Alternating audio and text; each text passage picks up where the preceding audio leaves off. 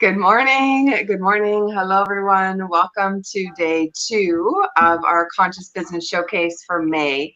And this month we have a very special theme. We don't normally do themes, but we decided to do a theme on healing trauma and how to heal trauma.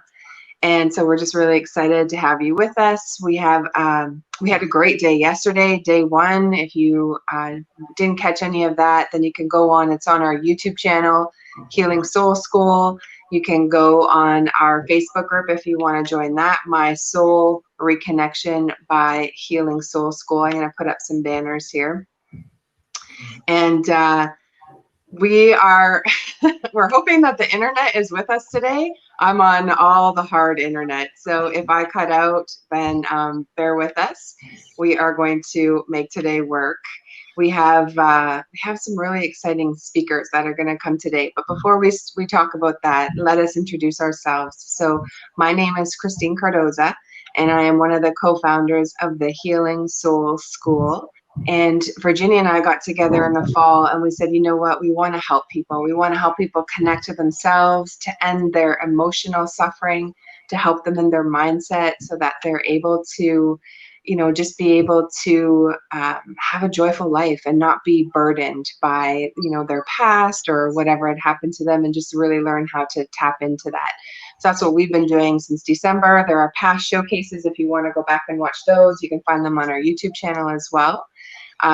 Virginia, do you mind popping up the banners? My internet is cutting out on my laptop. Okay, sure. Fun times, fun times. Live, this is live. This is how she goes. So I'll just share a little bit about my background. So I have been in business for since my actually even before my 20s. I have always been interested in business, and so I have been doing that. I've traveled the world. I've been in the travel industry the last 10 years.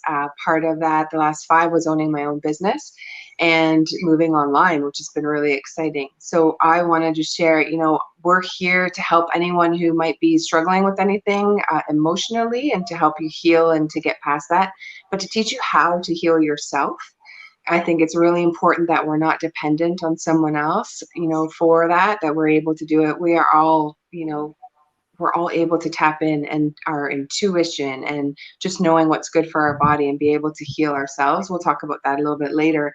And so through this the lockdown and everything, I had an opportunity to pivot my business. And instead of helping people with travel, I'm actually helping them, helping people now with their mindset and their business, so that they too can have that independence and they can run a business from home and be able, to do that and make money and not struggle, which is really important. So that's a little bit about my background.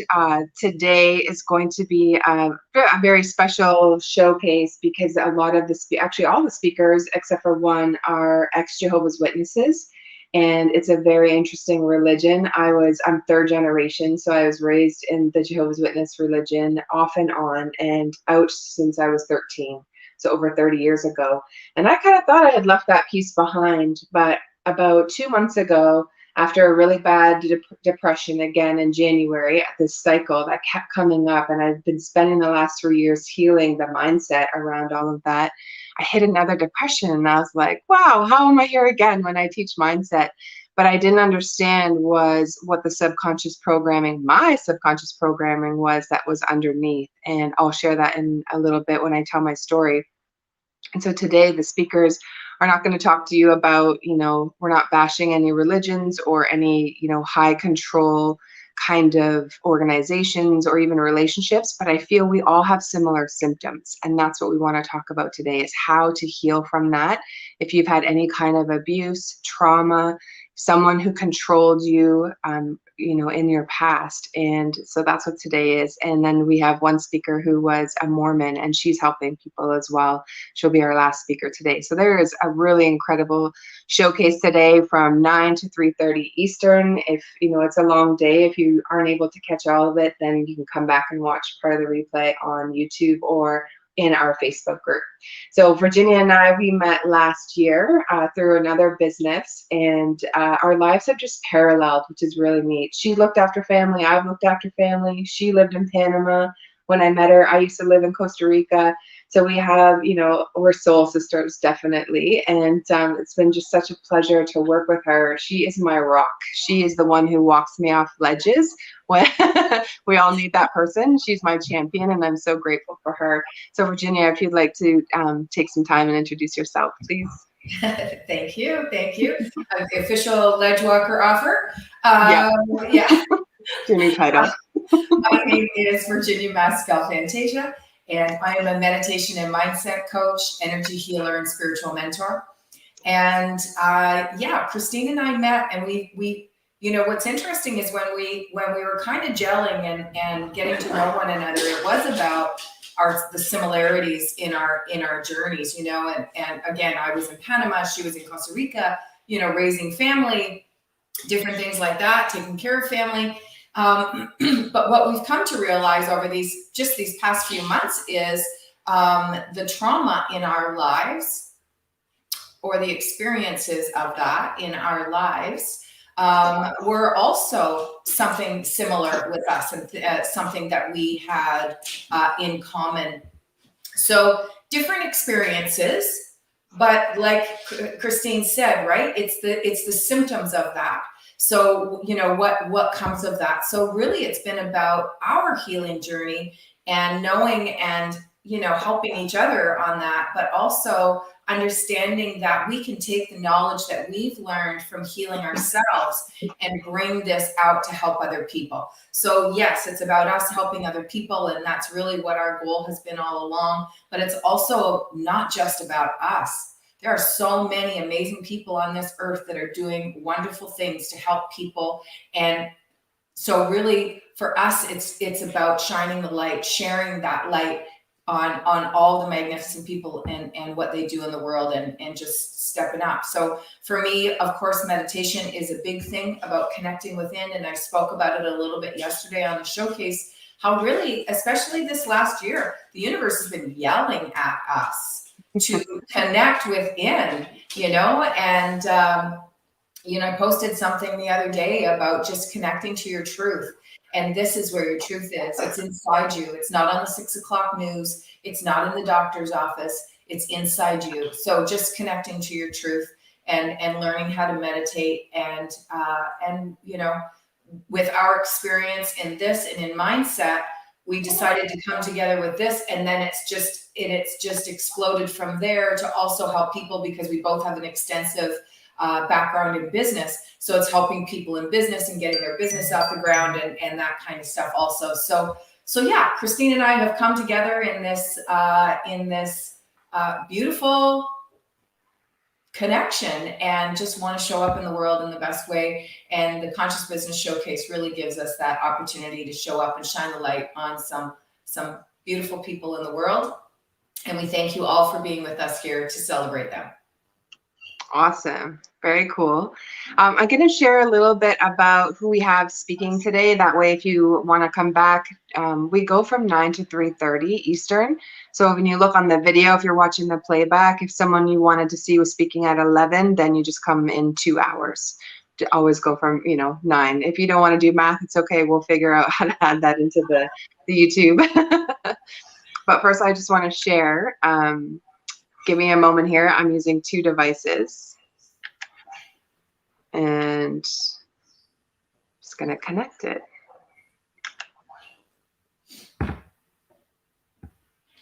Okay, so today is really for those who, or who's going to definitely find this beneficial. I just want to make this bigger. 1 second. Take us out for a sec. Are anyone who's been in any kind of a difficult relationship or some kind of control. And I don't like to use like a label per se, but if there's been any kind of a control, really it's from someone who's been hurt. If you think of a narcissist, and again, I don't really like using the titles, but I feel that that's someone who is a really hurt younger inner child within them, but they're just so deeply wounded. They don't even really, they're not aware of what's going on and what they're doing. And yes, they can do a lot of mean things. It's just a part of their coping method from, what I've been learning about trauma. And the interesting piece is, actually, sorry, let me introduce everyone. I can go on tangents today. I'm just so excited for today. All right, so Virginia and I are opening right now. I'm going to go through and I'm going to start to share my story soon about healing childhood trauma and just some of the things that I had discovered, especially in the last 2 months. Then we're going to hear from Jan. She's going to come on and talk about cult deprogramming. If you have been in a cult this could even work if you've been in a relationship where you have been controlled. Maybe it was a controlling parent. Maybe it is a controlling relationship, a spouse, children. Oh my goodness, children can definitely fall into this category. What they're saying is that they have a need and they want it to be met. Again, where some of that control comes from. So when you're listening to the speakers today, you could even figure out like, how can I use this to heal my own life and my own self? But also, now that I'm aware of kind of how these things are working out there, it's not just religion. Even though there's a lot of us speaking today that are ex-Jehovah's Witnesses, it's not. It could be the government. It could be, at your job, your boss. There's so many different ways that you can connect these.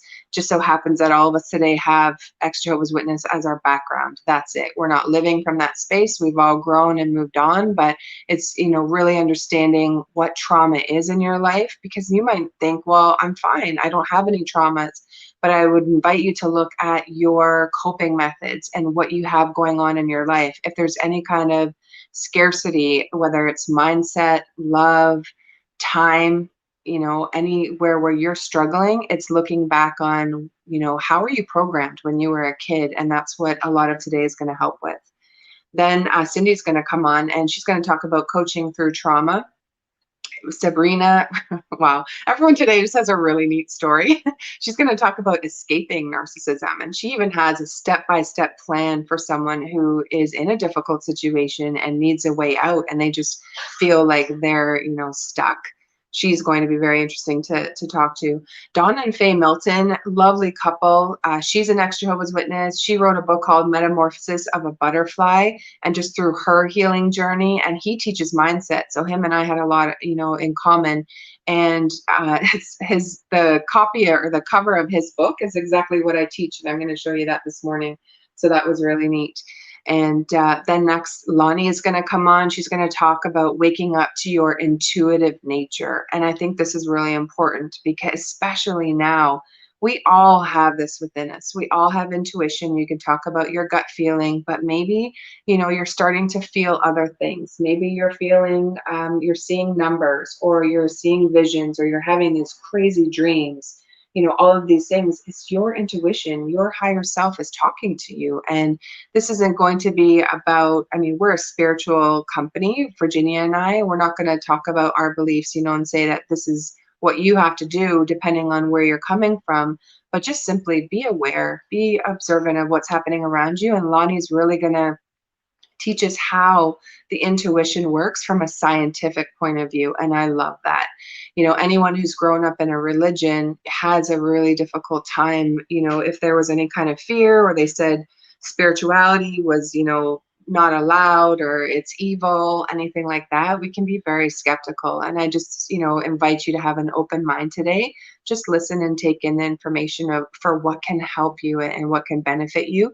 When I chose the speakers today, it really was to help you to heal trauma, help you to move on, help you to connect back to yourself. And we're going to teach you some tools today on how to do that through these beautiful speakers. Then Rodney's going to come on after. He's going to talk about the mind of a champion, and super grateful for this gentleman. He has been holding space for over, a group of ex-Jehovah's Witnesses, but it's an ex-Jehovah's Witness empowered group. So they are, 7,500 of us in this group of empowered people who are, moving on and doing different things with our lives, how to rise above what we were raised with.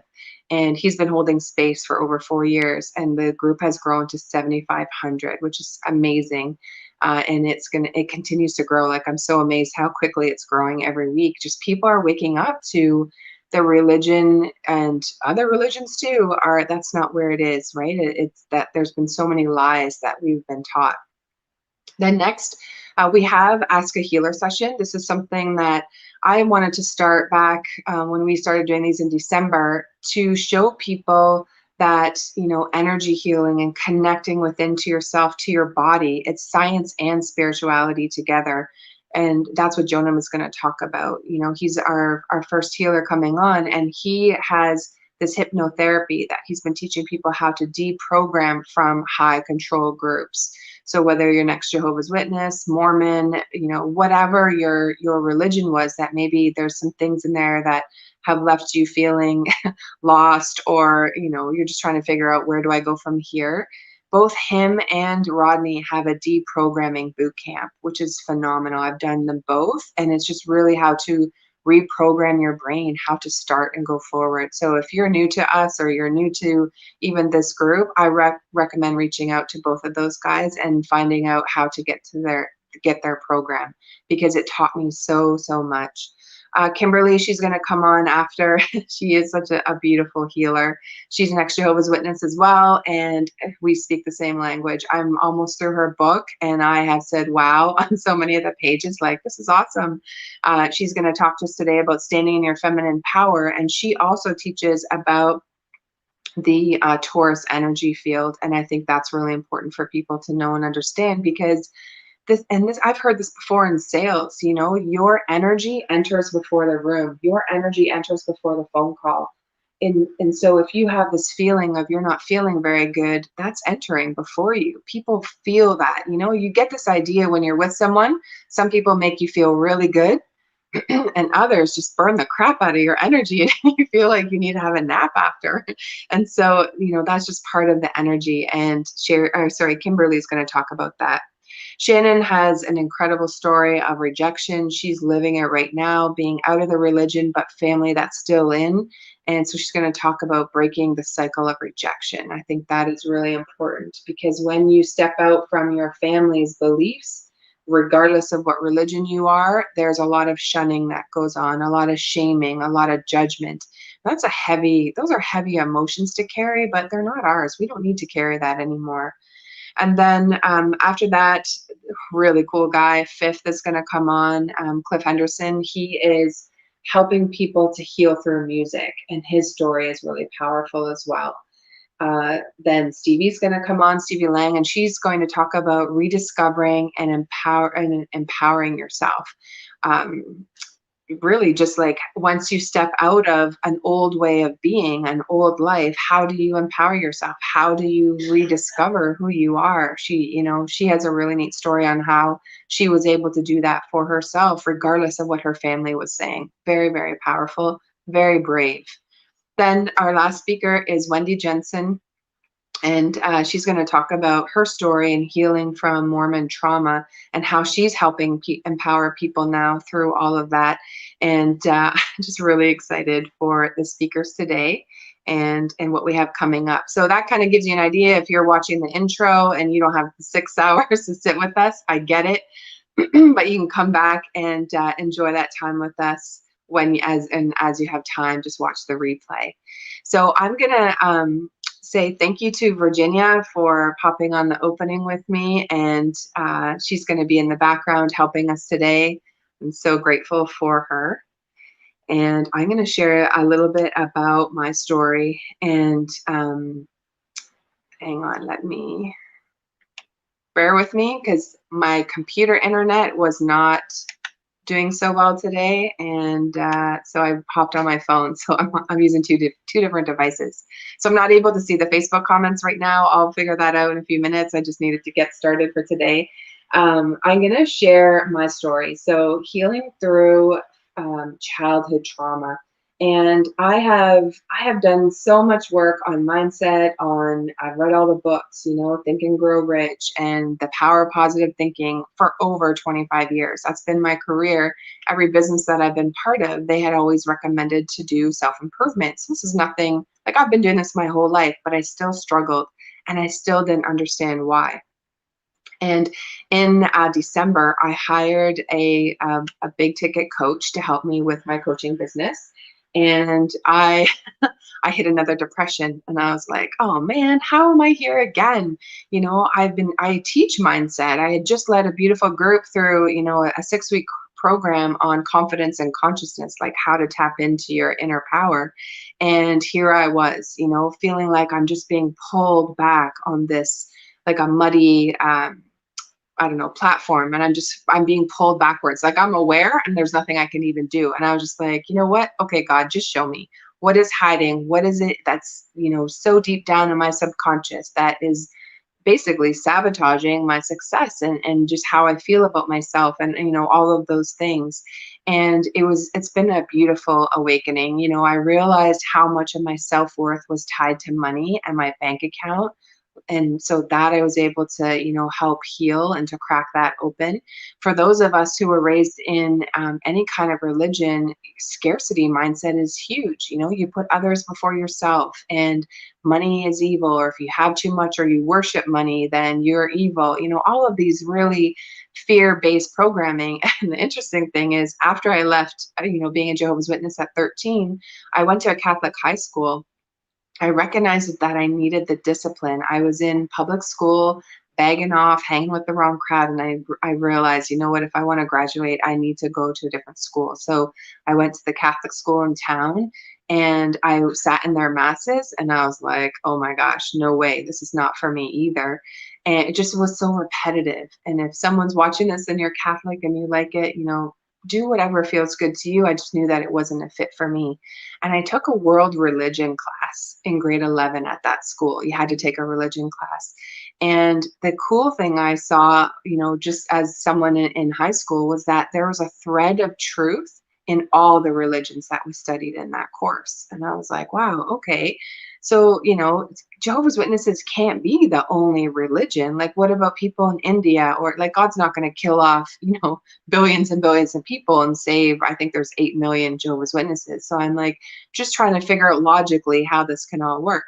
And then I married into a Baptist family, beautiful family, lots of love. But basically I traded fear dogma from the Jehovah's Witnesses to the Baptist religion. And it was, just simply, instead of the world ending with Armageddon, like in Jehovah's Witness speak, now the Baptist, it was, if you don't do these things, you're going to go to hell. And I was like, what's this hell, and all of these other, more fear things. But as I was sitting in those, church meetings, they were teaching the Bible as well. And I felt alive. I was like, this has to be the real religion, and I taught Sunday school, and I taught programs, and I did missionary work. Like I definitely went in full into that religion. And now I realize with herding mentality is how I was raised, was simply, I was just in another group that was welcoming me in and accepting me. And that was part of that feeling like this has got to be the real religion.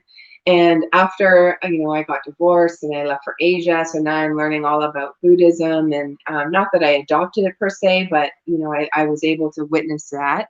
I moved to Costa Rica, very heavy Catholic. So a lot of Catholicism there. And I just knew that that wasn't a fit. And I started going to a non-denominational church. And this beautiful missionary couple adopted me in, as their own daughter. And it was really beautiful. And I definitely needed them in that time because I was super lonely.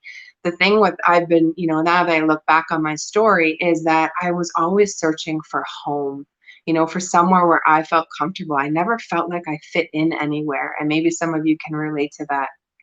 And so after I came home from Costa Rica, I went to some churches again. I still didn't feel like I fit in.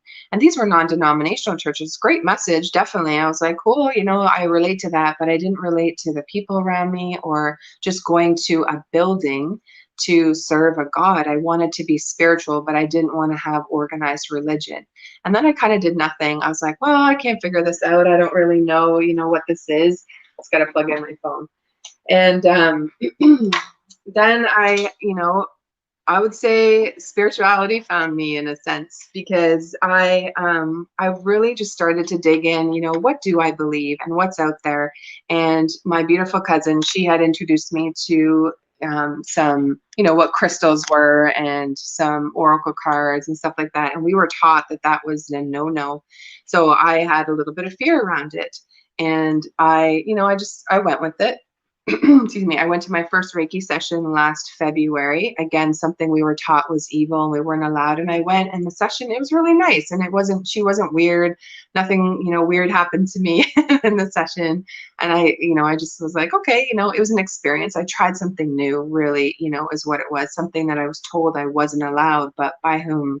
Really just get curious. What is here for you? And that's, your path to take. So as things progressed through this year, I was introduced to energy healing, and I was like, wow, this is really beautiful. It's the science and spirituality together mixed in from what I learned this year. And I was seeing people that I had a hand in helping to heal. And I was just so blown away. I'm like, this is really beautiful. We can tap into, God's energy, just like the trees are all connected. We are connected as well. And being able to help people through this, I thought, wow, this is a really beautiful way to help others to, get a handle on healing any ailments. All of our ailments, any disease you have, it's a dis-ease. A lot of it comes from, what's in your mindset, but it's what is stuck in your body. It's stuck energy. It's old emotions that we haven't dealt with and haven't gone anywhere. And a lot of us who were raised in a controlling situation or had any kind of trauma or abuse growing up, we didn't learn the skills to emotionally regulate ourselves. And this is really, really important. And that's something that we teach as well. I built a whole emotion library in our Healing Soul School because this is something that, we didn't learn. And as I would say, as society, really. And the kids now are learning this in school. And so I raised my little 8-year-old niece, and she's been teaching us, just through what she's been learning at school, is how to talk about your emotions, how to really be seen and heard. And that's been really incredible. So that's what I want to help people, is teach people how to create boundaries, how to understand your emotions, how to feel your emotions. Fast forward, I learned how to meditate this year. That was another thing that was kind of, woo or out there, but it's so beautiful. It's really connecting within. We were taught, so many of us, and even in society, to look outside of ourselves for happiness, whether it was a God, another person, addictions, whatever it was. But really, when we can learn to love ourselves and go within, you tap into this really incredible power where you can go within, whether you meditate or close your eyes or do some kind of exercise that's calm. Qigong, I really like. That's really powerful. And that's Chinese medicine. And Chinese medicine really they definitely have some things that they got right from after living in Asia. But, it's just really understanding how our bodies work and understanding the sympathetic nervous system and calming yourself down. So as I was meditating, what I was doing is I was calming down my nervous system. Anyone who's been in a high control group, we live in survival. We live in fight, flight, or freeze. I'll be honest, I lived in freeze my whole life. And I've just really started to understand, after calming my nervous system through breath work and taking some more quiet time or mindfulness time, is that I didn't feel safe in my body. And I didn't know that. I would never have said that to you until I started to calm down. Now what I'm discovering, is simply just by putting my hand on my chest or on my belly when I feel the wobbles or I'm not feeling like I'm secure, and I just say I'm safe, and I take some deep breaths. As I'm doing this, I'm actually now starting to feel more sensations in my body that we're meant to feel. And it helps to lead you, in the direction of whether, do I take this job? Do I start this business? You can start to really tap into what is meant for you. 2 months ago, I met a beautiful healer. She introduced me to Michael Hortosky, and I just want to thank him so much for introducing me to the empowered group, the ex-Jehovah's Witnesses, because once I've been in that group the last 2 months, it was kind of like the last thing I needed to see for my own healing. And I was like, wow, now I understand why I've struggled.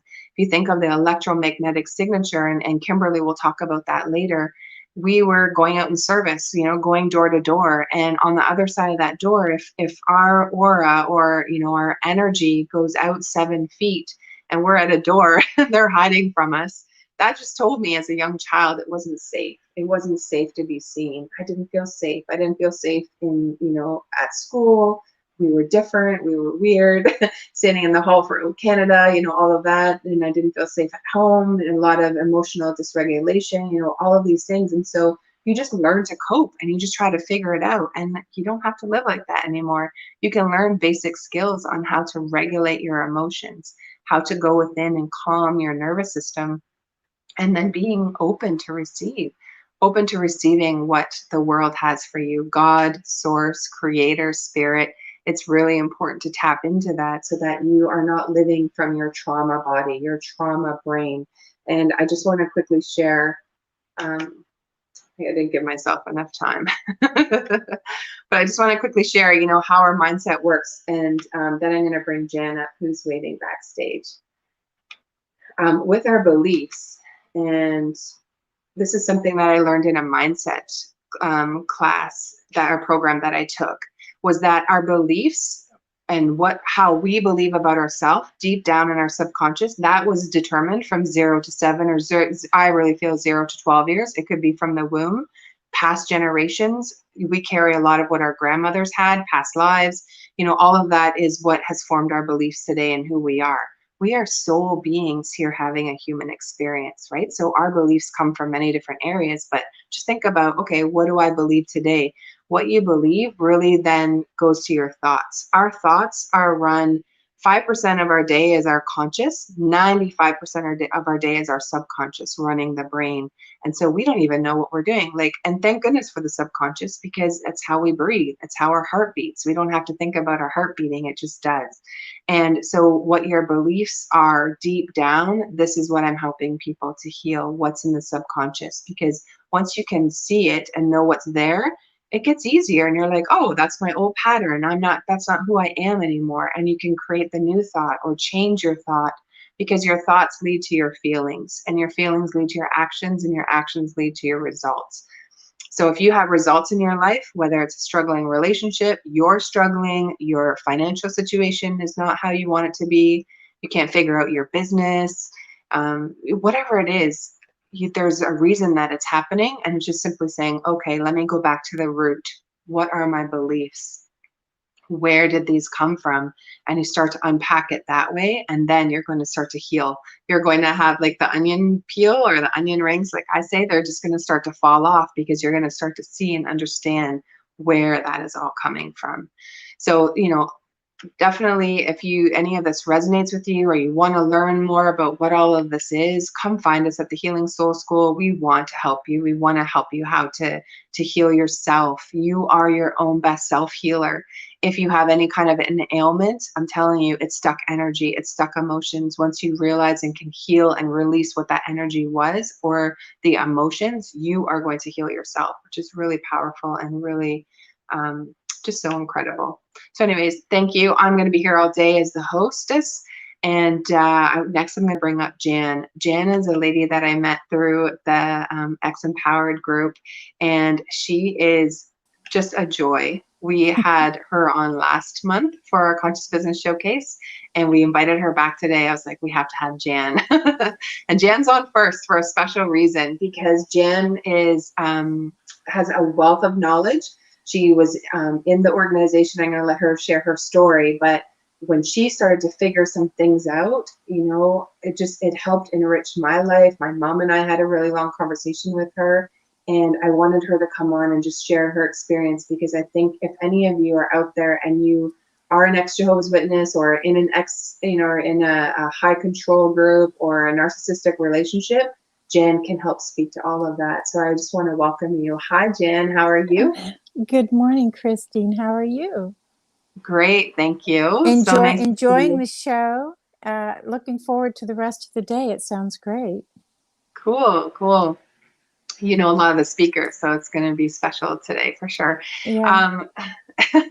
Very good. So your topic today is called deprogramming, and I just want to, I'm going to give you the floor. Maybe start with your story, and then kind of weave in, what it is, or your message that you want to share with the audience today, and we'll have a conversation about it. Let's first start with what's your story? My parents became Jehovah's Witnesses. They were both baptized in 1953. So we're talking almost 70 years here that I have been around the organization, reaping the repercussions of being close to the Borg. My my mother was called on at the door in 52. I was 2 years old. We had just moved into this house in a very small community. And first thing, somebody knocked on the door. The sister that studied with my mother, I loved her my whole life. And after Mom made it clear to my father that she was going to be doing this, he said, "Are there any men I can talk to?" And they said, well, as a matter of fact, they had a dear brother who became a huge part of my life, theocratically and otherwise. He and his wife were special pioneers who came to establish a congregation in our area. And I think that the way that he presented the teachings to my father really molded and influenced why I stayed as long as I stayed, because Dad taught me, there are the basics about the witnesses. Everybody knows it. Without even getting into their convoluted prophecies, there are basic teachings. But he was taught that this was about worshiping. I don't even like saying the name, but by the end of the day, maybe I'll be used to it. I always say God now. I don't use Jehovah. He and I aren't on good terms, whatever he is. But anyway, that it was all about Jehovah and that men would make mistakes. And so, that gets you through a lot of new light situations. Men made mistakes, and you're so programmed to accepting and keeping your mouth shut. But what was different, I think, about my experience with the witnesses and most people that I grew up with was because of this brother that studied with my father, because he went on to become a circuit overseer. And he and his wife were fast friends with my parents. So my parents would go visit them in the circuit where they were serving, to spend a weekend with them. And then they went to Gilead and became missionaries. And this brother was, of course, really close with the Brooklyn, Bethel. And he was not only a servant, he was a zone servant. He wasn't just the overseer of his country, but of an entire zone, surrounding countries. And so, I heard stories. I understood how the missionary homes worked. And these were honest folks, and they told us when there were problems. But because of him, I also got to meet people from the governing body at the time. And this would have been in the late 60s and early 70s. And my father, of course, had been a congregation servant from about a year into being a witness. And so I knew everything that was going on the circuit level and in the district level. There's a lot to overlook when you're dealing with that many people making mistakes, people getting out of line, Right. people controlling.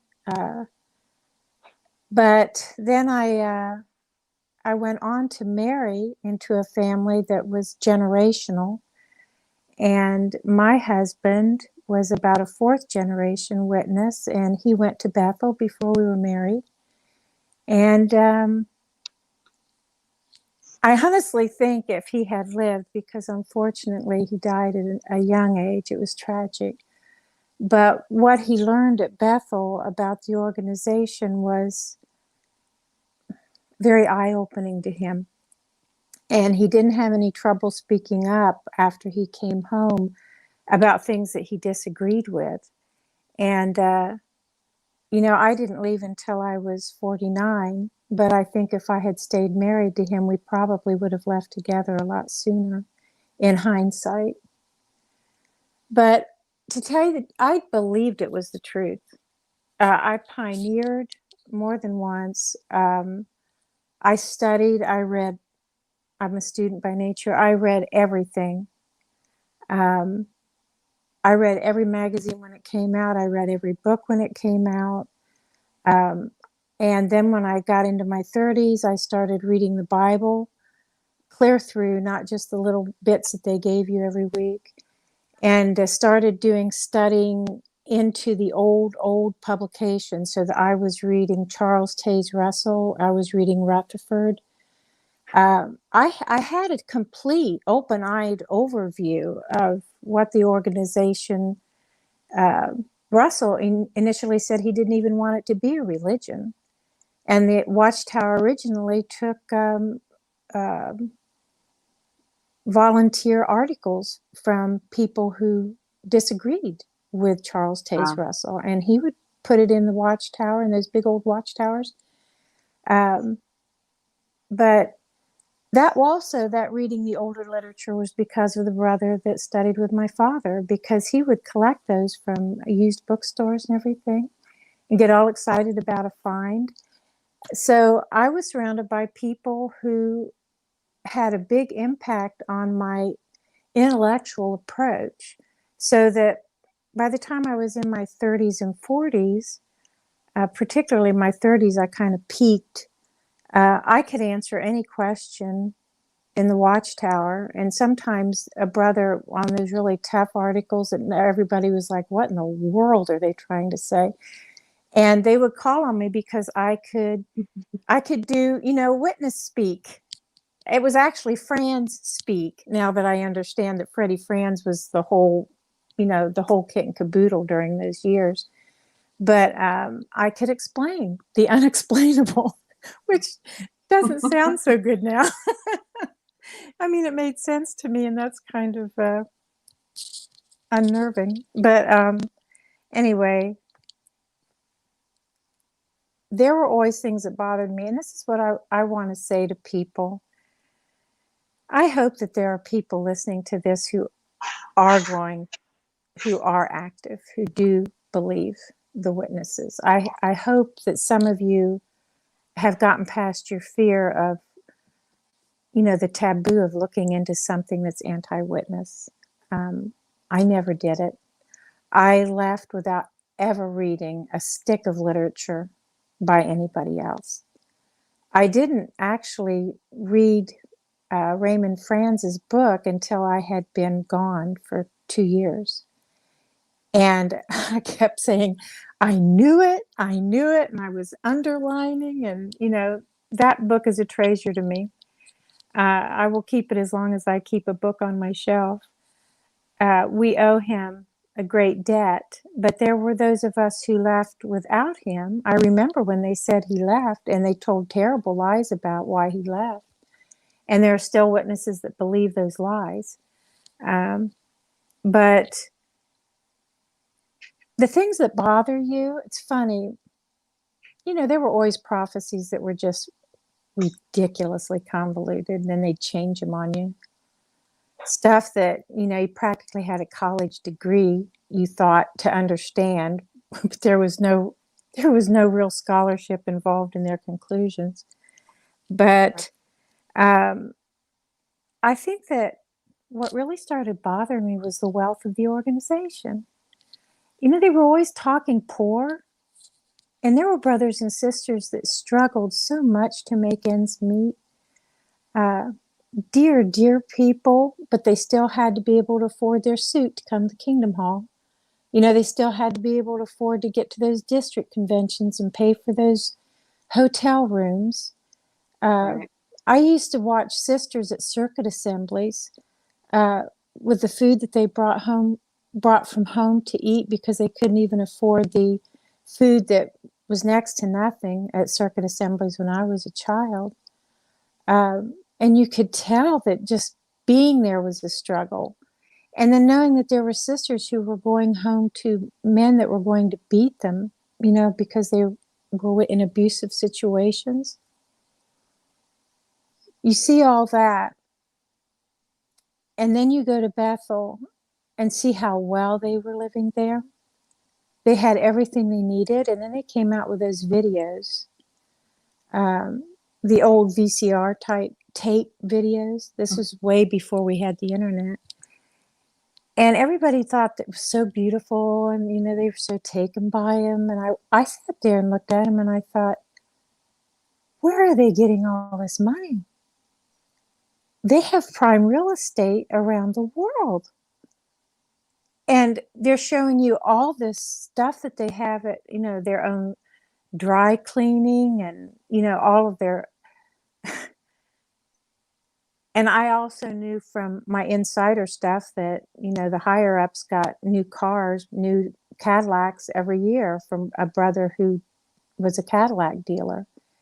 And then as I went on, I realized how many district overseers were wearing gold diamond pinky rings. And then you watch these videos and you see all this wealth. And then they had us take our Kingdom Hall that we had paid for, and my father had helped build, and my husband and I had helped remodel. It was paid for, and our dear brothers, we were not in a prosperous area, and our Kingdom Hall was paid for, and one ding-a-ling circuit overseer comes breezing through and tells us we have to sell our Kingdom Hall and move closer to the interstate. And all of a sudden, they were filling out pieces of paper saying how much money they would be able to give per month so that they would know how much they could spend. And I thought, this is not okay. Mm-hmm. And then I would never encourage either one of my children to get baptized because I wanted them to make their decision when they were in their 20s, because I didn't want them to get disfellowshipped as teenagers for being teenagers. And when my son stood up at his baptism and they had him repeating what I repeated at the age of 13, I don't know now. Thank heaven I don't remember it that well, except that I do remember that it was about serving Jehovah and accepting Jesus Christ a little bit, very little bit. A little bit in there about Jesus Christ, but there was never anything in there about the organization. And for his baptism, and this was in the 80s, they had him pledging his undying, I want to say allegiance, it sounds like the flag, but to the organization. I want you to know, at this point, I was so deep into the organization. I was so well respected. My second husband, who I had married after my first husband died, was also an elder. We were sitting up in the stands of this, facility, and they were having my son pledge his life and his integrity and his obedience to the organization. And I turned to my husband and I said out loud, they can't do that. This is wrong. Out loud in my seat. And he said, shh, be quiet. And I said, they can't make him do that. It's funny, but in those days, if you said something, you thought it was for life, right? You thought once you were baptized, it was for life. Once you agreed to something, it was for life. You didn't have the right to change your mind, And I didn't want my son saying that. I was so upset. And I told my husband, I'm going down there. I'm getting him. He's not going to be baptized, not like this. And my husband pulled me back in my seat. And he said, you've got to let this go. And I was very, very upset. Don't mess with Mama Bear. It's funny, but you will come to your children's rescue when you didn't come to your own, And anyway, in my 40s, I started having situations that came up that I still believed it was the truth. But I was in a horrible marriage, and I had been talking to the elders, trying to get help. And, they just respectfully told me that was my concentration camp. And I respectfully told them the concentration camps lasted 5 years, and I was 20 into this. When was it going to be over? And of course, the end was near, the end was near. I pretty much gave up on that one. I was watching people die that thought the end was near when they were in their 20s. It's funny how I was so, I don't know. I could see that there were parts of it that were inaccurate, but I still felt it was the truth because of that line, where else are you going to go? Guess what, people? There's a whole world out there. There's plenty of places to go. So anyway, I decided on my 24th wedding anniversary that there wouldn't be a 25th. And this was not about the religion. This was about my sanity. And I decided the first thing I needed to do was get a job, which, witness women are not encouraged to do. So I got a job, and then I didn't ask for the times off. You know how witnesses get a job and then immediately start telling their employer, oh, I can't work weekends, or I can't work evenings, or right? I didn't do that. I was just a cashier at a grocery store, and I just let them give me whatever hours I had. And if I missed a meeting, I missed a meeting. But that kind of got me kind of flowing out. And then I got a second job, which was actually with a sister whose husband had passed, and they had a little family business. And she ended up being a dear, dear friend to me and watched me leave the organization and was still my friend. She passed away over a year ago. It still hurts me. I had people that stayed with me. I faded. And I had a handful of people that always loved me and refused to lose track of me. And they've all passed one at a time now. So I'm down to like 2 people who still believe that I'm a good person, even though I don't come to the meetings. But they don't know how much I've spoken out against the witnesses either, which would probably pretty much nix it. Can you share, you have had friends who passed away and they've come to you after. Can you share that story? Well, that was a gift that I didn't know I had. Growing up, I always knew that I knew things were going to happen before they did. But I didn't put a label. I didn't put a label on it. And I always knew when a sister was pregnant before she told anybody and what she was going to have. And in all the years, I was never wrong once. You don't share that. I would get out of the car to go through a door and come back and know what they had been talking about. Got to be real careful with that. And then after I quit going to the meetings and I was working this other job, one of the things I started doing on the side was cleaning houses. And I just had someone come to me in one of these houses, and it was a child who had passed. And I was like, okay, well, when I left the truth, we call it, I didn't believe it anymore. It was a very sudden and thorough cleansing of my previous ideas. So when this being able to talk with people who had passed came along, I was open for it. I realized that anything they wanted you to stay away from that might keep you from learning the truth about the truth, they labeled as demonic. And I no longer believed in demonism. I just wanted to know what was going on out there. But yeah, I left the truth one day, literally. I was driving home from work, and I know where I was on the highway because it was the biggest moment of my entire life. And I had tried and tried and tried to make this marriage work, and I needed permission from somebody to leave. I needed permission. I wanted my husband to say, okay, you're miserable with me. I'll let you go. I care enough about you. I want you to be happy. That didn't happen. The brothers saw how miserable I was and what I was dealing with, and they felt sorry for me, but I still had to endure.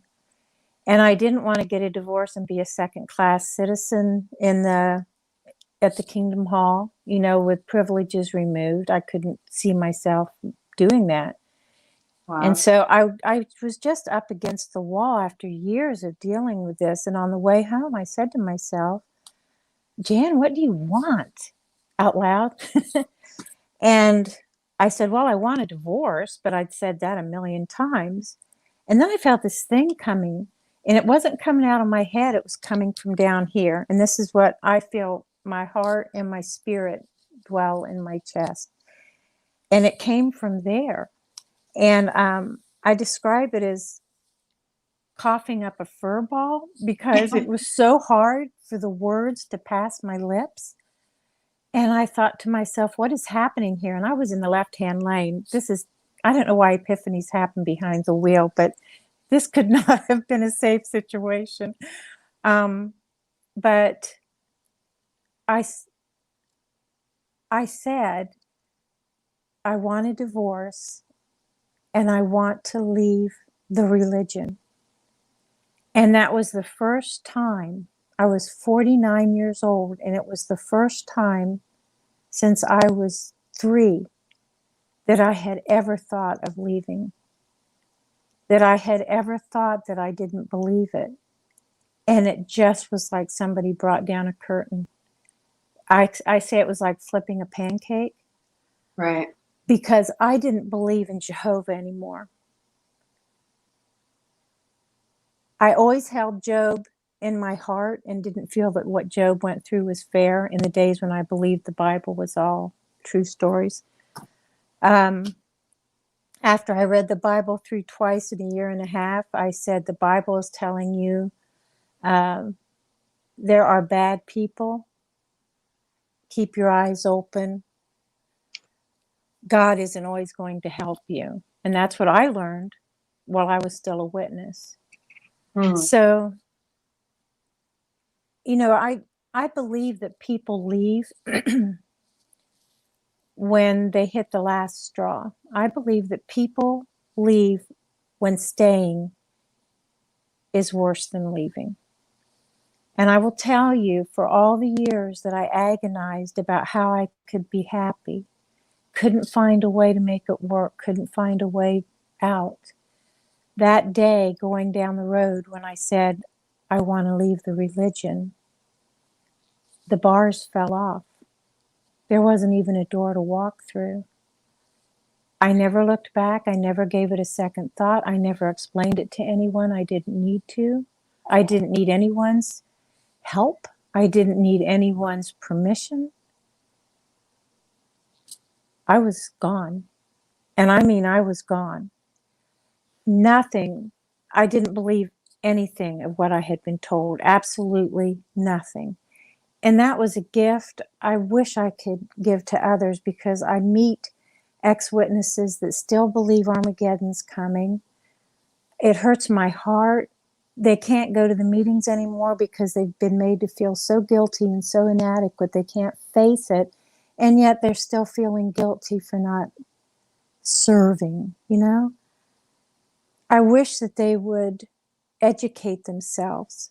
We have so many stellar channels on YouTube now with wonderful people that we will recognize them as exactly the people that we went out in service with and listened to from the platforms, watched grow up.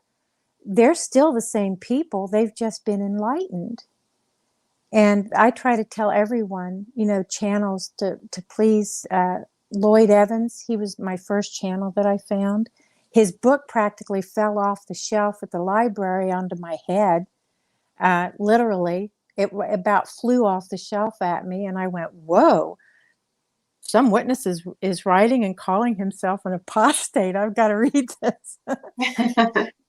And then so many more that I have found in the meantime that are quality. And you guys, what you're doing for people in general who are searching for a way to leave behind cult mentality or narcissistic relationships, it's a wonderful thing that you're doing. So much content, and regularly, quality content, and putting it out there regularly. You are activists. And while I'm willing to go on and be interviewed, I'm overwhelmed with the idea of actually spearheading anything. But I really appreciate it that you guys are doing it. Thank you. Thank you so much. And I, yeah, honestly, it's interesting how we're even having this conversation right now, and this day is here. I would never have thought it either. I've spent my whole life trying to get away from anyone that was affiliated with Jehovah's Witnesses because of the pain, the hurt, and the shaming from my own family. And yet we find so much comfort from each other now. And I just hold out my heart that 2020 served a good purpose to help so many of my brothers and sisters. I love these people. I love them. And I just hope this gave them the rest that they needed from the indoctrination and the brainwashing to please stumble onto a XJW program and watch, just start thinking for yourself, you know. But it's all we can do. Any last thoughts? I'm just looking forward to the rest of your lineup, because these are some people that I have watched and would like to know better myself. So yeah, I'm looking forward to the rest of your day. Good job. Awesome. Well, thank you so much, Jan. Such a pleasure. And I wanted to share your story because of how deep you were inside, and even like your connection to people who were, you know, for those who don't know about Jehovah's Witnesses, like higher up, and who had, you know, kind of controlled from the top. There are just stories. Having that insight. There are stories. But you will leave. You won't leave because of what somebody else did. You will leave because you have had enough, and you will know when that is. I'm just telling you, when the time comes, it's the most beautiful time in your life when you see the light. Cool. Awesome. Well, thank you so much. I appreciate you. And I know we'll talk further. Certainly. If you want to catch Jan's, we had Jan on last month. Was it last month? Yeah. I think it was. Yeah. On, I believe it was day 1 of the April Conscious Business Showcase. If you go on our YouTube channel, you can find Jan. She was on early as well, first thing, and really empowering conversation. So thank you. Thank you. Bye. All right. Okay, let me just switch up the banners. We have Cyndi coming up next. Cyndi was the first person. Let me just bring her up. Hi, how are you? I think you're on mute. Is that better? Yes, now I can hear you. Okay, good. Thank you so much for being here. Before you introduce yourself, I just want to share how we met. You were the first person that I had talked to that was in the Empowered ex-Jehovah's Witness Facebook group, but also the first ex-Jehovah's Witness, I'm going to say, that I had talked to that I knew was doing anything other, like, I never even knew these groups existed, and apparently they're, you know, all over, which is really interesting and exciting for helping people to rebuild their lives after they come out. And I went on a Zoom call, so I'm in the Facebook group. There was a posting you had put up that you were doing a Zoom call, and it was so great because, you know, you were on there, and Ileana, and I'm sharing this part of the story because I think this is really important. I've been out for over 30 years, but the body remembers trauma. The body remembers, you know, anything that happened to us, especially as children, and it's important to heal this. So I get on the call, don't know these two ladies. They look very lovely and beautiful. Immediately, my body has a reaction, and I went into fight or flight. My knees started to buckle, and I felt this wave of anger come over me. And I was just like, wow, you know, just observing for myself. And I was able to go and clear that later. But I just want to share, you know, even though I've been out a long, long time, my body still remembers the anxiety, the hurt, and all of that. And I've been really healing that. And I just am so grateful to you and everyone that I've been meeting through the group, because you guys are empowering people to move on and how to do it. And, you know, to not sit in victimhood, which is very easy for all of us to do, especially with the intense shunning and shaming. But it's how to take what we went through, learn from it, what are the gifts, and let's move on and, you know, create empowering lives. And so maybe just share with us, you know, introduce your story and who you are, and then we'll talk a little bit more about how you're doing your coaching. So tell us your story and how did you get to where you are today? Well, thank you for having me, first of all. And I remember that first Zoom call very well. So I was like, I was glad that you came back and talked to me again another time. I was afraid you weren't going to do that, but you did. yeah.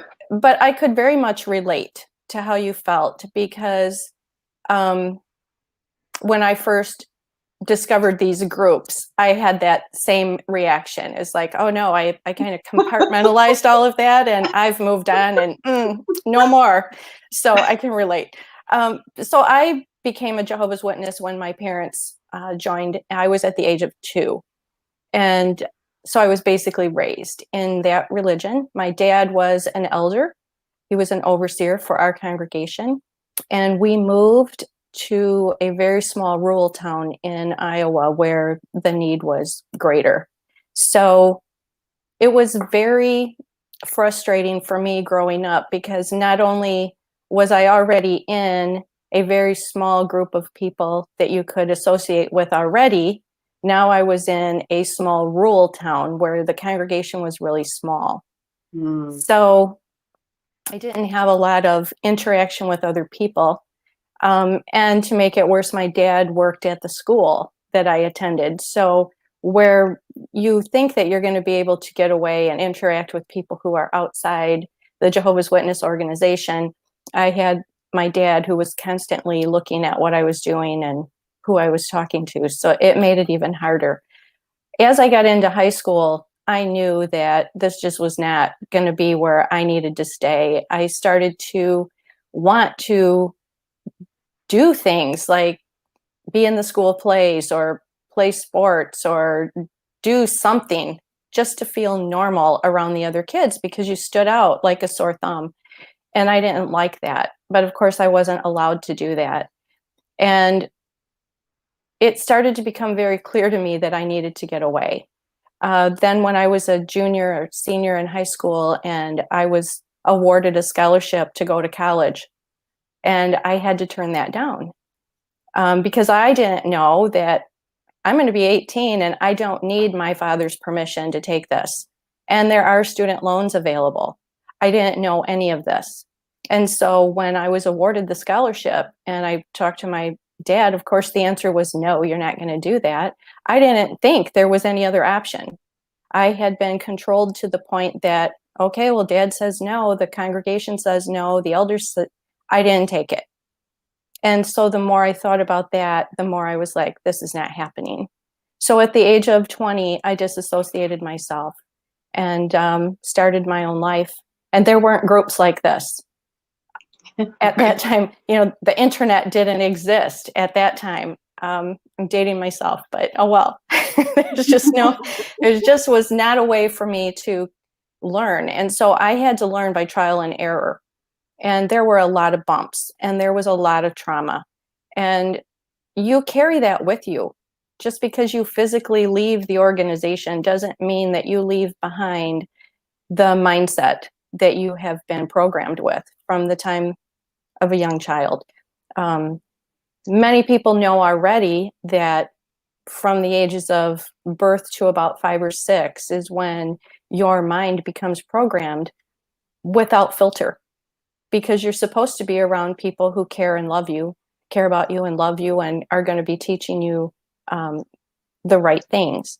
Well, when you're in a mind-controlled situation, those things go right into your subconscious without any filter. And so it doesn't leave just because you leave.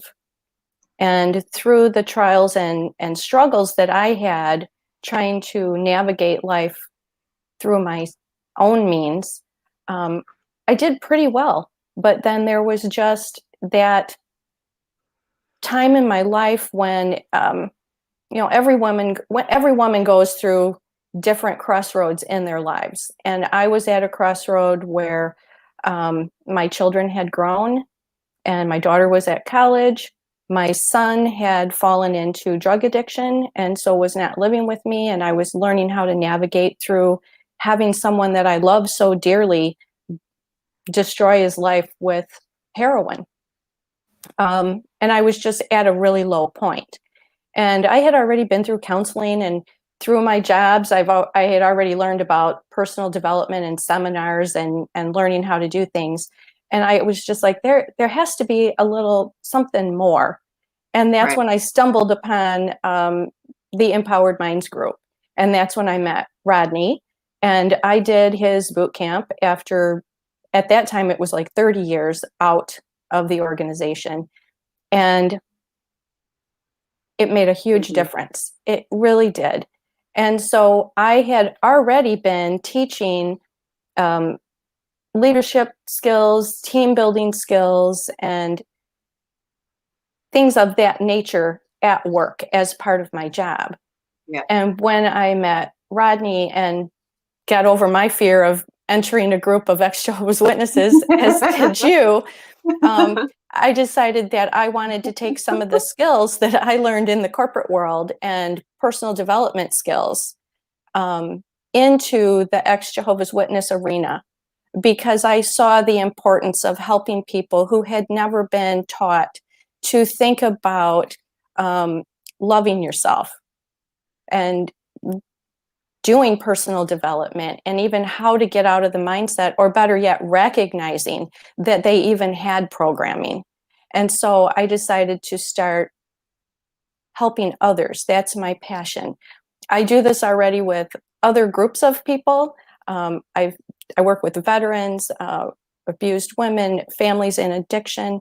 But my passion is helping the people who are leaving a high control religion, whether it be the Jehovah's Witnesses or any other organization, because there's just so much that they need help with and wouldn't necessarily know where to turn. And with the internet and these Facebook groups, what I like so much about the ex-Jehovah's Witness Empowered group is that we focus on moving forward in positivity and supporting each other, not staying anchored in the past and using the labels or the teachings and the beliefs and worrying about what they think about things, or rewatching those videos to reprove to yourself that this is something that you don't believe anymore.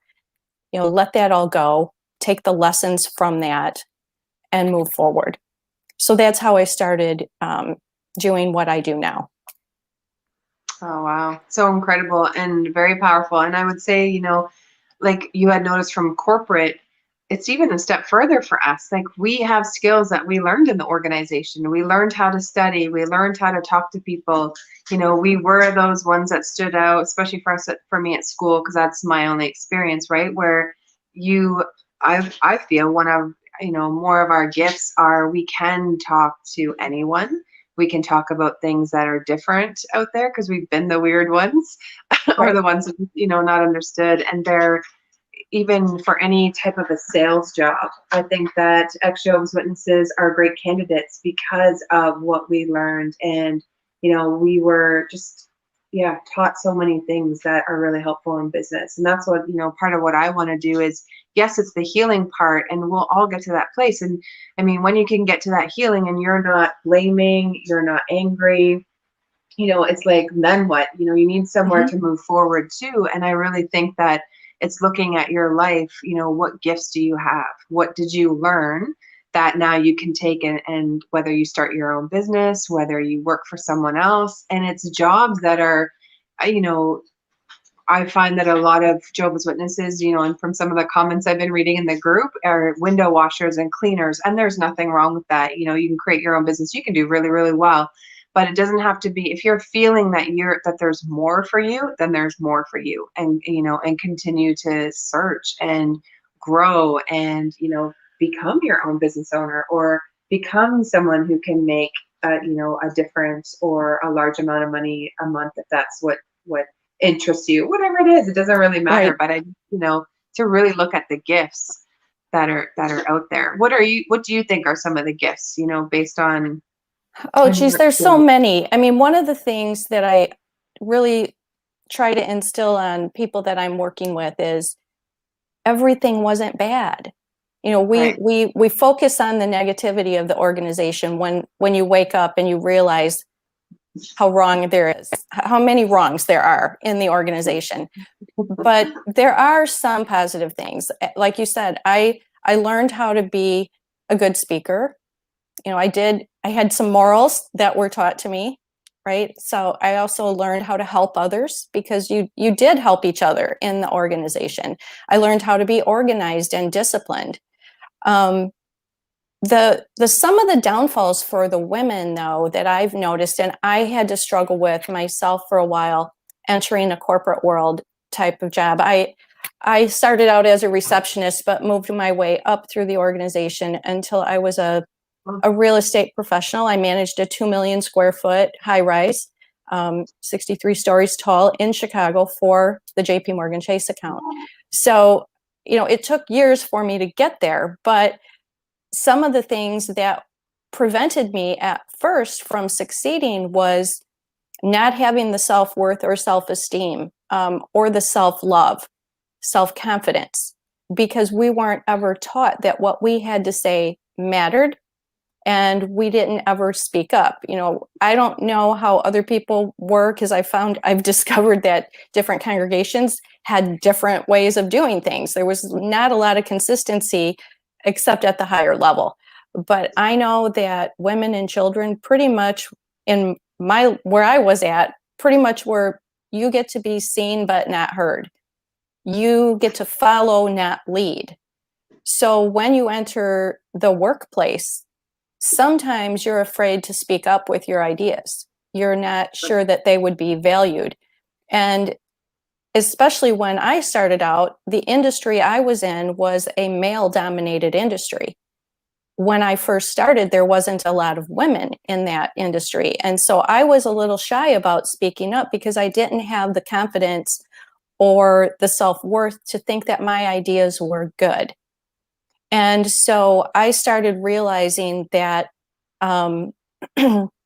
helping people get past that is kind of like, for me, a 3-step process. It's learning how to know yourself.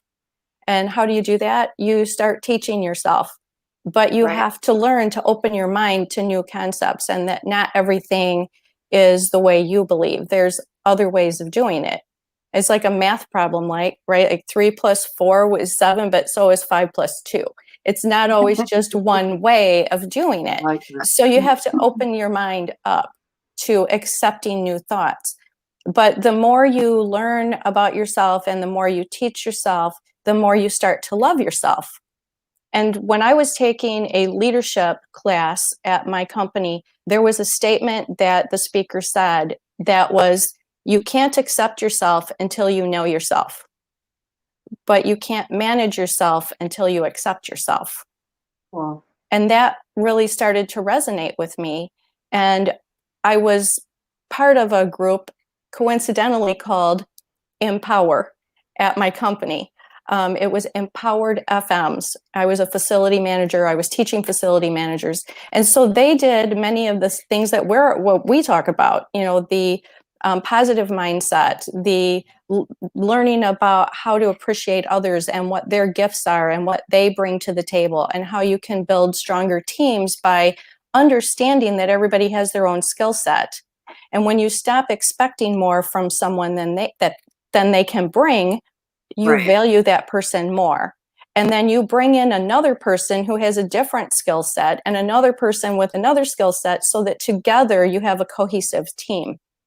And then I start teaching people how to change their habits and routines so that they can learn to incorporate things like positivity, gratitude, appreciation for others and things that are in your life already. And once you start bringing gratitude and love and appreciation for yourself and others, you start to see things differently.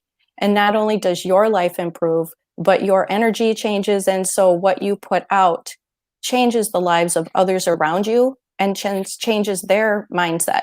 And I saw that in my team in Chicago before I left and came here. I started incorporating some of these things that I learned from the Heart Math Institute about heart and brain coherence, how that actually changes things physically and emotionally and physically for you. It's really part of that whole mind, body, spirit thing that we all talk about. And when you start teaching others who didn't know about that, and you watch them change and you see the light bulb come on, it's like, wow, it's amazing. And what I've discovered is the more I help others, the more I find healing in myself. And my clients and I connect very closely. And with every new client, I find new growth and I find new healing. And it's just amazing to me that we have the opportunity to help someone and at the same time help ourselves by incorporating some of these things. I've told this little story before about how I feel like we leave the organization sheep-like, but we have the ability to emerge as a lioness. Wow. And that story is about how sheep are really operating under fear and uncertainty every day. And they only follow. They will never lead because they don't have the ability to do that if they continue to live in a life around fear and uncertainty. But if you think about the lion, and I say lioness because we're women, right?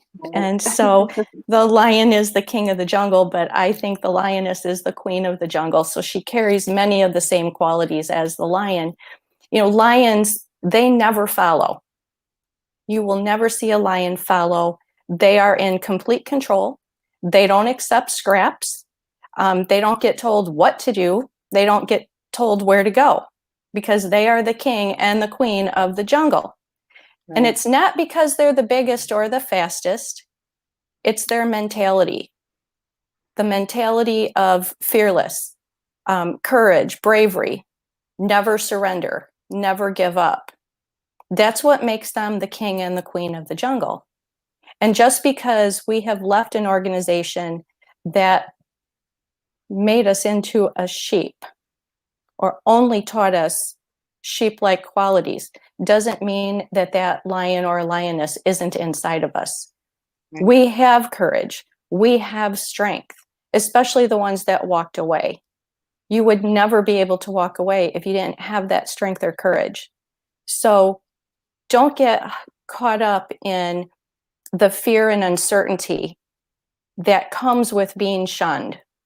Because whether you leave on your own or whether they disfellowship you, that fear and uncertainty will hit you right in the face, even if you understand that that's going to happen to you.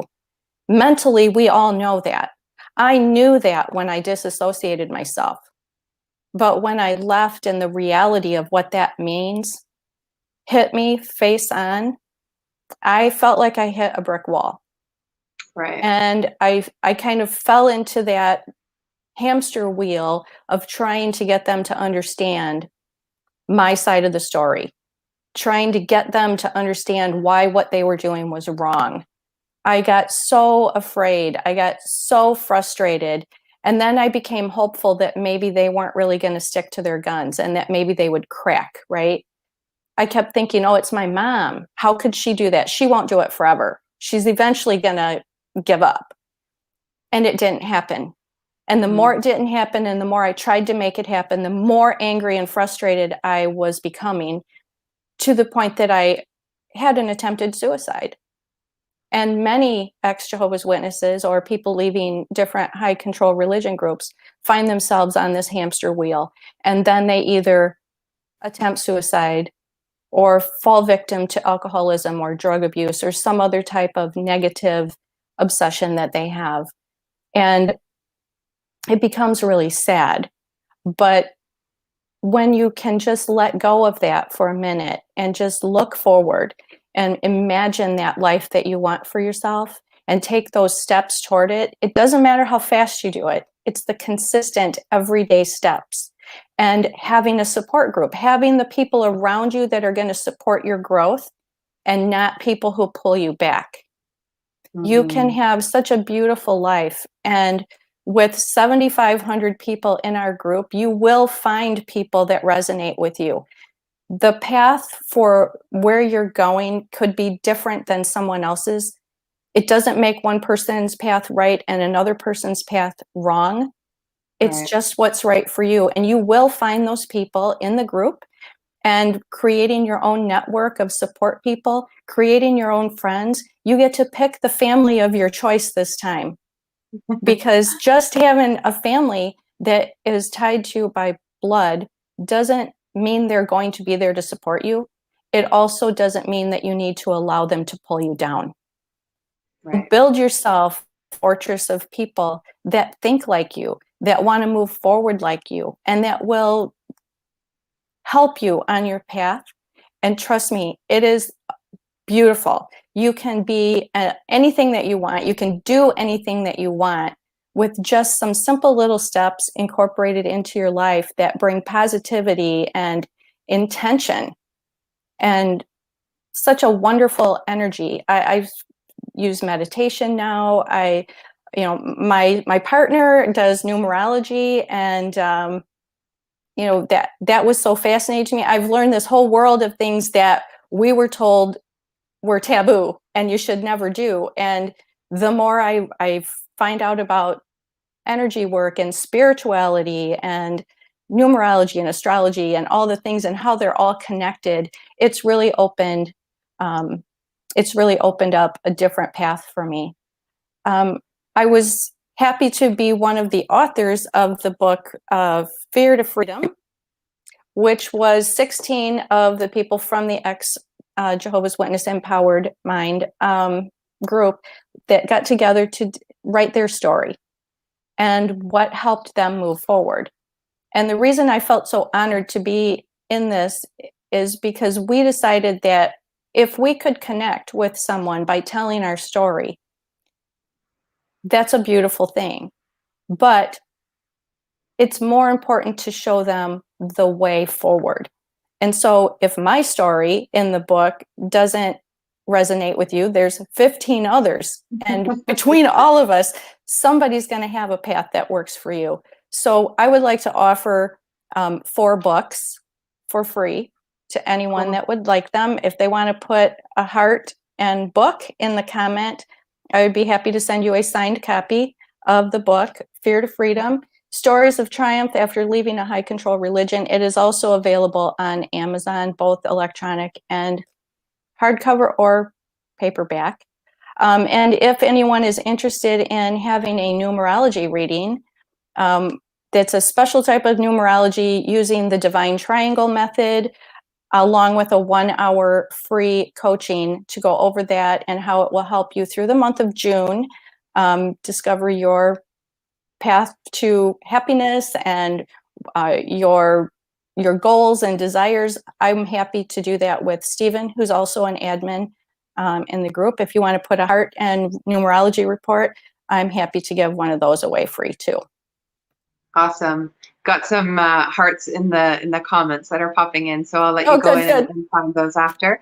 And I just want to say, like, if be open. If you're looking at this, you're like, numerology, I don't know, we were taught. Yep. Put that aside, have an open mind. What is here for you now? This could be day 1 of your new life, and it's just simply take charge, to stand in your own power as the lion or the lioness. I love that example. What is it you want to create? What are you here for? You're not here to bash any high control group that did this or did that to you. It's okay. Yep. We went through it, acknowledge it, accept it, know where you are. And today you could say, what do I want? I love how Jan said that when she was driving in the car. What do I want today? What do I want moving forward? And you get to create it. And you have a lot of us who are here to support and to help you. And I really just want to speak to those who don't have family that are speaking to them, because that is really painful and just something that, it just makes me want to cry when I think about it. But you can create your own new family, and you don't have to be stuck. You don't have to say, well, I can't make friends, or I can't do this, or I can't do that. Create it. Just take charge of whatever it is you want. If that's going to make you happy, then go for it, and find it. You will definitely, especially in the group of 7,500 of us. and I, I think it's really important. Your talk was so great. People were, saying that they loved it in the comments. You are like the commercial of how to move on. Everything that you were sharing and so good. And it does come back to, connecting within. It is mind, body, and spirit. And don't be afraid if you're hearing new terms today, or spirituality or energy. And that was stuff that we weren't taught, or maybe you don't understand. We often judge what we don't understand. And I just want to say, like, open mind, no judgment.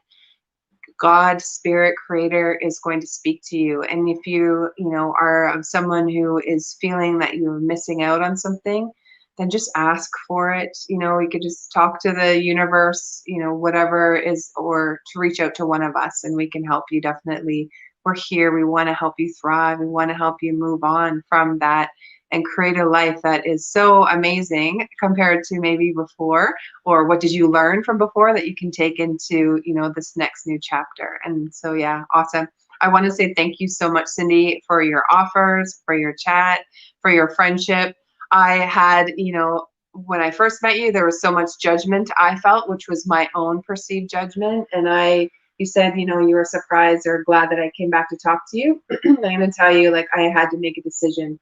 I can choose to walk away from this group because the pain was too great and I'm not ready to go there. Or I could make the decision, say, you know what, let me research these ladies a little bit more. Let me see who they are and what they stand for. And I received nothing but love from the two of you. And I'm just so grateful, for you, for your loving care and concern for others, and for wanting to help them to get ahead. So a huge thank you back to you, because I know you're one of the admin in the group, and you're there helping Rodney with those that are coming in, or, those that need anything. And you are so needed, and we so appreciate you.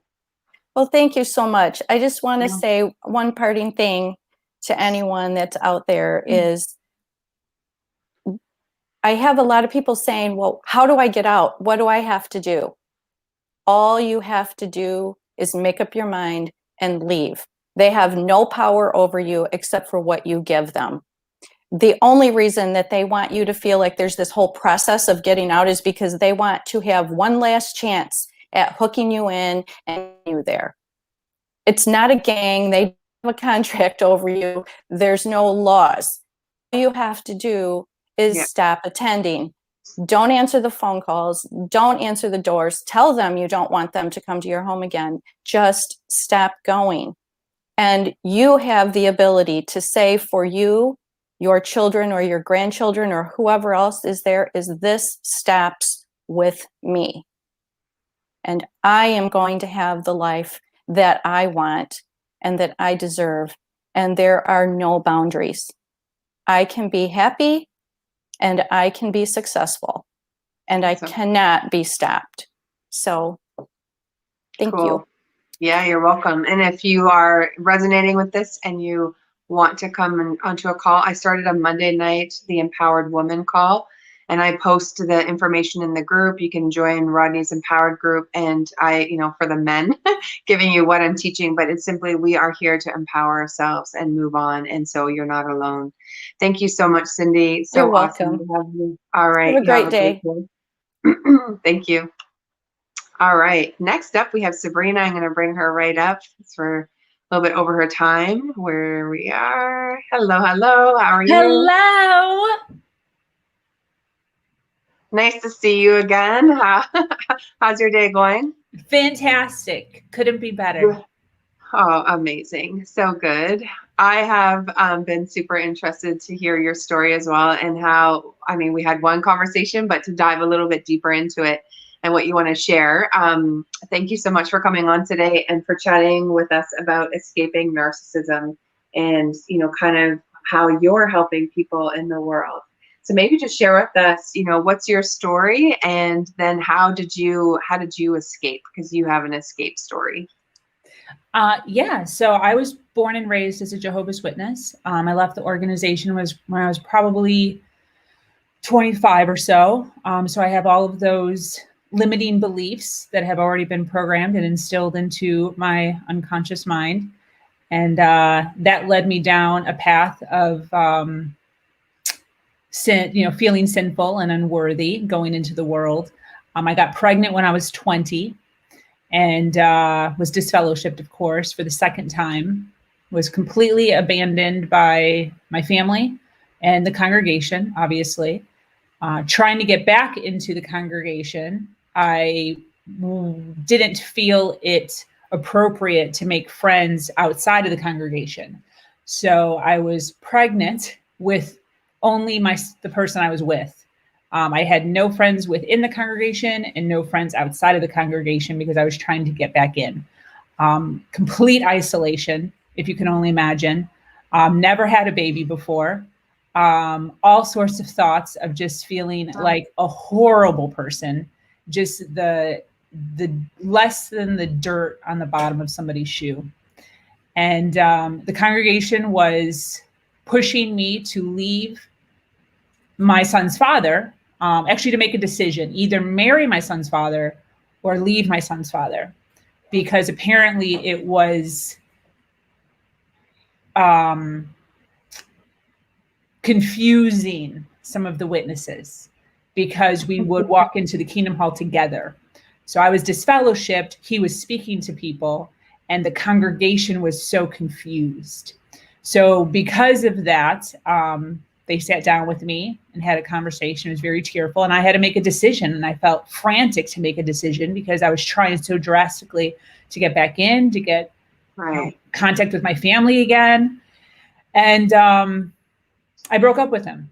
I left him, and when I left him, he got so angry with me that he left the state and left me by myself. So now I'm actually by myself trying to pay rent on an apartment, a phone, a car, gas, utilities, bills on a minimum wage job. Like the last speaker was just saying, Cyndi, you're not educated. You know, you don't do anything else with your education. So I was just working, you know, probably, I don't even remember, but like minimum trying to do all of this, pay for daycare, and fell into a narcissistic relationship. So spent 13 years of my life with a man who emotionally, mentally, financially, and sexually abused me.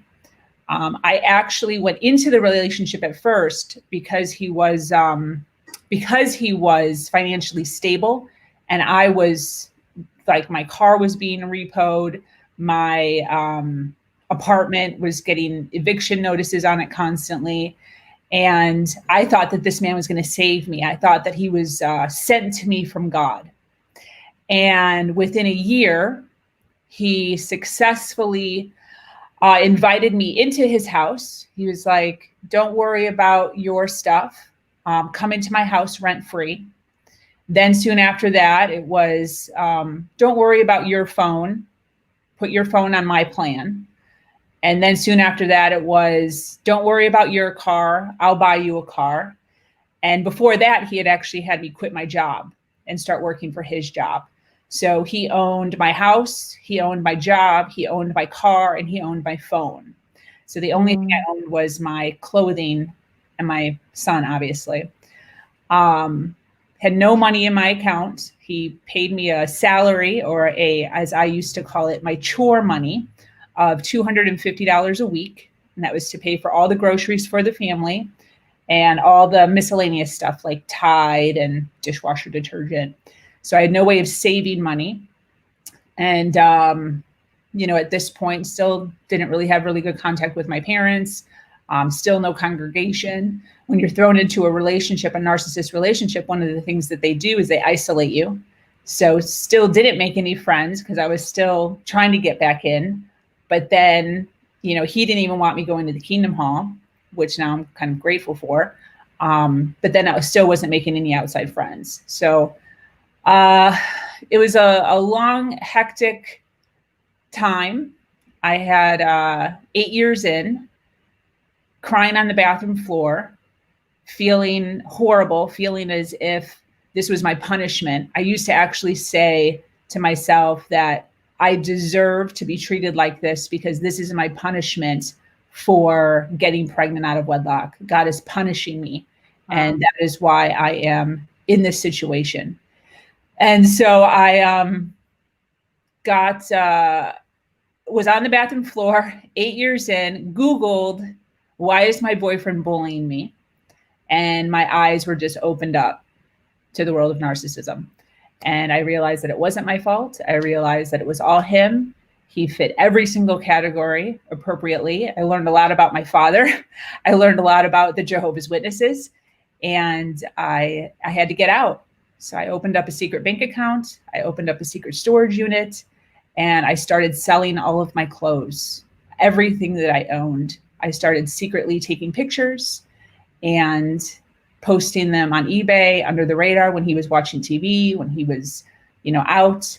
And I'd probably do maybe 5 to 6 pieces of items a day. I did that for 2 years. I made $10,000. Wow. And at that point, actually, that was the first time I made $6,000. I'm sorry.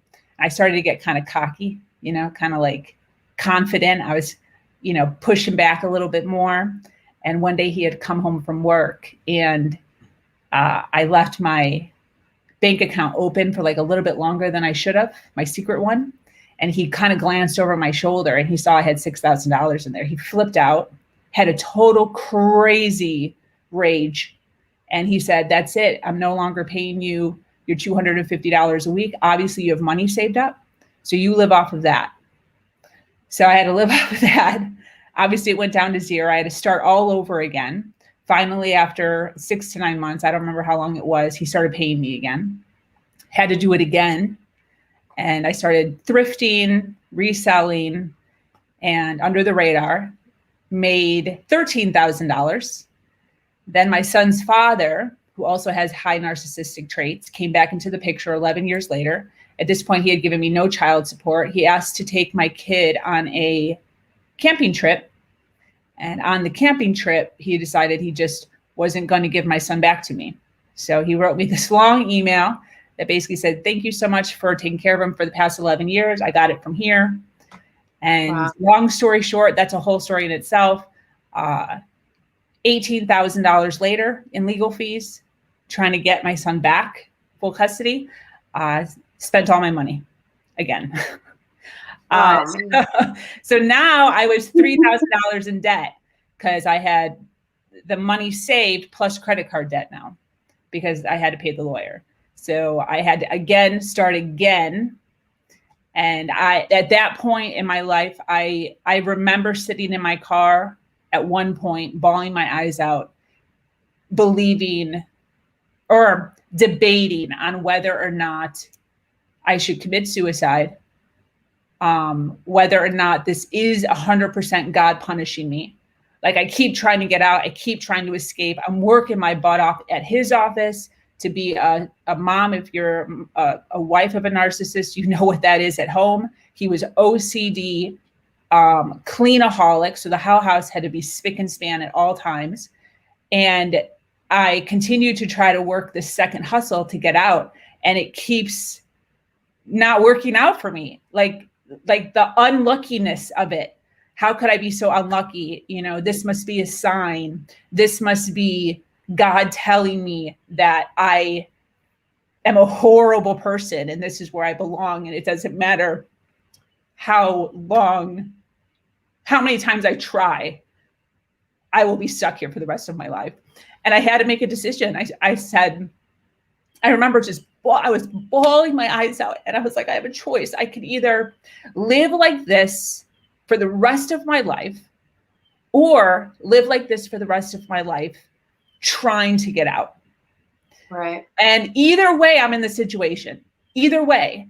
But if I live my life in the situation, trying to get out, at least there's hope. And I made a decision. I said, I'm going to do it again. I'm going to do it again. And at this point, I went full force. I was still selling on eBay and OfferUp. And then I started working on Fiverr, which I don't know if you know what Fiverr is, but I started doing marketing videos for high-end companies. So I didn't even care. I was charging $50 to $250 for like a 2-minute video. And I put on my professional face because I was running his whole company behind the scenes. I was dealing with directors. I was dealing with customers. By then I had built up my professionalism and I freaking killed it. I made $26,000. And June 21st, 4 years after we had gotten engaged, I left on our 4-year anniversary and walked out the door. Wow. Yeah. Wow. So wild. Thank you. I don't know if, sorry, my internet's going wonky, so I didn't know if I was frozen. Keep going. That's it. That was it. I left 4 years later, after, 4 years after my original engagement, and left. I got my own place. Obviously the story is incredibly long, but I don't want to get into it too much. But the object of the game, or the object of the story, is that I just kept doing it. I failed, did it again, failed, did it again, failed, and got out. And that's the point. It's what is the length that you're willing to go to get your power back when somebody is trying to steal it from you. How many times are you going to resist and fight for your power? Yeah, your life and your power. Yeah, incredible. And I think with narcissism, it's really important to understand, like, I think, this is my opinion, is narcissists they're really hurt inner children. They are so wounded that they have gone in. So he was hurt somewhere, and I don't know his story. We're not here to talk about that. But, being able to move out of that kind of control is when we have been controlled by someone, whether it's a religion, a parent, a spouse, or a relationship, just observe, is there anywhere in your life that now you're controlling? Because what I learned early on, we have some sexual abuse in our family, and it's, how I was taught was that when an abuser abuses, it's because they had their power taken away and they're trying to now control someone else or something. And so I just, encourage anyone who's watching, if you're feeling like you're in that situation, there's help. Like, definitely reach out to Sabrina. She has, a lot of experience, and that's what her mission is helping people in these kinds of situations. And you'll talk more about that in a second. But also, just looking at your own life. Where are you controlling? Are you controlling yourself? Are you, purposely punishing yourself? It's just really being aware of what's going on around you. Do you have a freak out if the furniture gets moved? Do you have a freak out, if this happens or that happens? It's just simply any of the things that trigger us are happening for us. It's our medicine. It's to show us where in our lives maybe we need a little bit of coaching or healing or something, so that we can, be stable emotionally and not be in a fight or flight or freeze, or a controlling. It could even be, you go to the gym too much. You are really focused on what you're eating, and now you're in judgment zone because if someone's not doing what you're doing now, there's a judgment of someone else. And it's just really looking at, where are you at, right?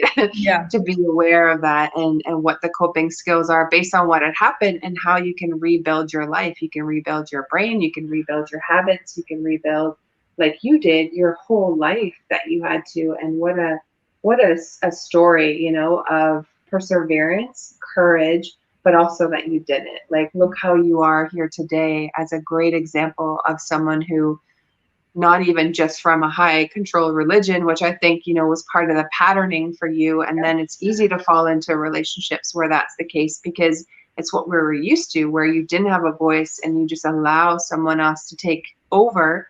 We were programmed for that. But now that we have the skills and we know what we know, you don't have to do that anymore. And so please share with us, like, how did you create your business? Where did that, like, I guess I should just say, how do you help people? I do want to say one thing, though, to touch on what you previously said, and I'll get into that. And I think it's really important, because you mentioned the fact that narcissists have had trauma in their life also, and that's why they are the way they are.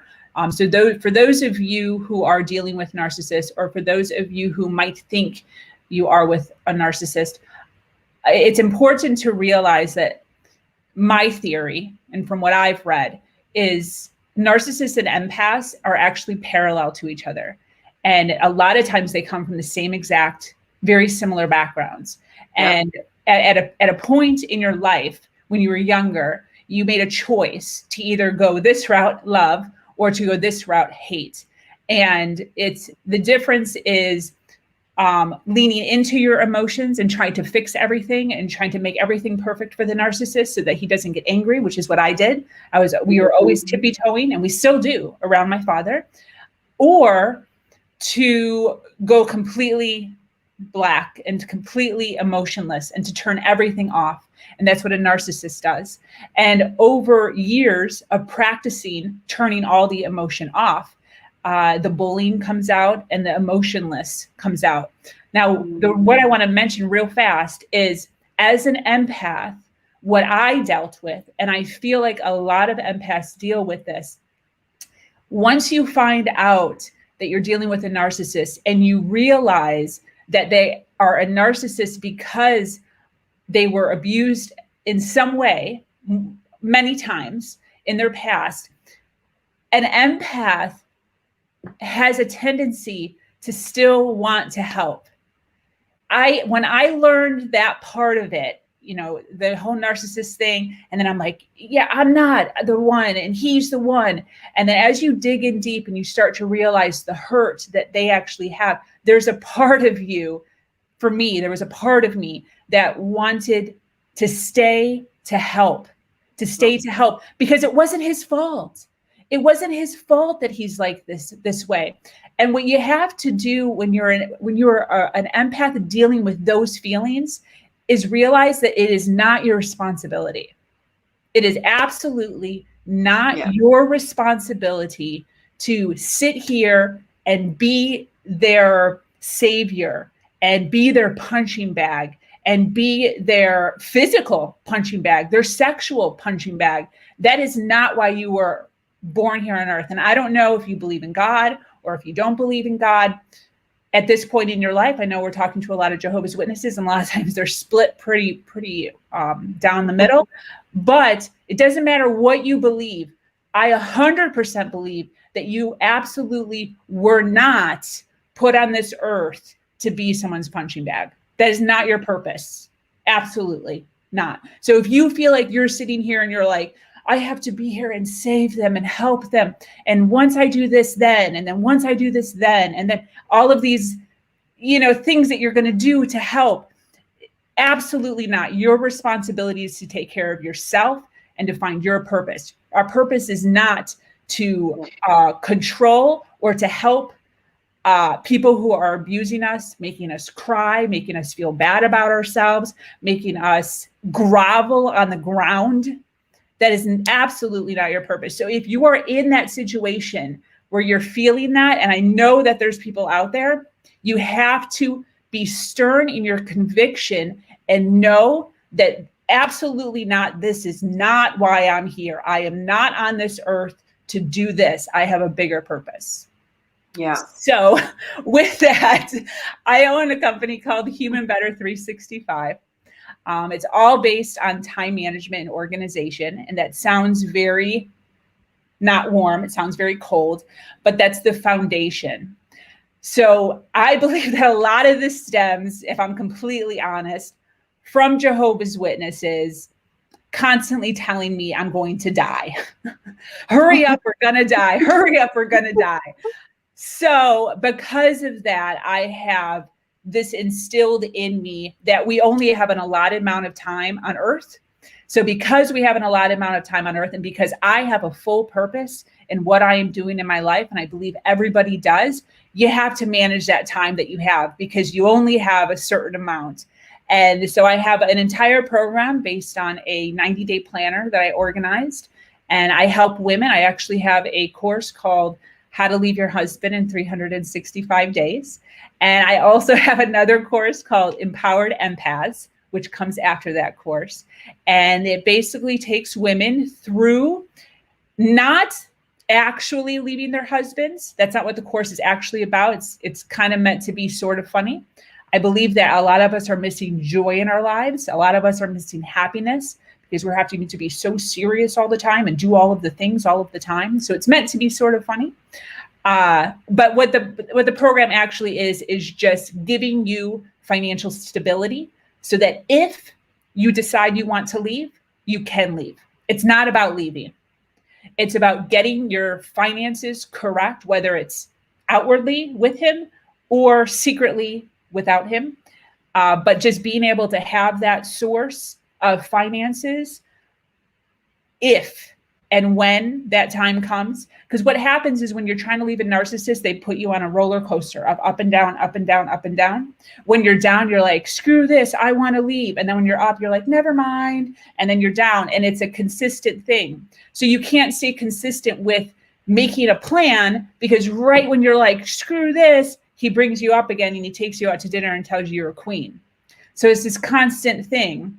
So what it does is it's not telling you that if you don't want to leave, if you decide you don't want to leave, you don't have to leave. What it's telling you is that once you're done with the roller coaster and you can't do it anymore, you have that money and you can just leave at any point. It just gives you power back. And then the empowering empaths is after that course, if you decide to take it, and it's all about healing. It's all about healing and bringing you back to your real authentic self.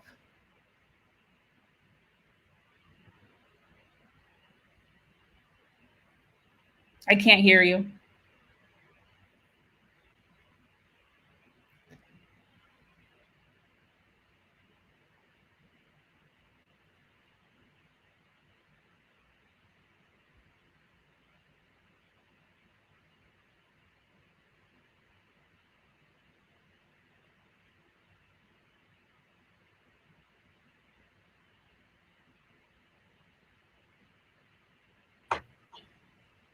I can hear you now. Can you hear me now? Yeah. Did you hear me that whole time? I did, yeah. Okay, My good. phone, I did. I'm thankful. Because I tried really hard to look at the mic, so you literally could have been like, I can't hear you, because I wasn't looking at your picture. My so wild. I'm getting a really good boob shot right now, by the way. Oh my, yeah. Sorry about that. I'm kidding. It's a family show. My computer wasn't cooperating this morning, so I put my phone on data, and my phone just froze. So that's why you couldn't hear me. So I'm back on my computer. Yes, I heard all of it, and I wanted to say, you know, I really liked how you talked about the empath and the narcissist are the opposites. And again, I don't love using titles, but we resonate. We know what those mean. And especially if you're an empath, you understand. But I want to say, like, even as an empath, what I find a lot, and not your program and what you're doing, I think what you're doing is fabulous. But in the industry, the spiritual industry, or somewhat you're talking about empaths, is that it's like our lot to live. No, it's not. It's empower yourself and learn how to have boundaries, how to stand in your power. But also an empath, there was a form of control, right? And we're drawn to someone who maybe has you know, stronger skills than us or whatever. But an empath is also someone who still controls, because you're people pleasing. You're doing things to, you know, walking on eggshells and stuff like that too. But the people pleasing is something that you think like, oh, you know, I'm just being a nice person, or I wanna help people. But what is the motive? And that was something I had to do for myself, because I definitely can resonate, you know, with being an empath. But it doesn't mean that you're the angel and the narcissist or someone who's controlling is the jerk or the one who, you know, is the one in the wrong. It's just simply, where are you controlling now as the empath? Because anyone who has been controlled is going to control someone else. Hurting people hurt others. And that's one really important thing I think with empaths, is that they think that they're in the clear, and they're like, oh, I'm the victim. Yes, definitely. You know, there's some hard things that are there, but then also just like, look at your own life. Are you now controlling people? You know, are you trying to control your family, or the ones who are still in and you're trying to control them or get them to see it your way? You know, you're like, but I have all this stuff. It's like, okay, just one thing that, you know, I teach people is just stay in your lane. Put on the blinders, just focus on your own healing. It's not your responsibility to save anyone or to tell them to do this or to do that. Everyone gets to make their own decision, and we all have free will. And it's just simply, the more we focus on our own healing and we lift ourselves up, we get stronger. We learn how to have emotional resiliency, building boundaries, how to say no. That's a big one. Right? Especially when we've been raised in an organization where we had to do all the time. you know, it's just really simply looking at your life and being the observer and saying, okay, you know, I want to make some changes. What's step one? And go from there, right? Yep, 100%. And I love that you said that and you called out the empaths. You are 100%.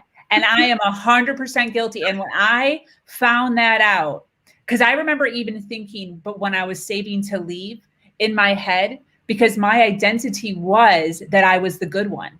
It was always, woe is me, I'm the victim and I'm the good one. Look at all the stuff I do. Look at everything I'm doing. Look at all the weight I'm carrying. And it becomes an identity and it becomes a way to control.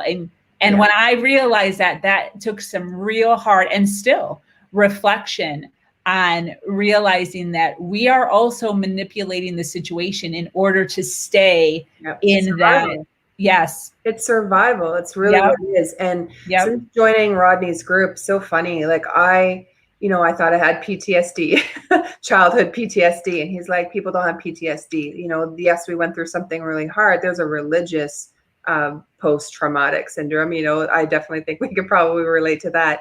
But then I probably about 3 weeks ago, I was like, oh my goodness, am I a narcissist? Because I know that I can be controlling. But I do that control, whether it's in sales or business or, you know, even having fun. I noticed that I will have, you know, like I used to bring mustaches to parties or events and stuff, but I would bring extra so that everyone had to do it. So it wasn't just me alone being funny. And, you know, it was just like more control.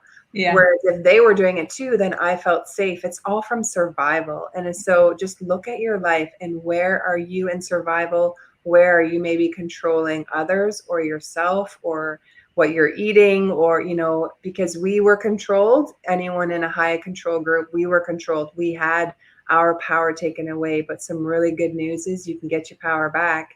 And you can, you know, release the areas in your life that you are controlling yourself or others, and there is freedom. You're going to feel so good. You get to just do you.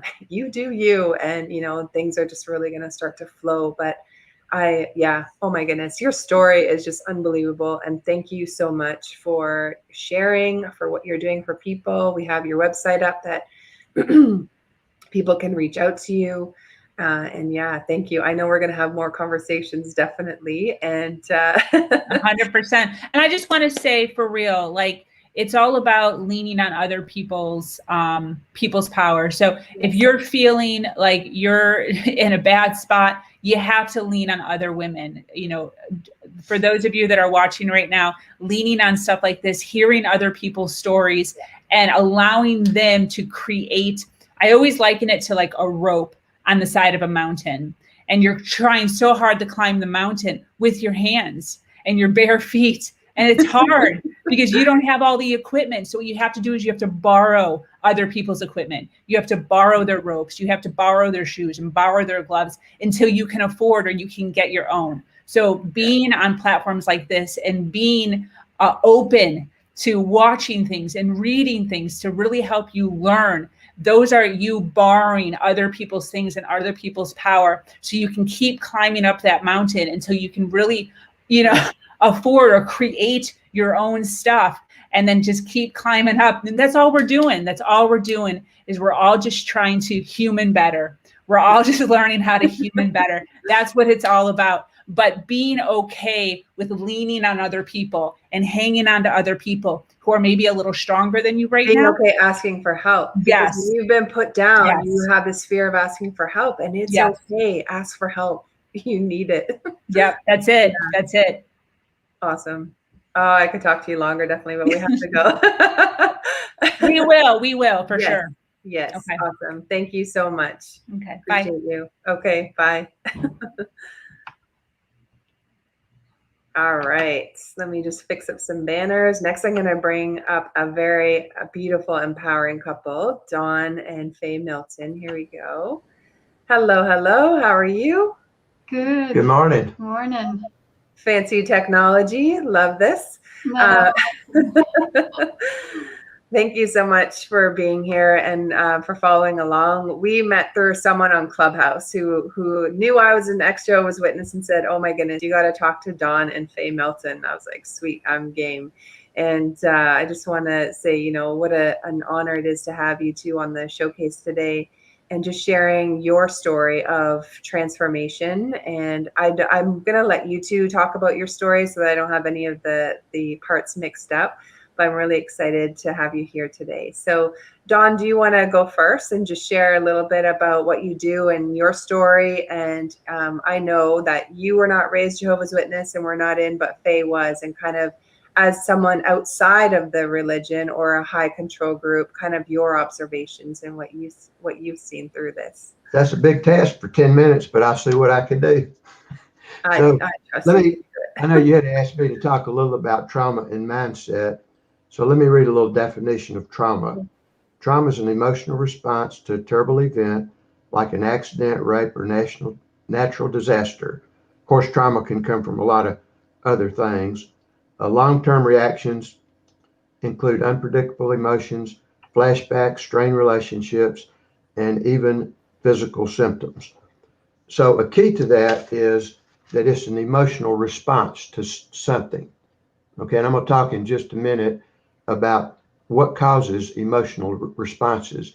Events do not cause emotional responses. Okay, now also I'm going to give you a little short information on some research that's been done over the last 10 years. An acquaintance of mine, one of the techniques that I use in my work is called emotional freedom technique, EFT. Some people may know it as tapping. They started this project about 10 years ago to deal with veterans, mainly combat veterans who had lots of trauma and high peak post-traumatic stress disorder. For people that don't know, there's different tests that you can take to determine whether somebody is in post-traumatic stress disorder. There's questionnaires, you answer the questions, you have numbers related. And so what they did they've done it for over 21,000, mostly combat veterans to this date. And they were all in high levels of post-traumatic stress disorder. They have volunteer people that did EFT with these veterans. They did 6 one-hour sessions for these people. And after 6 one-hour sessions with just EFT, no counseling, no meditation, no journaling, nothing else, 86% were out of post-traumatic stress disorder after 6 hours. Yep. Okay. So it's very powerful. So one of the basic things of my work is, and that I've learned in my life, is what I call the cycle of creation. Beliefs determine how we think about things. Okay. So like when you were a Jehovah Witness, you had a certain belief system. It determined how you thought about things. Your thinking determines how you feel. Your feeling determines your behavior. Your behavior then determines your results. Yeah. So it's a cycle. So if you have dysfunctional beliefs, you're going to create dysfunctional results in your life. If you have healthy beliefs, you're going to create healthy results. Most people have no clue about their beliefs. So that's the reason I say, if you look at the little chart here, feelings is third on the list. The feelings come from your belief. But what most people are aware of is your thinking. In other words, an event happens and you have a thought, and that creates feelings. So I've been doing this professionally for about 18 years, have dealt with a lot of people, a lot of different situations. And what I'll tell anybody on the call, and one thing I'll say, I had some interaction with Rodney and his group early on when he was just starting and Faye was coming out. And I think Rodney has a tremendous collection of resources for real healing. And I see that that's what Christine is doing.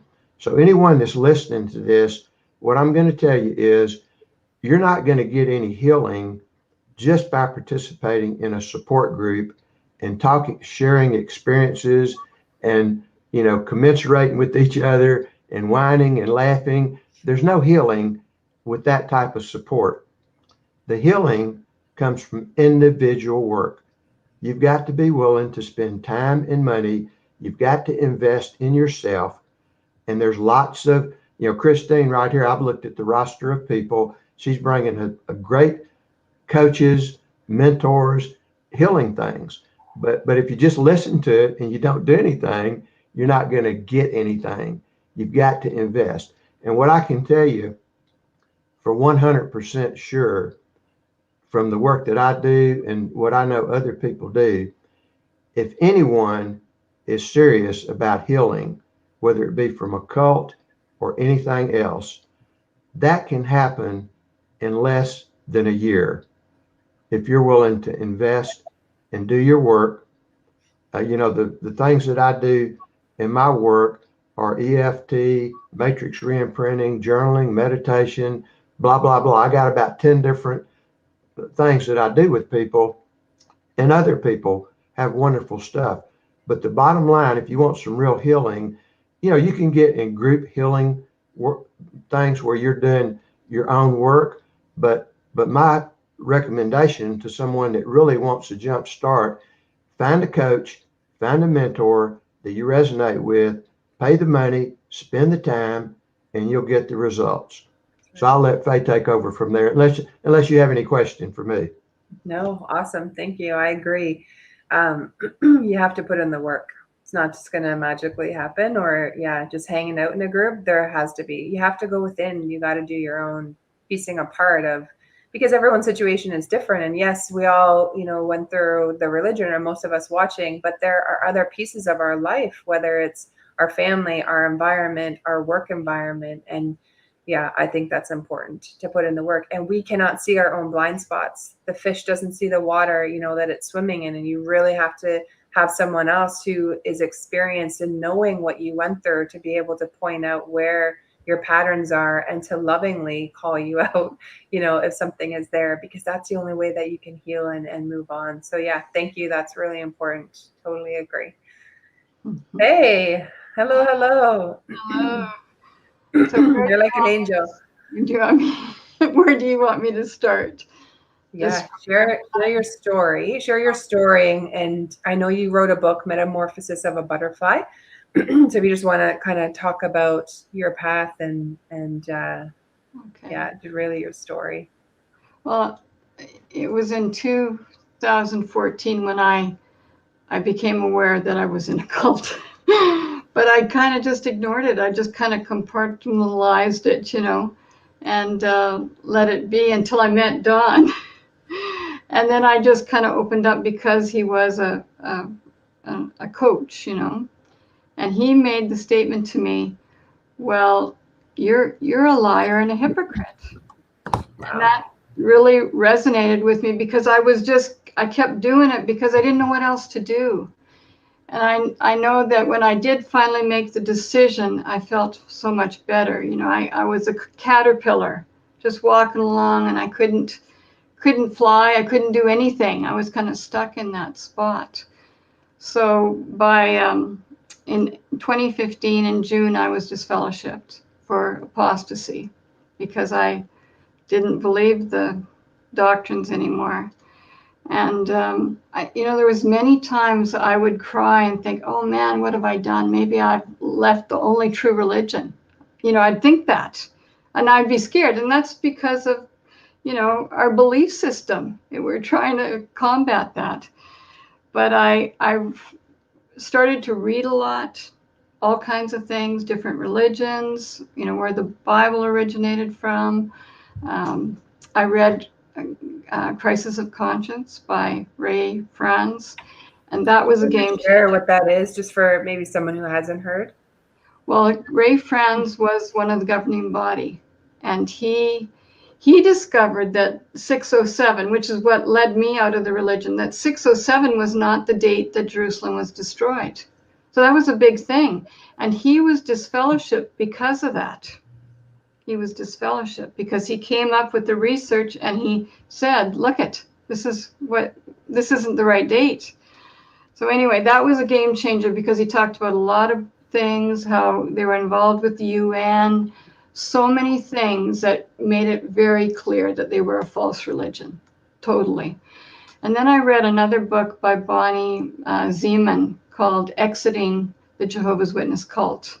She's actually in the Toronto area, I believe.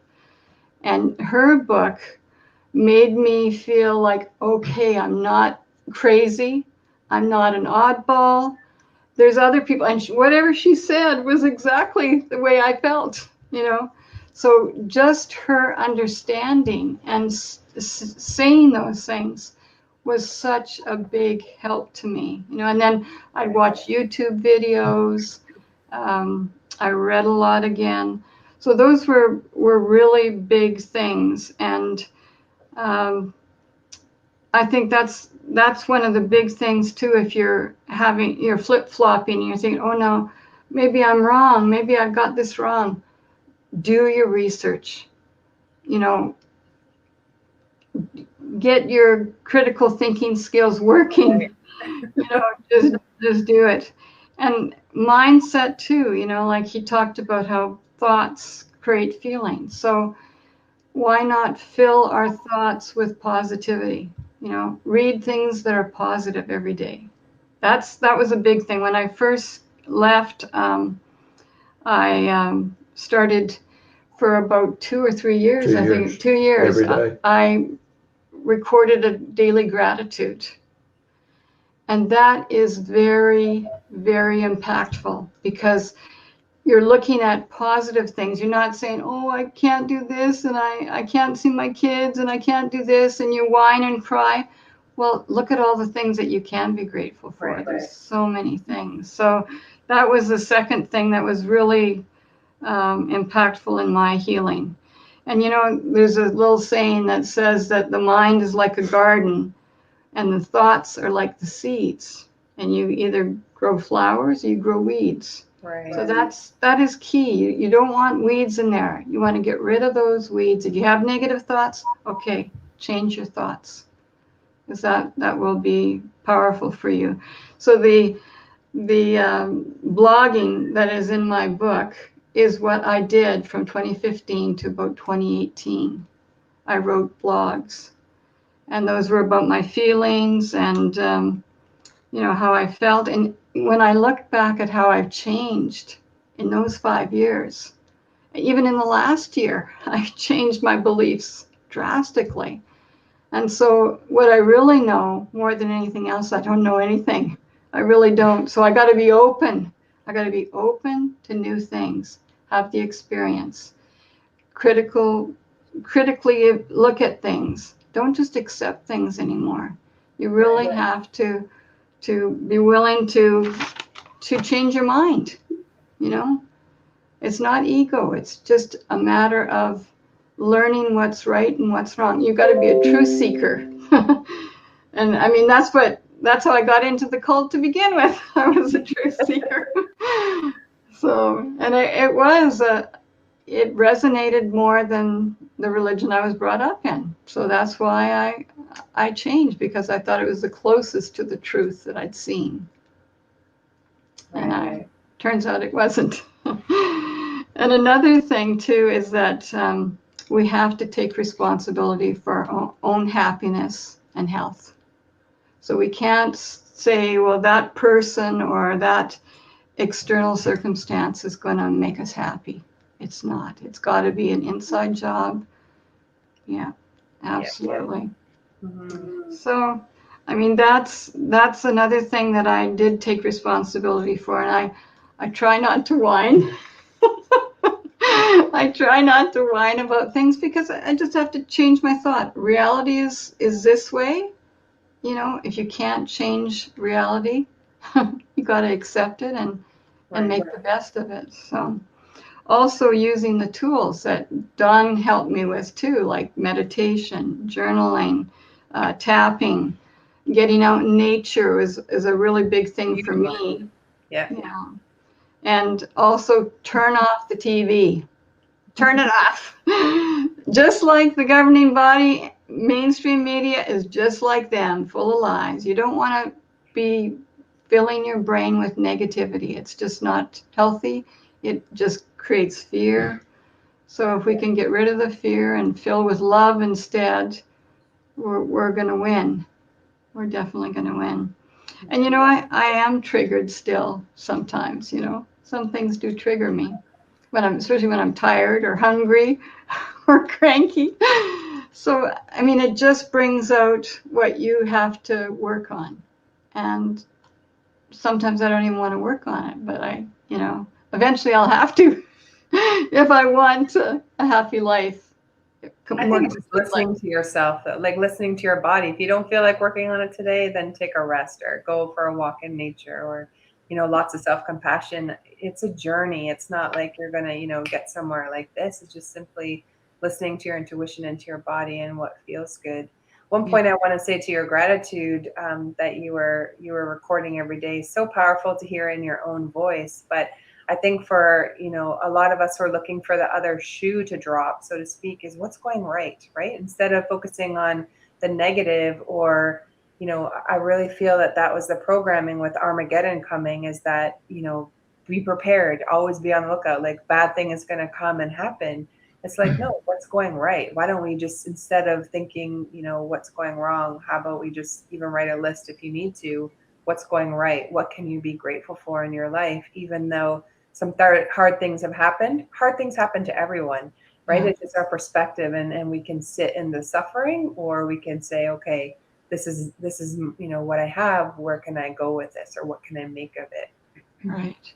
And I think about that too. Like, I was in 40 years, and I gained a lot of good things from the religion too. Yeah. A work ethic, you know, a love for people, be able to talk to other people, strangers, because that's what we did. But you mentioned a really important thing too, is intuition.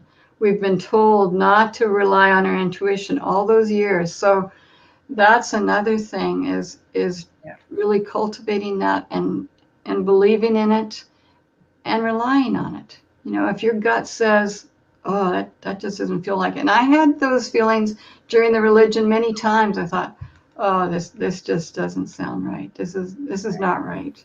In fact, when my son was disfellowshipped at 18, he was living out of our home.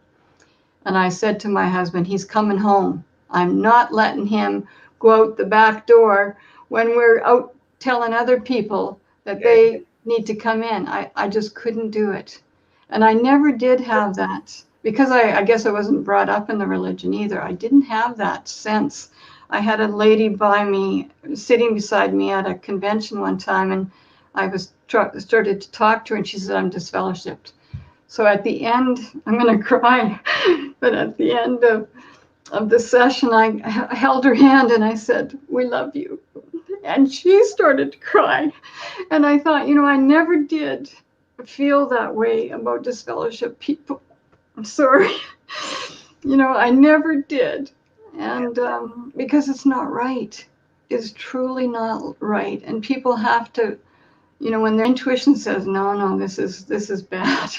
Don't do this. You got to listen to it. And when it's good, yes, do it. You know, it's good. So that was another thing. And then also, what was the other thing I was going to mention? Well, you know, meditation. I don't know if you're a meditator.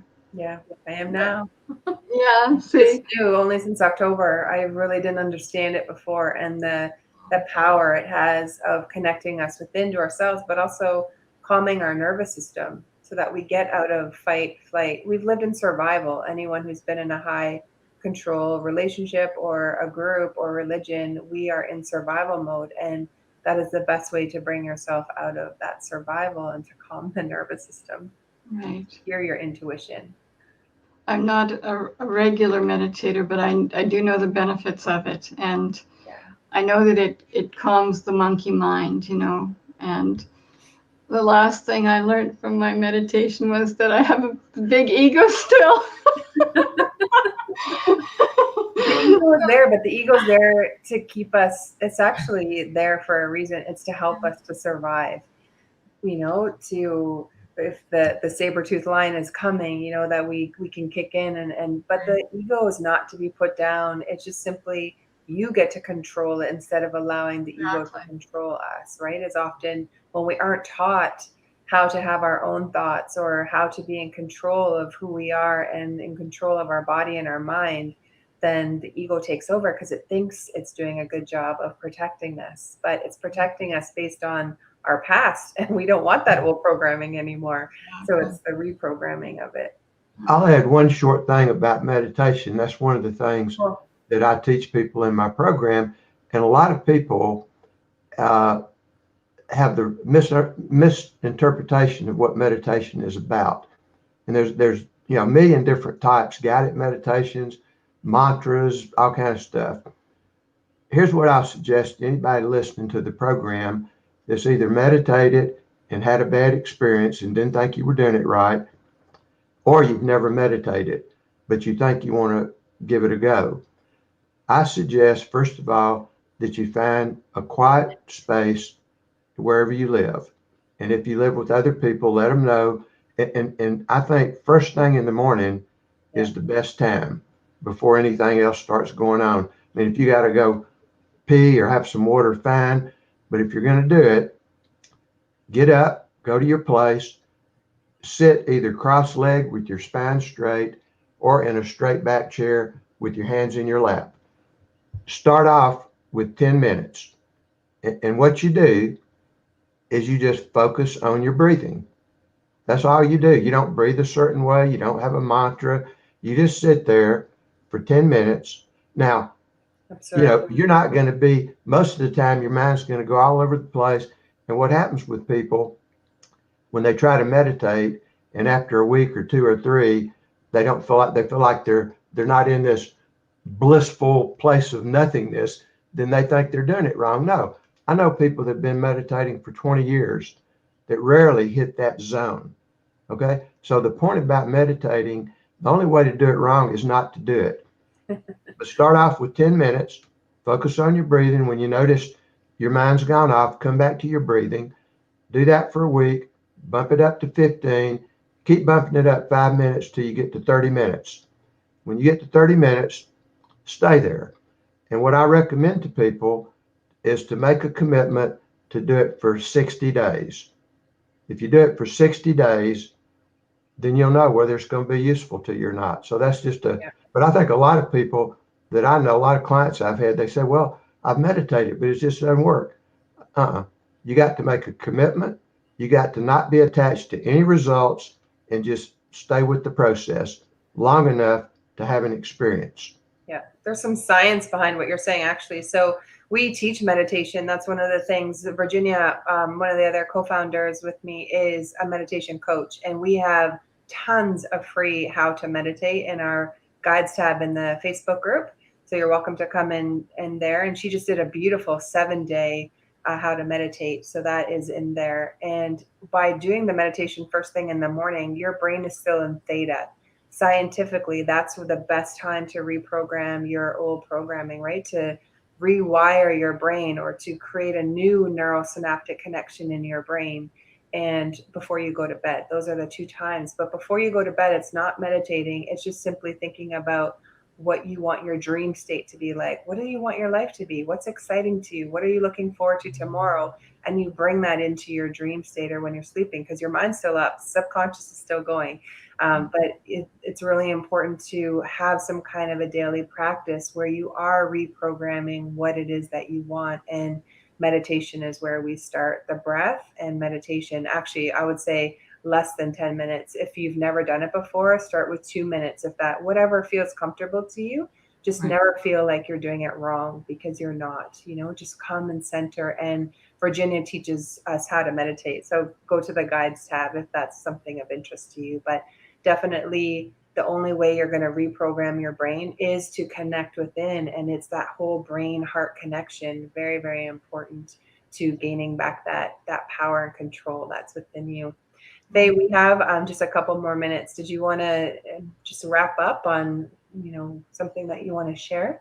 Well, I was just going to say, so this was a process. And I think I went through it quicker than I expected to go through it. And, you know, and I still have ways to go, perhaps, you know, I don't know, but it becomes, you know, it's revealed as time goes on too. But I'm at a healthy, happy state. I have a good life. That's it. You know, ex-witnesses don't have to think that, no, when you leave Jehovah, everything is going to go wrong. It's not the case. It's not the case at all. Right. You can have a happy, healthy life, and you can be a butterfly and fly. That's right. And that's where we want to be. We want to fly and not be, you know, put down by this belief system that we were brought up in. That's or right. raised Yeah. in. You will heal. It's not even will you or won't. You will heal. It's making that decision to do it, and it does not have to take a long time. Once you can shine the light on the programming and, you know, what maybe you're feeling or you're under in that control, it will just, you just recognize you're like, oh, that's not who I am or not who I want to be. Great. I'm going to, you know, this is now who I am. And it does not have to take a long time. Absolutely. Yeah. So that's reassuring to people, I hope. Yep. Yeah. Thank you and Virginia for having us too. Yeah. Thank you. Thank you so much. You guys enjoy the rest of your day. You too. Thank you for your time. Thank you, Bye-bye. Christine. All right. Yeah.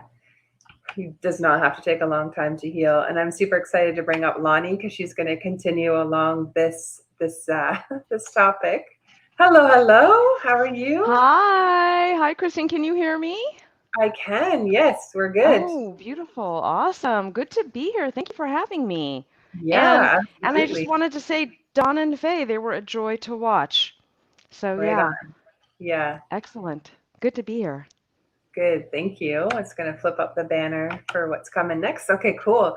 Okay. So Lani and I met through the Empowered group, and we also have spent some time on Clubhouse. We both love Clubhouse. Such a great platform. If you need an invite, let us know. I have some.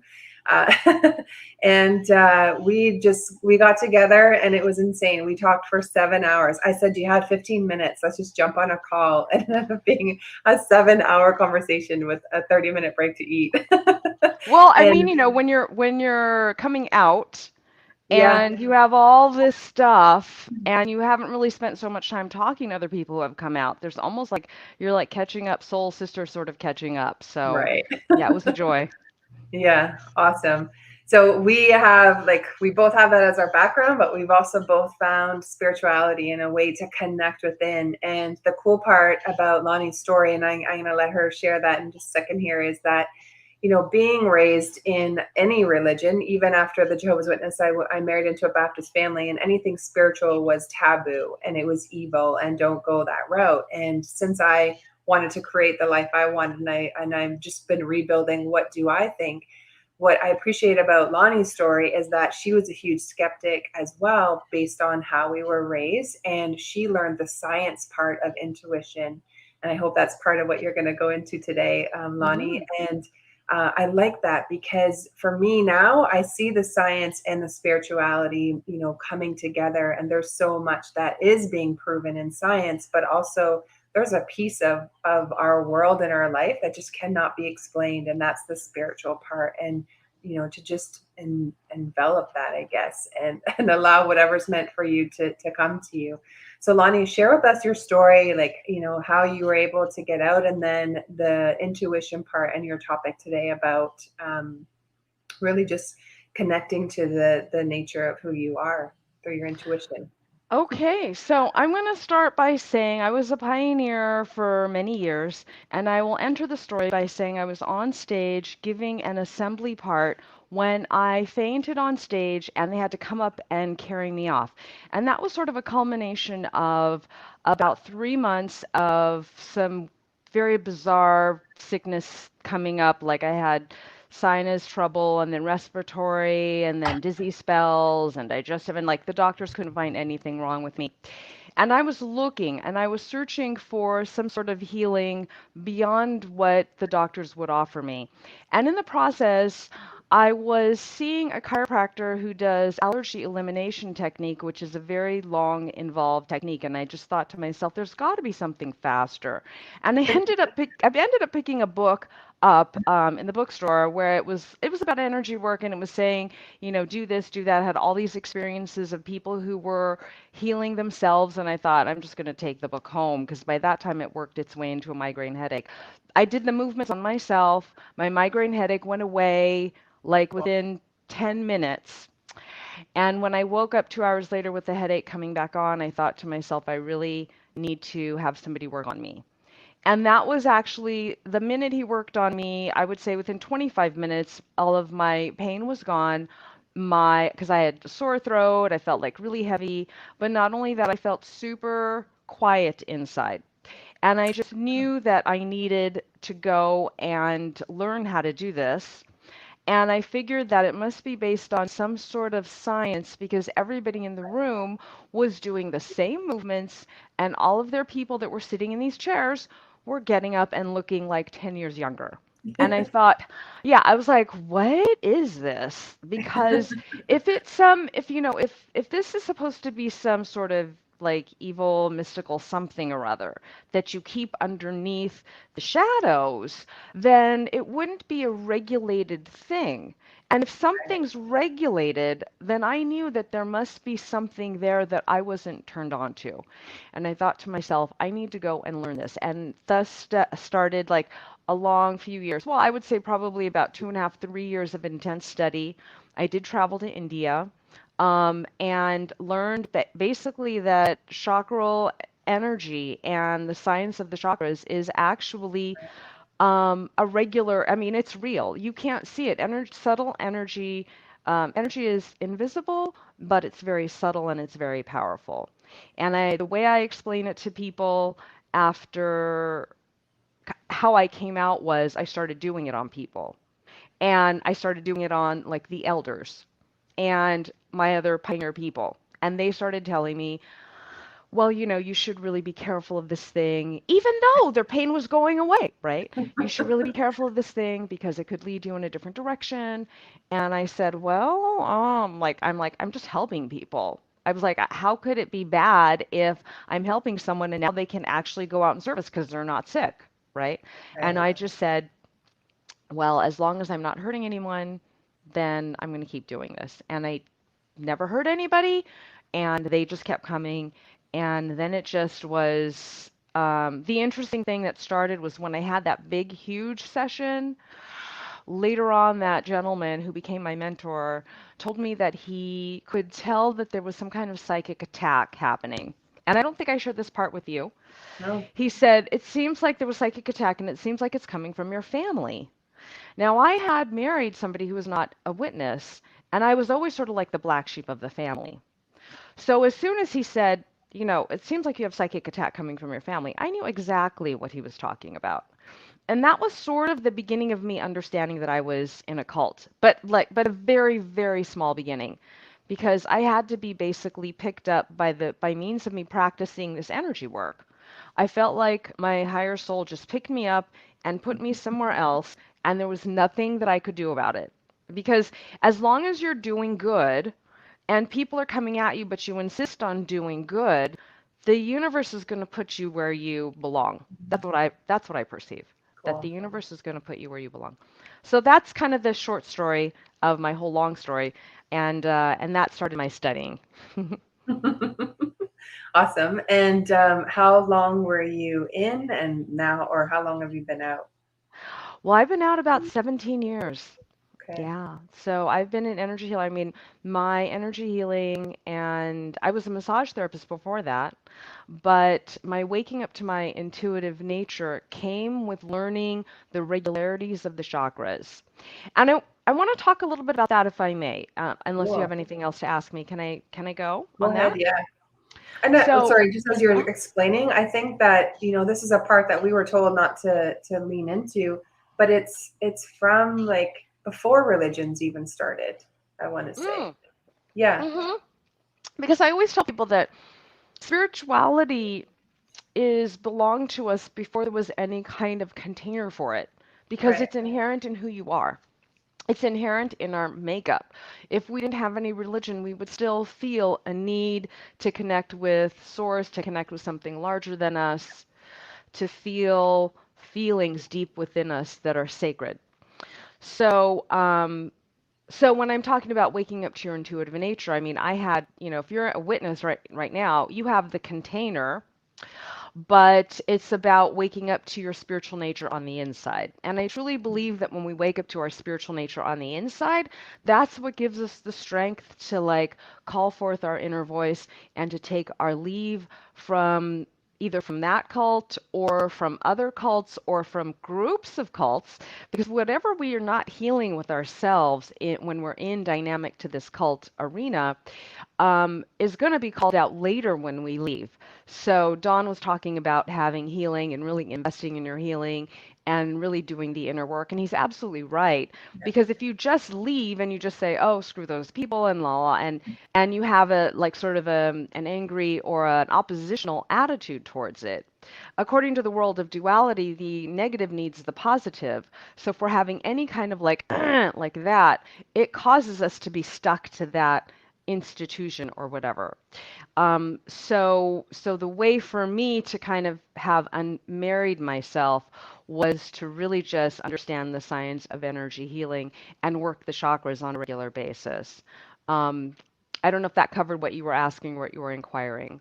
Was that good? Yeah, I think it's just really for people who have hesitation or don't know anything about the chakras, because I didn't either until I started learning probably, I'm going to say about 6 months ago, and well, a little longer, but really understanding the connection, and I feel it in my body. So it like, I can't deny that, as I've been healing and doing a little bit of my own digging, but it's just really for anyone who isn't sure or kind of that hesitation and fear.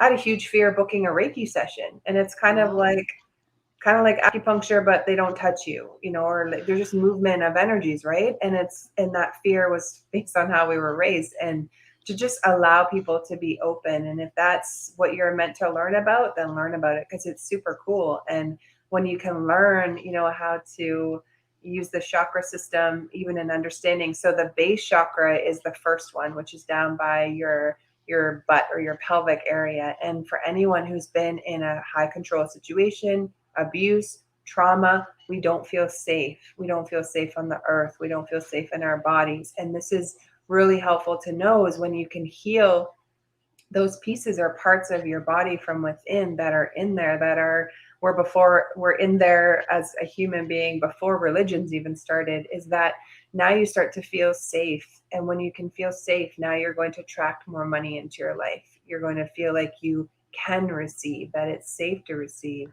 It's safe to be seen, and all of these different things. It's this building block or this foundation, I feel, as part of the healing journey that it's just really important. Through the Healing Soul School, we have a program where we're teaching people how to heal some of those first, second, and third chakras, where you actually feel like you can speak your voice. And I am running the Empowered Woman call on Monday nights, and I'm not using any of spiritual speak. I'm really just talking about boundaries and how to create emotional resilience so that you feel stronger, how to trust yourself, how to trust a higher power. And when you come from a controlling kind of religion, you don't want necessarily to have another God or to talk about that, but you're going to start to feel stuff. We're in this huge spiritual awakening, and maybe you're having spiritual symptoms of seeing signs, or you're feeling things in your body, you're feeling your intuition, or you're feeling any of those energies, and you're wondering, like, what the heck is this? Lani and I are someone you can come to, and we'll teach you what it is and what it is you're feeling. So I think that the chakras really is an important part of our body and our makeup that Western culture just really wasn't taught.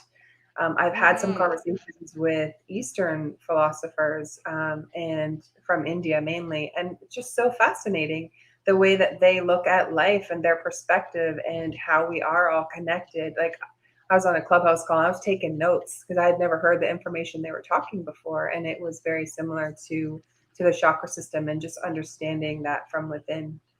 Very, very cool. Sorry, I'm putting something down. So yeah, let's talk about the chakras. My understanding of the chakras is that, and this is how I explain it to most people who are not familiar with that, is your body needs life force in order for it to heal itself, but your cells are programmed to do its own healing naturally. That's why we don't need to tell our skin how to make a scab, right? You get a cut, your skin just makes a scab. Good But we've point. all had, right? We've all had days where, you know, we're stressed, the energy field is depleted through stress or trauma, and then it takes like 3 weeks for the cut to heal. And we've, oh, why is this cut not healing, right? Well, there's a lot of stress in your life. The energy field is depleted. And then we've all had times where it was like, oh, things are going great. You know, everything's well. The chakras are like you're getting enough sunshine. You're out exercising. You're eating right. The auric field is large. And you get a cut like 2 days later, it's gone. And so it isn't that your body forgot how to do its healing. What's going on is that it doesn't have enough life force to do the things that it's supposed to do naturally. And so, so it follows that if your body needs life force to heal itself more distinctly and more efficiently, then it means that there must be a process. And I was smart enough to understand that there has to be a process to this. As everybody's doing the same movement, then there has to be something that's very similar happening within the field of each person.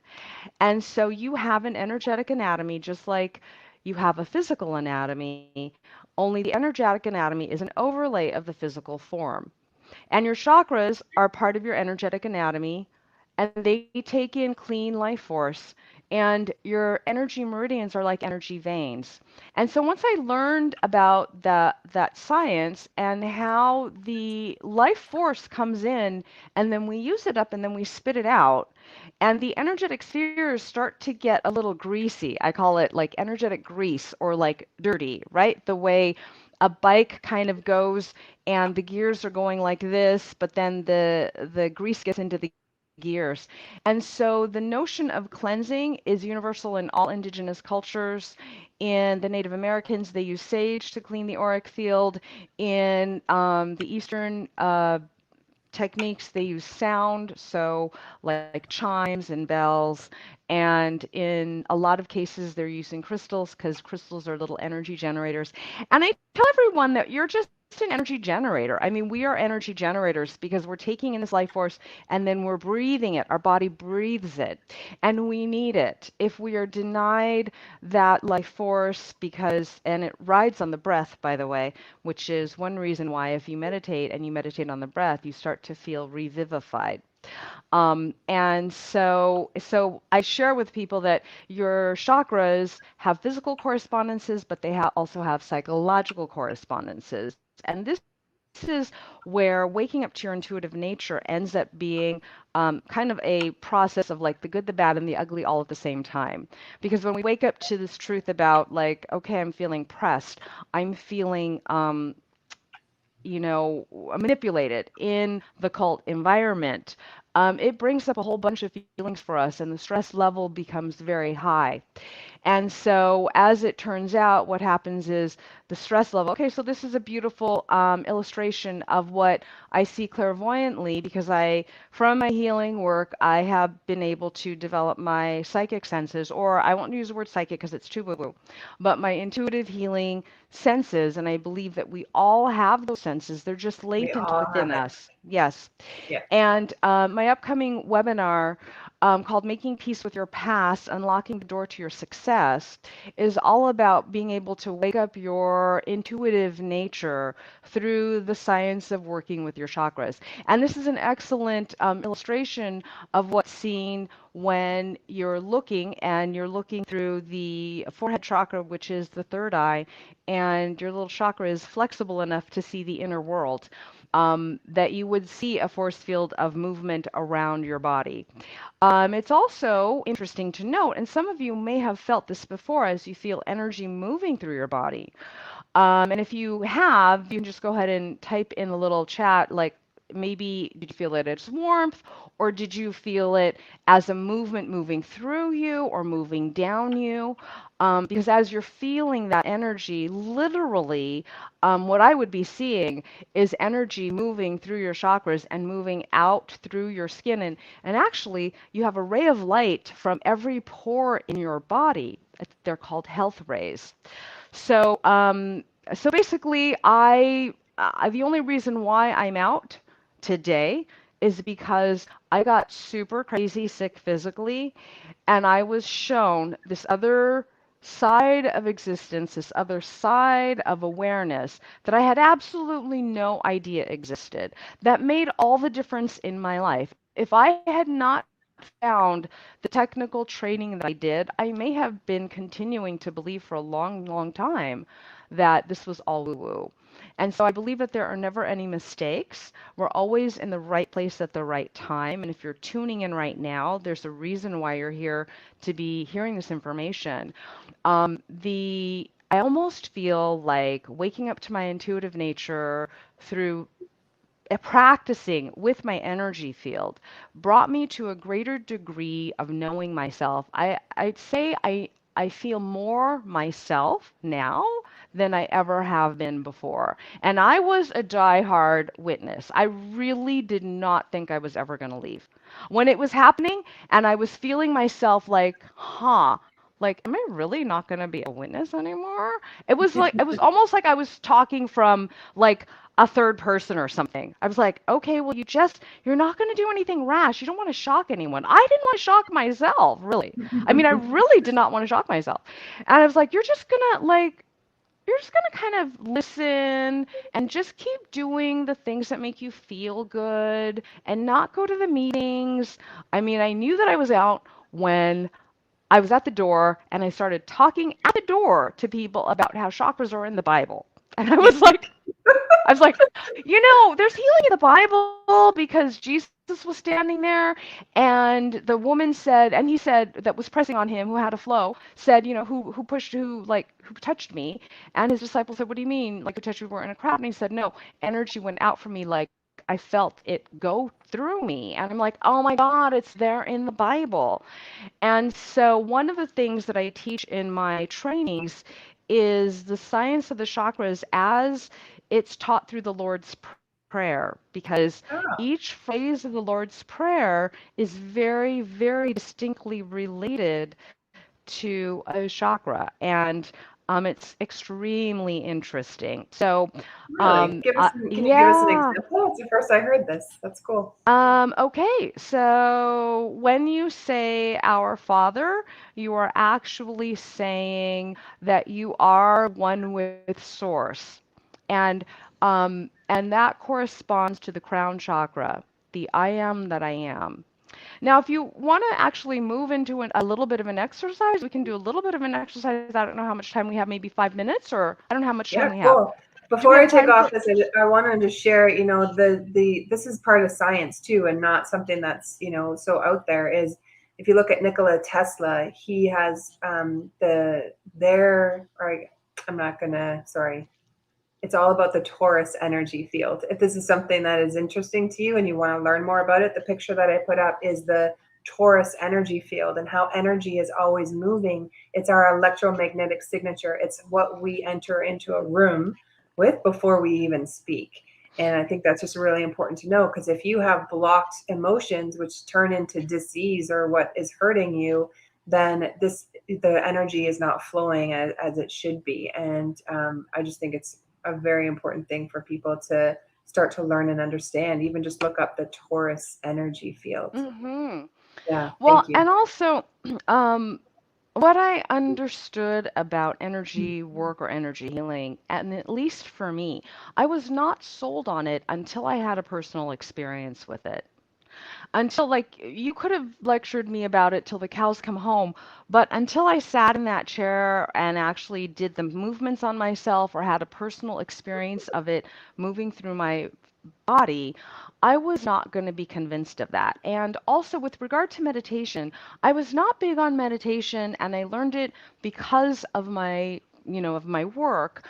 And it was introduced to me because of the chakras, but I was not necessarily looking for it just for peace. And I really believe that it's just, if you're just going to I don't want to say mark, but if you're just going to say, oh, meditate for like more peace of mind, it's not a strong enough reason. It wasn't a strong enough reason for me. I mean, I would rather have a glass of wine and like be on the beach somewhere, right? Right? But the reason why I ended up investing in meditation is because it beefs up your energy It makes your chakras stronger. It increases my ability to produce more powerful and more faster results in my healing. So if I'm not meditating, then my healings take me longer. But if I'm really on target with my meditation, I mean, within 20 minutes to half an hour, we can have some really pretty serious stuff happening. And I've had thyroid, people come off of thyroid medication, antidepressant medication, pain gone, like just like that. So meditation is practical for that reason. But let's get back to the Lord's Prayer because you were asking about the correspondences, right? And I also heard you say something about when you are coming out, right? Like when you're coming out of the and your base chakra is weak. And actually, quite a lot of chakras are weaker because the whole teaching is devoted to making you doubt yourself and not be connected with who you are. So even the main chakra that's connected to as the manager of all the other chakras here at the middle of the eyebrow is like much smaller than it could be if you were not in that arrangement. So when you wake up, um, it can start a bunch of different ways, but when you say the Our Father prayer, and actually, according to the phrase, we're not taught as witness even say Lord's Prayer, right? We're taught that, at least I was taught that, oh, the Lord's Prayer is just like a fabricated prayer, blah, blah, blah, blah, blah. But there's power in each of the lines. So when you say Our Father, the crown chakra starts to get more activated. And this is the reason why the Catholics, the inner teaching of Catholicism, is to say like 5 Hail Marys and 10 Our Fathers, because every time you say the Lord's Prayer and you say a line of it, the chakras start to kind of become engaged and they start to light up. And when you say it longer and longer, then everything becomes more magnified. So in terms of having an experience, if you would like to have an experience now, and this is the exercise that I lead people through, just so that they can have a very brief touch of what it's like to have control over your energy field and have an awareness of what your mind space is like, right? So go ahead and just close your eyes. And I know that the mind noise might be softer now because you're listening and you're focused, but just go ahead and close your eyes and take an assessment of your mind noise on your inner space, right? We have inner dialoguing. You might be going, oh, this is taking too long. My back is hurting. I'm hungry. When can I go get something, right? And on a scale of 1 to 10, go ahead and put that on a number, like 10 the loudest and 1 being hardly anything. And when you get that number, just shelf it. And now I'd like for you to just go ahead and place your attention on the tip of your nose. And as you're placing your attention on the tip of your nose, notice what's happening to the volume of your mind noise. Likely it's going down a little bit, right? Mm-hmm. So we're going to increase that degree of stillness. We'd like for you to pay attention to the air passing on your nostrils. Don't control your breathing, just pay attention to the air passing on your nostrils.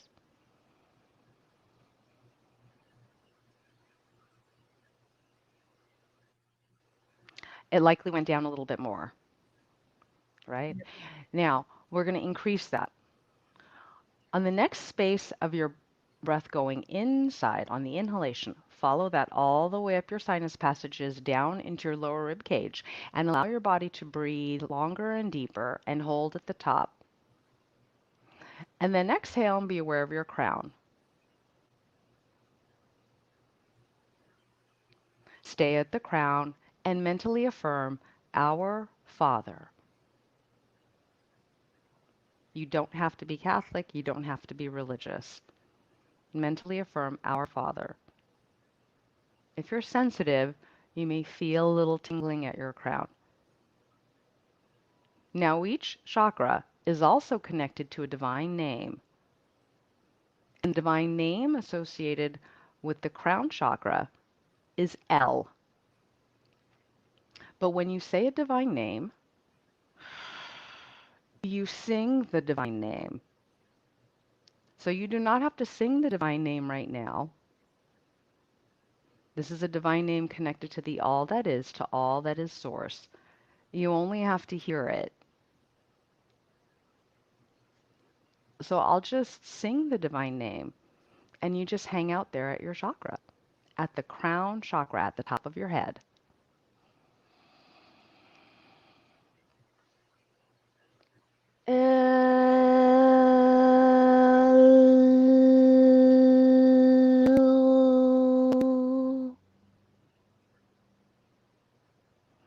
Be aware of the top of your head, space at your crown.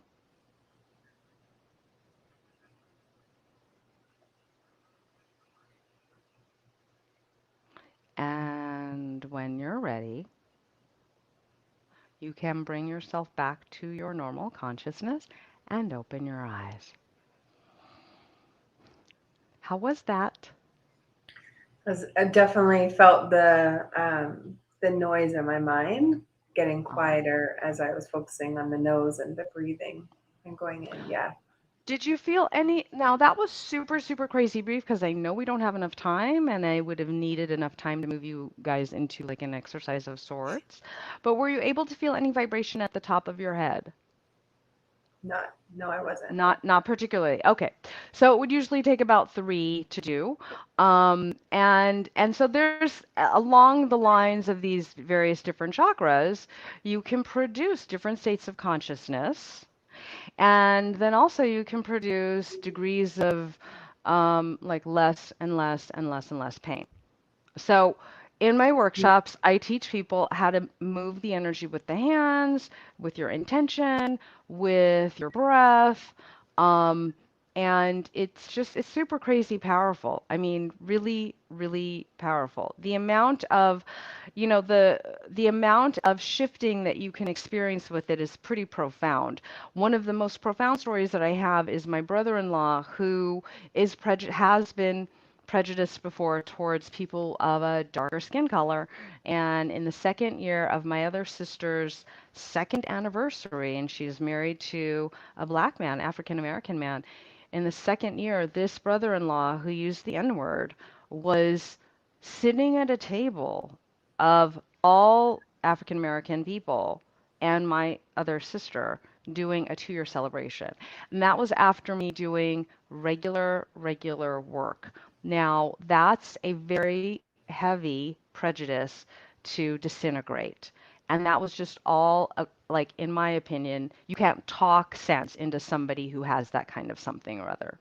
And so it's an energetic shift. It's an energetic change. Now, waking up to the heart center and the crown center, I think, is the thing that really picked me up and moved me out. And so I say that now I work not just with the chakras, but the chakras are also governed by our psychology. And our psychology is definitely impacted by our subconscious programming. And one of the things that I have attached into my work is addressing the subconscious mind. Because we have a feeling when we're little, and then we get a thought. And we birth the thought from the original feeling, even though our thoughts do come out of our feelings on the other end, right? Because we're trying to understand our feelings. But really, those primitive feelings, before we could even understand what our thought process is, that's where all the juice is. That's where, when Dawn was saying to go do your inner work, that's the pool that you need to dive into. That's the pool that I like to dive into because now it's a lot more fun than it is painful. But when you have the energy healing aspect and you can solve for some of the dramatic pain that comes up, then you have enough space to kind of peel back the layers of the subconscious mind. And so that's what my work is all about, and that's what I like to help people to do. If I was going to say, wake up to your intuitive self, and how to do so, I would say to practice being with yourself in a space of deep quiet. And go to places where you can allow yourself to unhinge and detach from all the narratives that you've bought into, because we're popped out into the planet, and we have these conventional roadmaps, and we have these things we're supposed to do, and then we have the things that we were born to do. So anyways, Beautiful. that's me, and I think we're probably out of time, right? I don't want to take anybody else's time. Awesome. Thank you. And I know you have an ex-Jehovah's Witness birthday Facebook group if anyone wants to find you there. And Sundays on Clubhouse at 4 o'clock Eastern, 1 o'clock Pacific, a group that are just meeting and yeah, a community, right? Building community. Yes, on Clubhouse this week it's called Surviving or Thriving, and what makes the difference in that. And if you are just surviving, then come and join us. But if you're thriving, come and join us too. It's in the XJW Reset for Success group. Cool. And you can find me on Lani, LANI _Reagan on Instagram. Awesome. Cool. Thank you so much. I appreciate you. And I know we'll talk more. Definitely, definitely. Yeah. Nice to be with all of you today. Have a fabulous day, whatever you're doing. And we'll Thank talk you. soon, hopefully. All right. Bye. Bye-bye. All right. Let me switch up the banners here. So here comes the man responsible for a group of empowered ex-Jehovah's Witnesses. Here we go. Hello, hello. How are you? I'm well. How are you? Good, thank you. Myself, as well as 7,500 other people, are super grateful to you for starting the group and just helping us understand the deprogramming of the Jehovah's Witness organization. And I just want to applaud you, give you so much love, and say thank you so much, because you have changed thousands and thousands of lives, and more to come. I want to, just give a shout out before I turn the stage over to you and let you share your story. Is I had taken your deprogramming boot camp. You put together a beautiful program on how to deprogram the mind from being in a high control group, but specifically the Jehovah's Witnesses. And as a mindset coach, it's bang on teaching us, what we were indoctrinated with and how to, rewire our brains and to take that programming out so that we can move on. We don't have to feel debilitated by what, our past and what we learned, that there is a way to heal. And yeah, just so brilliant. Thank you. You're welcome. Yeah. So share with us, talk about your story and, and how you got out and started to wake up. I think that's really like a powerful piece of it. And then kind of what's your observation of running such a large group on, I guess the general way someone starts to wake up or to heal? Well, like a lot of people, I think that something never resonated with me, even though I probably tried to deny it. A lot of people, that's a story, something never felt right, but it's all you know, right? If you grew up in it, it's all you know. And there's always a fear of leaving because you don't know what is outside of that. There's nothing outside of it as far as you're concerned when you grow up that way. So there were times when I felt like there was another path in life, but denied myself and got married at a young age, like most witnesses do, and had a family and started a business and, really locked myself in there with obligations. At some point I employed probably 18 or 19 Jehovah's Witnesses, right? So you get more locked in, you don't know how to leave. Right. And, I was always into personal development, and I was always reading books and going to seminars because I was a young entrepreneur. The problem is the things that you learn aren't cohesive with the teachings of the Jehovah's Witnesses. So I started learning a lot about the mind and power of intention and all kinds of stuff that wasn't really in alignment with what they taught. And it was really easy to see when I go to assemblies and things that they were saying things that were not in harmony with what I was learning. They would say things that were disempowering to people. I could start to see what they were doing. And, once you have that seed of doubt, it just spreads, and it gets to a point where your life is just out of alignment. I found more peace being outside my home than I did in my home, because I couldn't speak about the things that I was thinking about to my wife or anybody that I knew. I'd find strangers. I'd sit at bars sometimes and just talk to strangers about things I was thinking, right? And, once you start living like that, you're on the sands of time. There's only so much time that you can live like that. And one side just keeps growing. Right. And so I finally left. I mean, I was about 40 years old, and I knew that at some point my marriage would end, that this was not going to be my life. At some point it would crack. So better I crack it myself at 40 than waiting another 15 years, then getting started as far as rebuilding my life. So I walked away from everything. Right. Started at zero, and had all the things that most people deal with as far as anger, as far as resentment, all the hurt. I felt all that stuff, right? And I came to realize at some point that you can't get anywhere from that place. You can't get anywhere from an angry space. You cannot create good things from an angry space. And I was angry. Right. And one of the things I was not doing is I was not looking at my blessings in life. I was not looking at where I was gifted in life. I was just focused on the anger. And that's where a lot of ex-witnesses get stuck. They get stuck in anger. They don't know how to move past anger. And what happens is another 10, 12, 20 years go by and you still blame the witnesses. Well, that's 10, 12, 20 years that you had time to work on yourself. Nothing in life is fair. Everybody's got something to complain about. Everybody has something that should hold them back. But at some point, we have to take responsibility. And we have to look at our past as being a treasure chest of information to serve us, not something that is holding us back. So the reason I'm able to help so many ex-witnesses today is because I was a witness, right? Right. If somebody was a drug addict, well, that's the person to speak to people who are trying to overcome the addiction because they understand it. So that's turning what should be a curse into a blessing. Okay? And I think all of us can look at things differently if we realize that, I've got to use this to my benefit somehow, some way. And you're doing it right now, having a broadcast like this and doing some of the things that you're doing, but you've got to turn it around into your favor. So it was around 2017, I guess it was, where I decided to try to help ex-witnesses. I became a motivational speaker, and I didn't want anything to do with the ex-Jehovah Witness world. Just want to be over it, right? Because I felt like I was over it, so I didn't really want to talk about this stuff. But I would go into some of these groups and try to put positive things in there because, again, I'm really into the personal development field, and I would want to share things that I knew.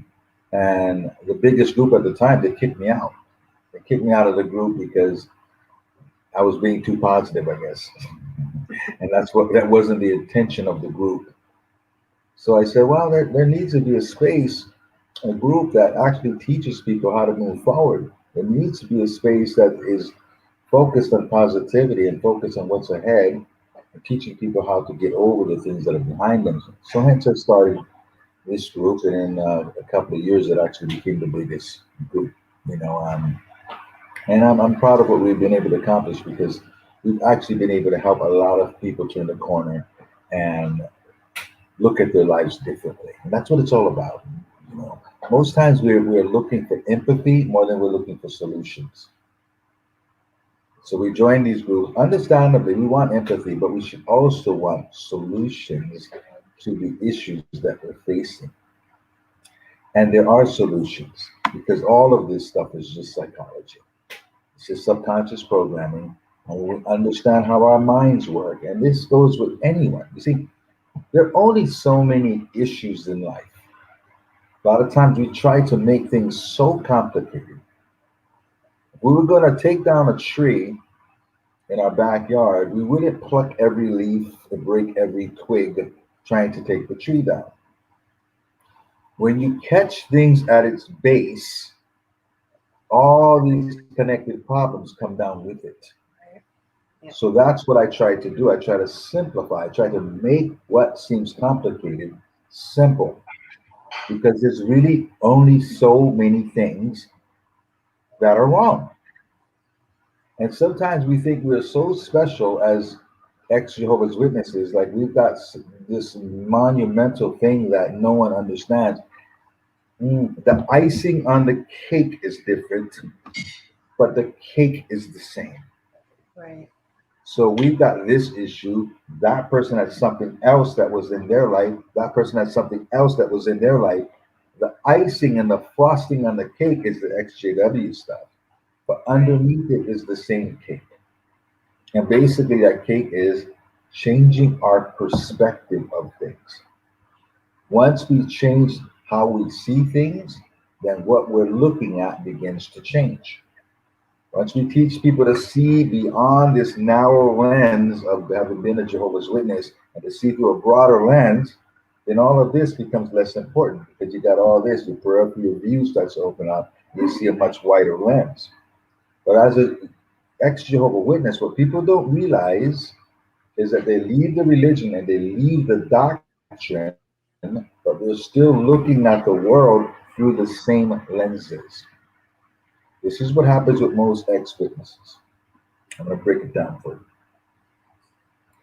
That religion was the focal point of your life. It was the main piece of your life. It took up a lot of space in you. When you leave a religion like that, there's a tremendous void that's in you when you take it out, because it's the thing that made you feel special. Human beings have an innate need to feel special. We want to feel like we are somebody. Right. We want to feel like we have value, like we matter. For most people coming up, they get that through, it could be sports, it could be academics, it could be just something that you're good at. There's all kinds of ways that people go, right? You get good at something through repetitions, right? Then you feel special because you're good at something. With Jehovah Witnesses, they're held back from doing any of these things. So what makes you feel special is that you're part of the organization. I'm special because I have the truth and all of you don't. I'm special because I'm going to live in the new order and all of you won't. So you're special because of your association to a religion. And then you think that you're smarter than everybody else. You can knock on strangers' doors and you know things that they don't know. So that's that specialness that's in you. It's not a specialness because of you as an individual. It's a specialness because of what you're associated to. So when you take this religion out, there's a tremendous void in you. When you get in the real world and you feel lost and you don't know how to keep in step with everybody else, and you didn't go to college like all of them did, and you didn't start a great career like all of these people did, and you don't celebrate holidays, you don't celebrate birthdays, and you just don't know how to do all these things. You don't understand money. You don't understand anything. So now you suddenly feel very unspecial. You don't know how to get invited to things. You're lonely all the time. You're unspecial. Where you were somebody, you're no longer somebody. Void. You're neither here nor there. You left this place, but you never arrived anywhere else. You're just in this void. So what ex-witnesses typically do is they take the religion, put it back where the void was, and the religion once again becomes the central part of their life. But now they're the angry ex-witness. They're a Mr. or Mrs. Apostate. They go on the other angle, and the religion is the focal point of their life again. And you watch YouTube video after YouTube video, and you comment on YouTube videos, and you join Facebook groups, and you make angry posts, and 80 people like your post, 100 people like your post, and they're commenting that, yeah, you're right, yeah. Now you're somebody again. Because you're talking about the one thing you know a lot about. You know more now than you've ever known because you know all that you knew as a witness, and then you know all the stuff witnesses don't know. So now you're special again. Now you're valid again. Now you're part of these angry Facebook groups and YouTube videos, and you're the angry ex-witness.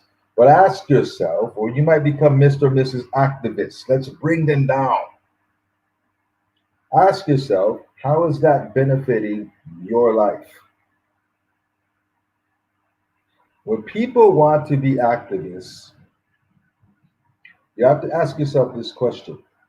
Am I truly an activist, or am I merely angry? See, a true activist is an activist. A true activist will jump in there for children's rights, women's rights, and abuse of animals. They're going to find something to make right out of wrong. That's just how they're wired. That's an activist. A true activist can be an activist and be happy with their life. They love that they're doing their purpose. Most ex-witnesses who are activists are not activists, they're angry. And their lives are not working out. They keep blaming the religion long after leaving, right? So they stay angry because the witnesses did this to me. My life would be so different if the witnesses didn't do this. You know, I would have got an education if I wasn't a witness. 10 years of that. You could have got an education by now. You could have started a business by now. You could have changed your life by now. But instead of learning new things to take your life forward, your focus was all on the past. Living a successful life is about taking responsibility for your life, regardless of what happens to you. Life on planet Earth is not fair for anyone. Right.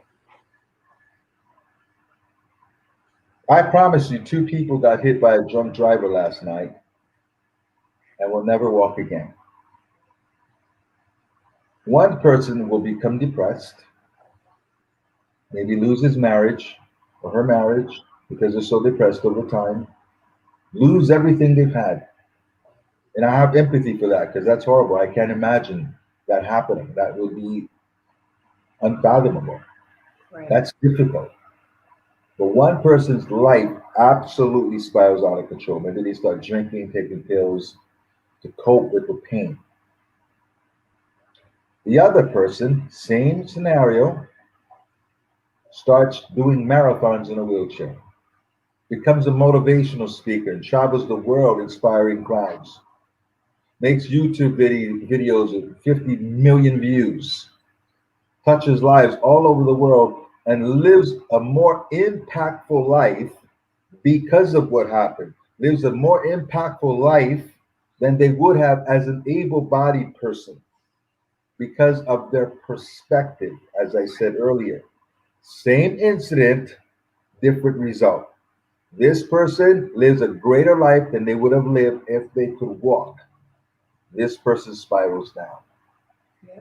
It's just how you see things.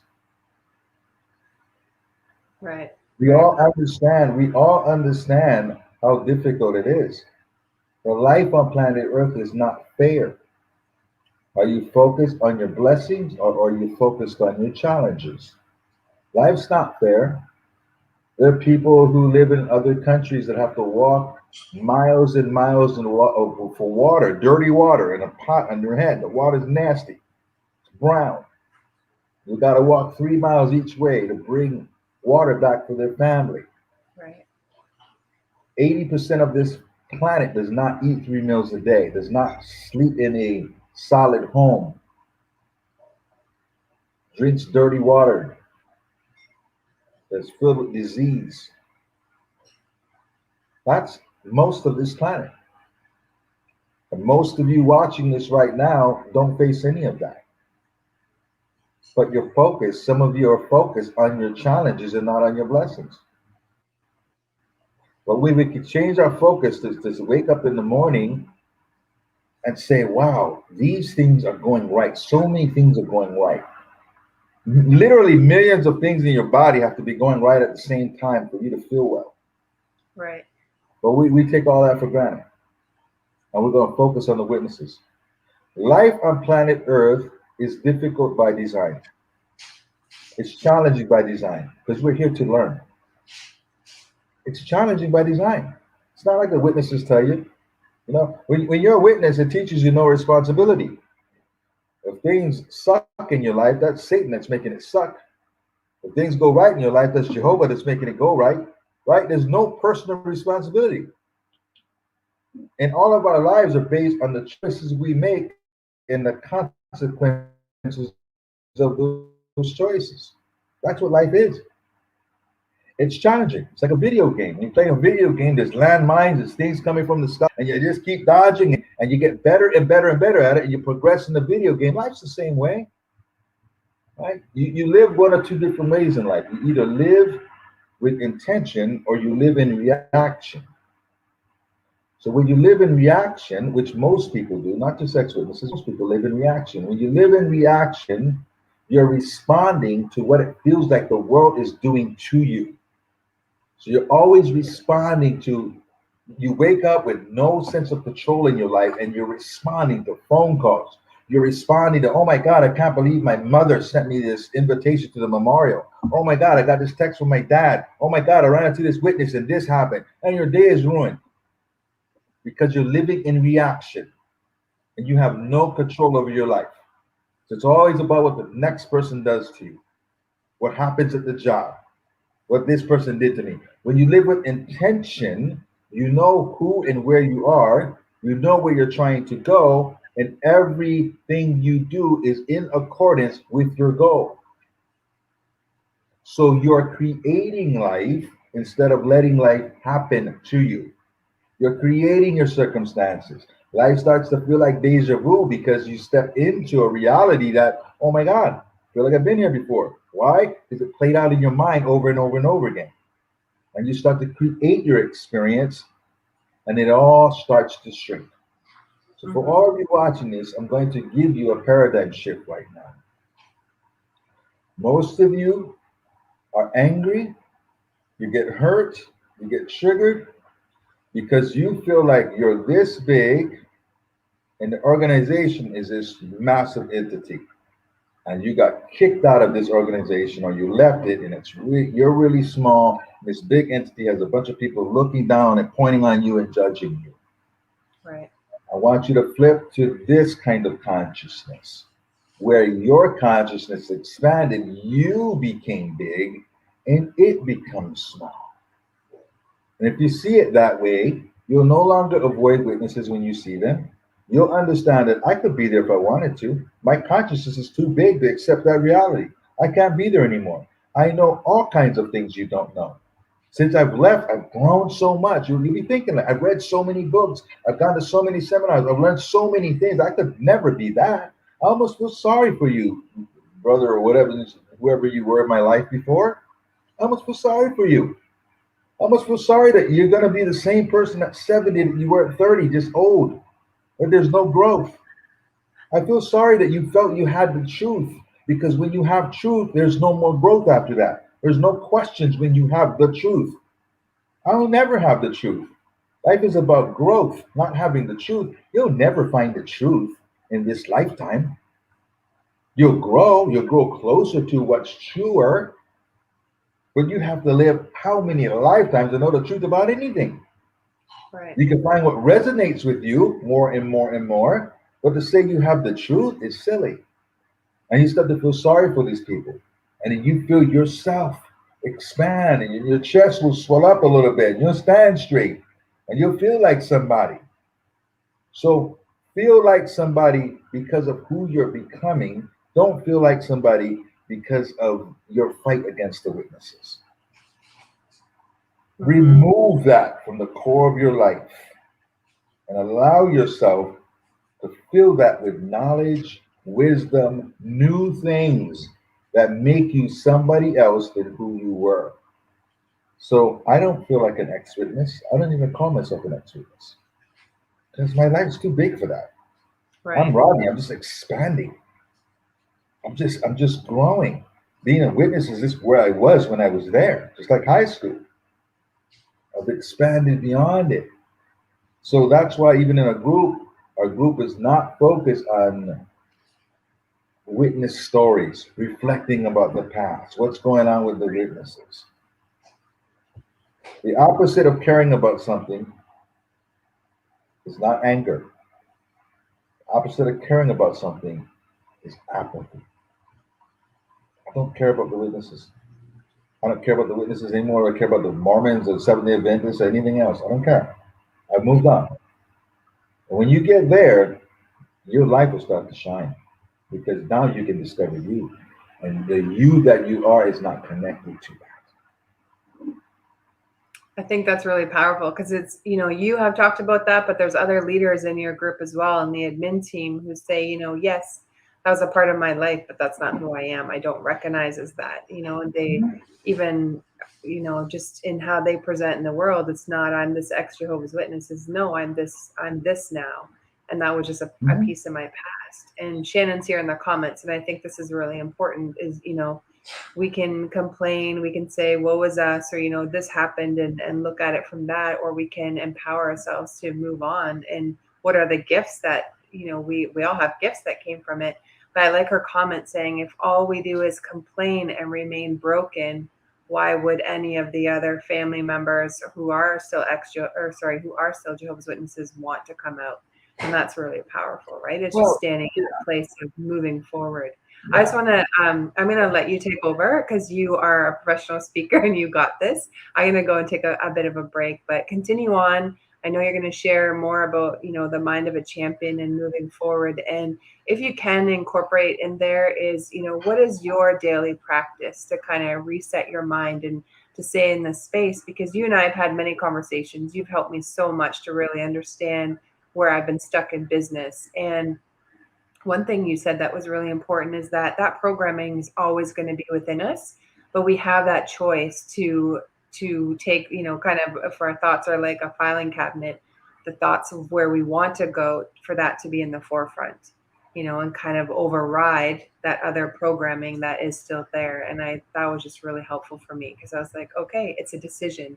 I can still stay in the victimhood, which is very easy for me to fall into, or I can say, no, that's not who I am, and move forward with that. So I'm going to go off camera, but I'm listening here, and I'm really excited.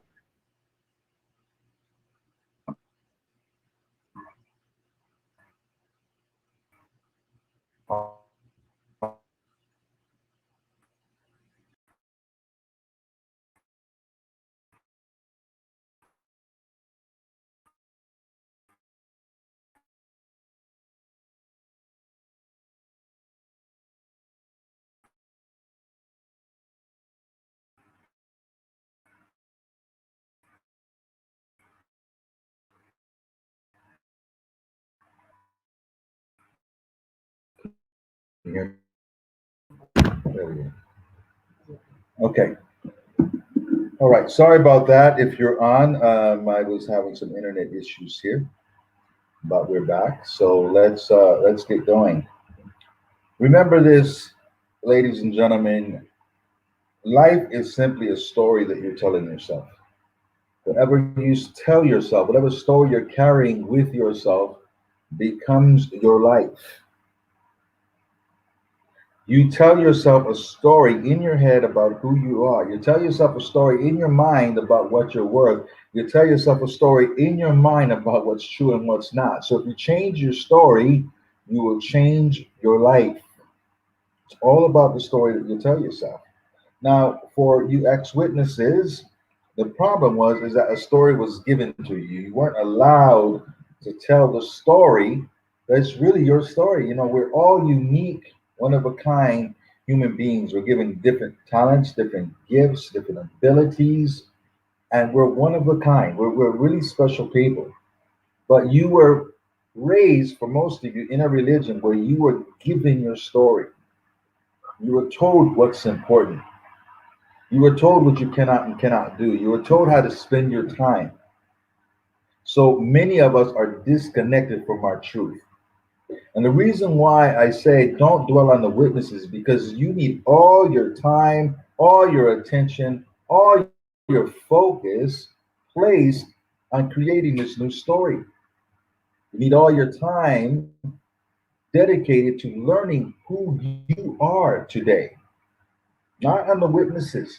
This is a big job, learning who you are and learning what you're about.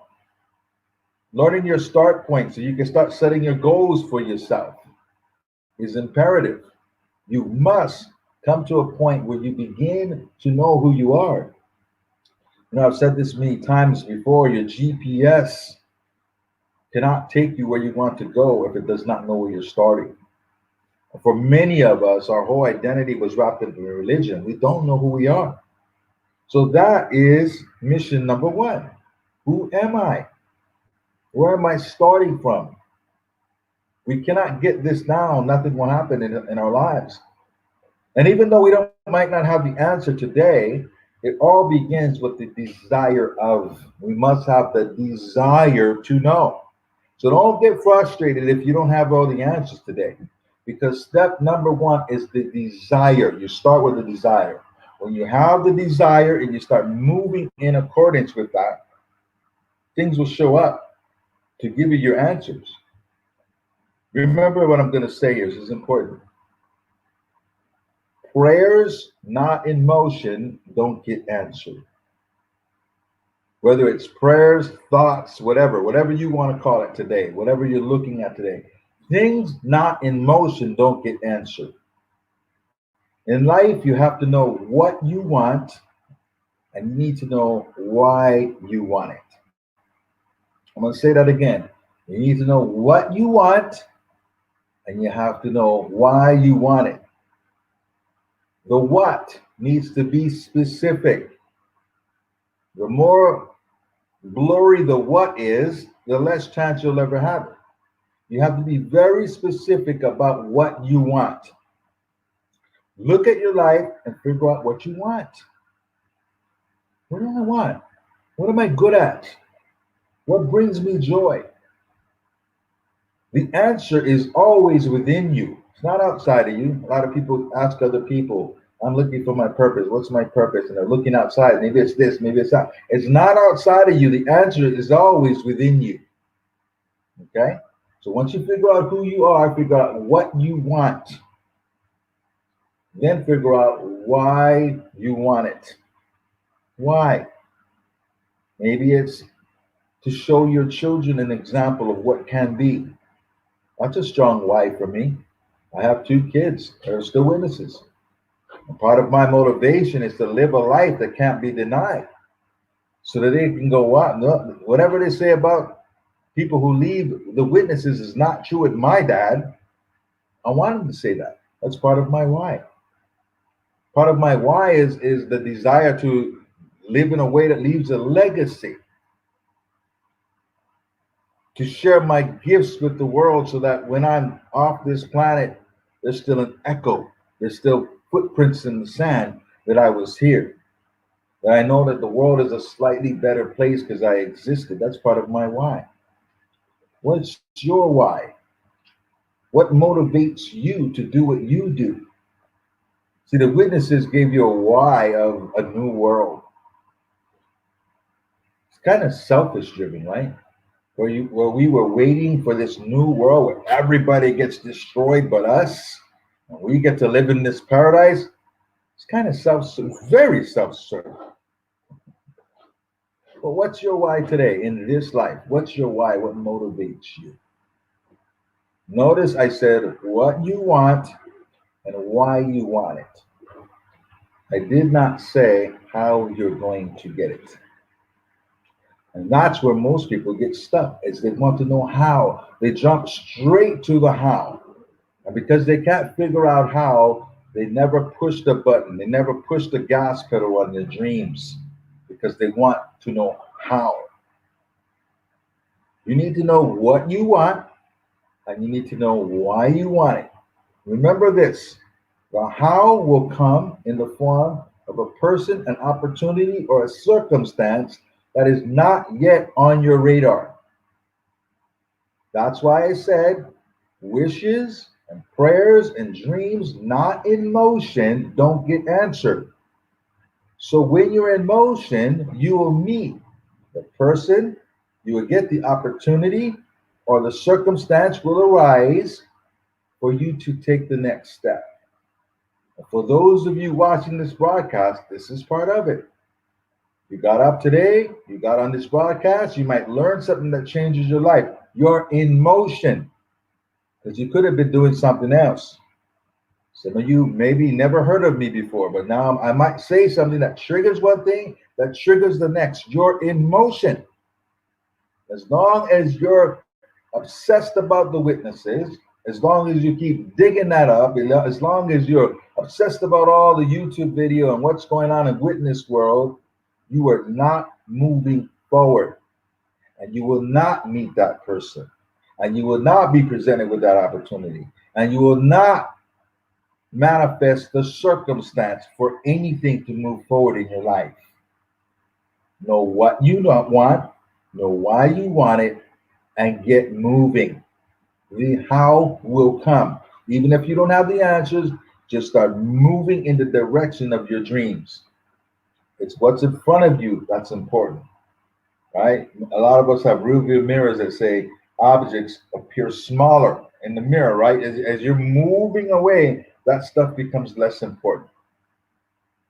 Living a purpose-driven life is imperative if you want this stuff to stop hurting so much. So this is what I'm going to encourage you to do. I'm going to encourage you to look at your life like you're writing a book.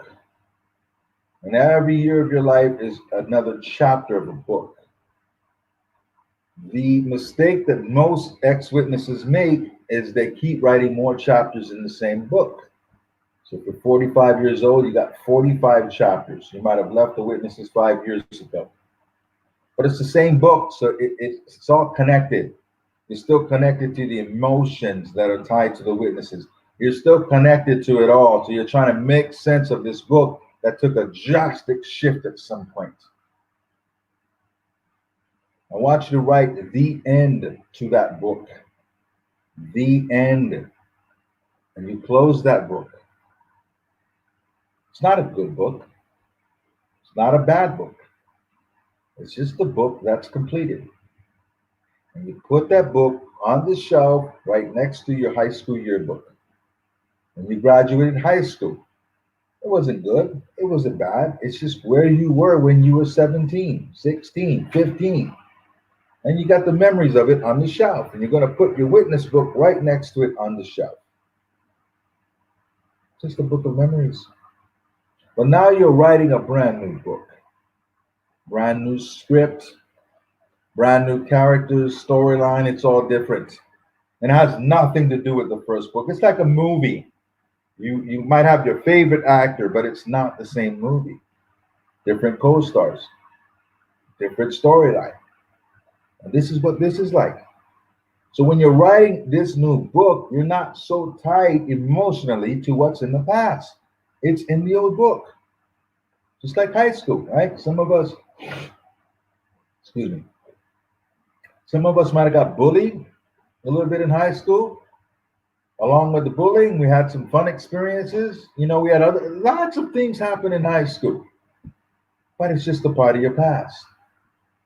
And every now and then, I grab my high school yearbook and I'll flip through it, especially when I'm going to a reunion. I'll get reacquainted with those days, and I don't get triggered.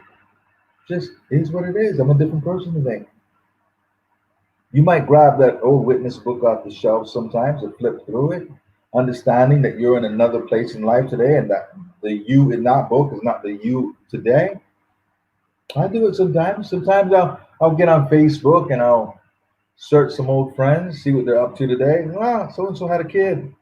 Ah, so-and-so, you know, I catch up in my own mind. I don't reach out to them, but I still care about what happens to some of these people. Right? They were friends of mine at some point. But I'm not the same person. I wouldn't hang out with them today. But they're in the old book. See, I detach myself from the witness stuff. And that's what allows me to do this work. If I was caught up in what the witnesses are doing today and all the scandals, I'd burn out. You know, I've been doing this for 4 years. I'm on the phone 4, 5, 6, 7 times a day, you know, helping people. And if I was caught up in the witness stuff, I couldn't do this. My whole concern is helping people move forward. You know, I'm focused on that. I don't really care what the witnesses do. I have no idea. People send me stuff all the time, thinking because I run this group that I know everything about the witnesses, and I don't. They send me videos. I don't care. I don't care to watch it. I don't watch the documentaries that come on TV. I don't watch any of it. Why? Because it does nothing for me. It's going to trigger me. It's going to piss me off. I don't watch it. I concern myself with where I want to go in life. So, as I mentioned earlier when I was speaking to Christine, I was saying part of it is making sure that you're grateful. Every day, wake up and think of 3 to 5 things that you're grateful for. Right? And just know that you're blessed to be on this planet. Know that you have way more things going right in your life than going wrong in your life.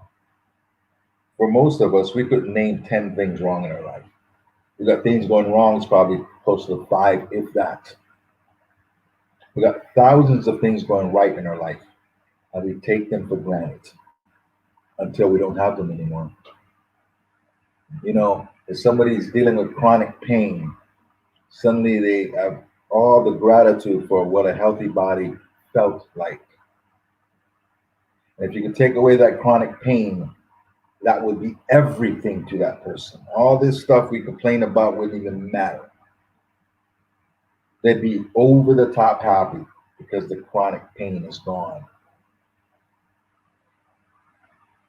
You could get a phone call tomorrow that would make most of the things that we feel so heavy about not even matter, because this phone call was so heavy.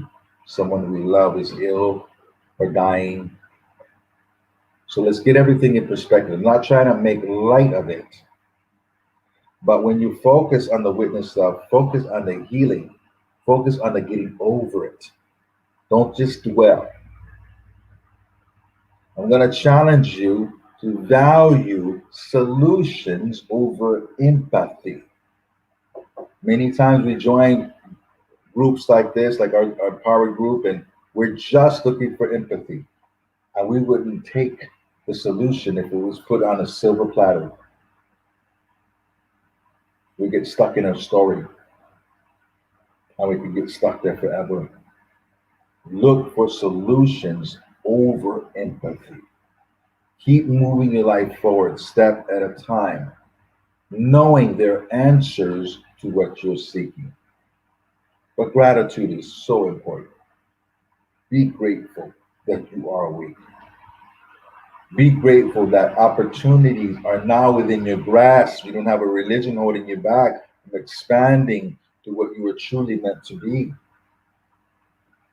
I'm going to share this poem with you. It's called Thank You. It goes like this. I write poetry in my spare time. It says, take a moment, look around you. It's hard to ignore all the things in life that you should be grateful for. The sun that rises every morning, the birds that sing, all the joy that the laughter of the child can bring. The endless ocean, the glorious sky. You see, the list goes on if you really try.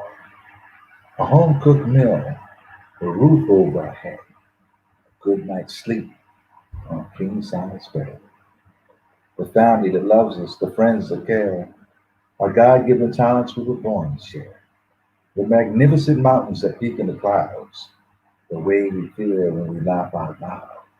A piano, a bass, or a saxophone create beautiful music when we're chilling all alone. A stranger's smile, a chivalrous man, buying fresh picked fruits from a roadside stand. A newborn baby with that new baby smell. Old folks we love with the stories to tell. Life is so full of gifts, there's nothing more true. So take a moment each day and say the words thank you. Start with gratitude, my friends. Begin with that. And then every day have habits, rituals, and routines that control your emotions. Have habits, rituals, and routines that move you toward what you want in life. We all have habits, rituals, and routines. And if we're not getting what we want in life, then we're using the wrong habits, rituals, and routines.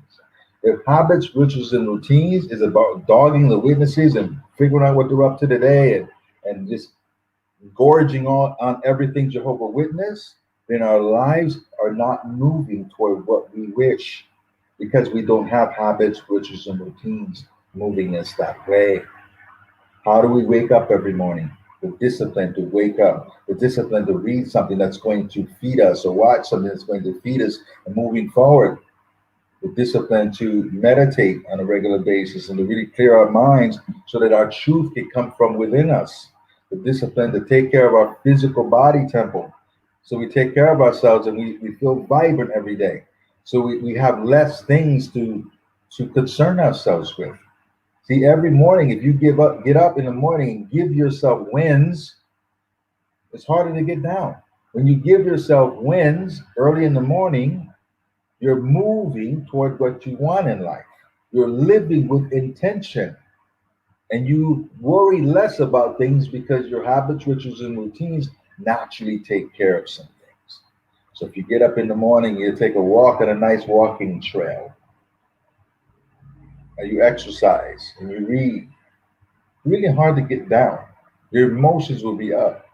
You'll feel good about yourself. You'll feel good about the world. Remember, we're always correct on what we choose to believe. So the witnesses want to believe that this is a horrible world, so awful that God has to end it now. The end of days is right in front of us. If we want to believe that, we will fortify that by getting up in the morning, watching the news, hearing every horrible thing that's happened all over the world. The witnesses not then pick up their watchtower, their magazine with some,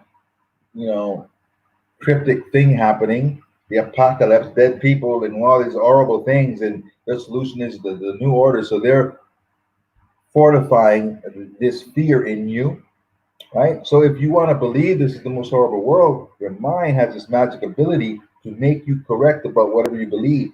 That is what you start to see. Your mind will pick out all the things to fortify that thought. You want to believe the world is wonderful, even though it does have its challenges. You will get up in the morning, you'll get in nature, you'll hear the birds sing, you'll see the sunrise, you'll see meet very, very pleasant people early in the morning, because that's when pleasant people are out. And you will fortify, you will validate that the world is a wonderful place. You see, part of what makes the world a wonderful place is what you do, what I do. And coming from a place of love and sharing that is our responsibility. We don't sit and wait for the world to change before we get happy. We become part of the solution. And that's why it's so important for us to take in things that fortify us to be part of the solution, to live in a place of love, and to do things that we've never done as a witness. Our obligation is to be a loving individual. Everything that exists, everything that is right, is all based in love, not based in anger, not based in resentment. It's all based in love. Our obligation to ourselves is to live in our fullness. We have an obligation to ourselves to share our gifts and talents with the world, whoever we are.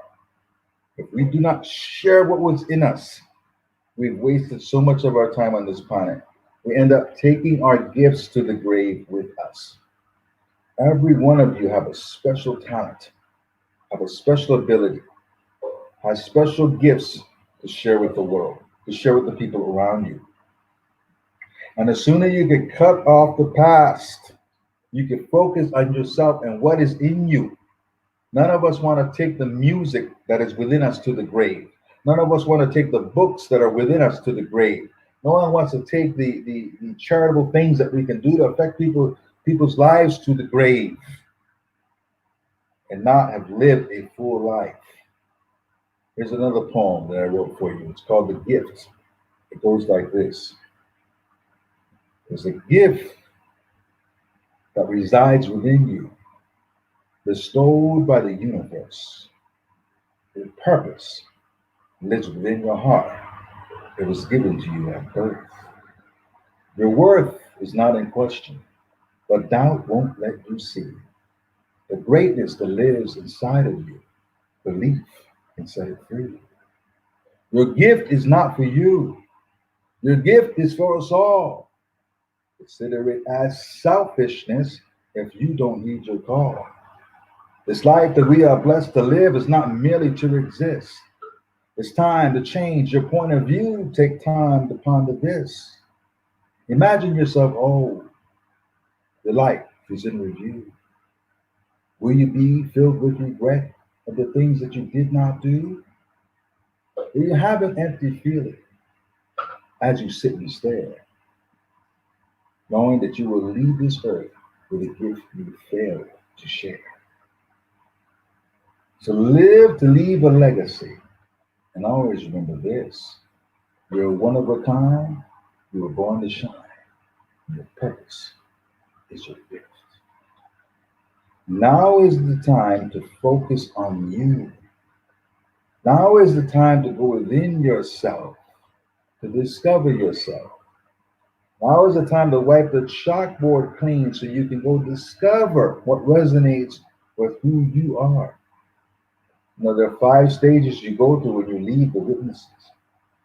Stage 1 is a stage of doubt. You usually go through that while you're still in the religion. It's what makes you leave at some point. Stage 2 is a stage of fear, where you've confirmed your doubt, but you're fearful of stepping into an unknown world. You're fearful of losing your friends and your family and everyone you've known. You're fearful of losing your belief system because you have no other belief system to step into. And you're fearful. And then you make the move and you find that everything you feared was true. I like to say that fear stands for false expectation appearing real, but in this case, it's real. Everything you feared was true. So when all these things start to happen with you, and you start to get shunned, and no one wants to listen to you, and you're doing your research, and you find out that you've been lied to your whole life, you go to stage 3. Stage 3 is a stage of anger and resentment. And this is where most ex-witnesses stay for the rest of their life. Angry and resentful, never moving forward with your life, never getting beyond it. But you must have the desire to progress. And if you have the desire to progress, you move to stage 4. And stage 4 is a stage of discovery. You wipe the chalkboard clean and you discover new things, new belief systems, new thought patterns. All of this. It's a whole new world. And it's so much fun. Stage 4 is so much fun. So make a dedication to yourself. Commit yourself to get past the anger, to get past stage 3 to stage 4, stage of discovery. Then stage 5 is a state of self-knowing, where you're comfortable with yourself. You know who you are. I am, right? Two most powerful words in the world is I am, because it gives fuel to the word that follows. I am what? All your life, I am one of Jehovah's Witnesses. That's not empowering. Now you have a chance to put a brand new word after the words I am. I am what? I know that I am someone who inspires people. I know that. So I own that. So I do that. I am somebody that helps people to twist the light bulb all the way in so the light can shine. I know my purpose in this world. Now it's for you to find yours. I'm no greater than anybody else, no better than anybody else.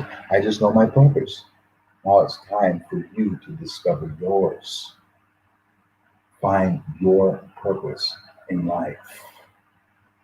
Find who you are in life. And know this, that the people of your past will never understand who you are. Only people who are growing themselves can see who you've become. So don't worry about that. Just live your purpose. I'm closing. I'm going to share with you one more poem. It has to do with life going by quickly, not wasting our time, knowing that we are not promised tomorrow. And it goes like this. In the blink of an eye, each moment becomes the past. You see, nothing stays forever. Only the moments last. A young woman, she dreams of her wedding day. In a blink, the day is here. Then it's gone away. Our babies and toddlers, we watch them frolic and play. In a blink,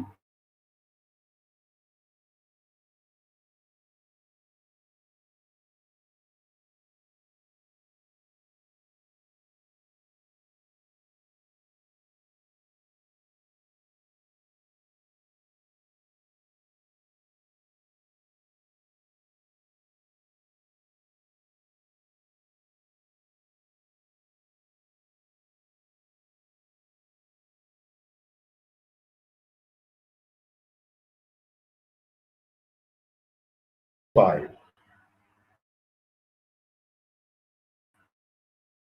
Don't let it end with regret. Find one this world won't soon forget. The time is now. You've got one life to live, so spread your wings and fly. For this ride, it will be over. Thank you very much. Thank you, Christine, for giving me this platform to share today. And, Thank you.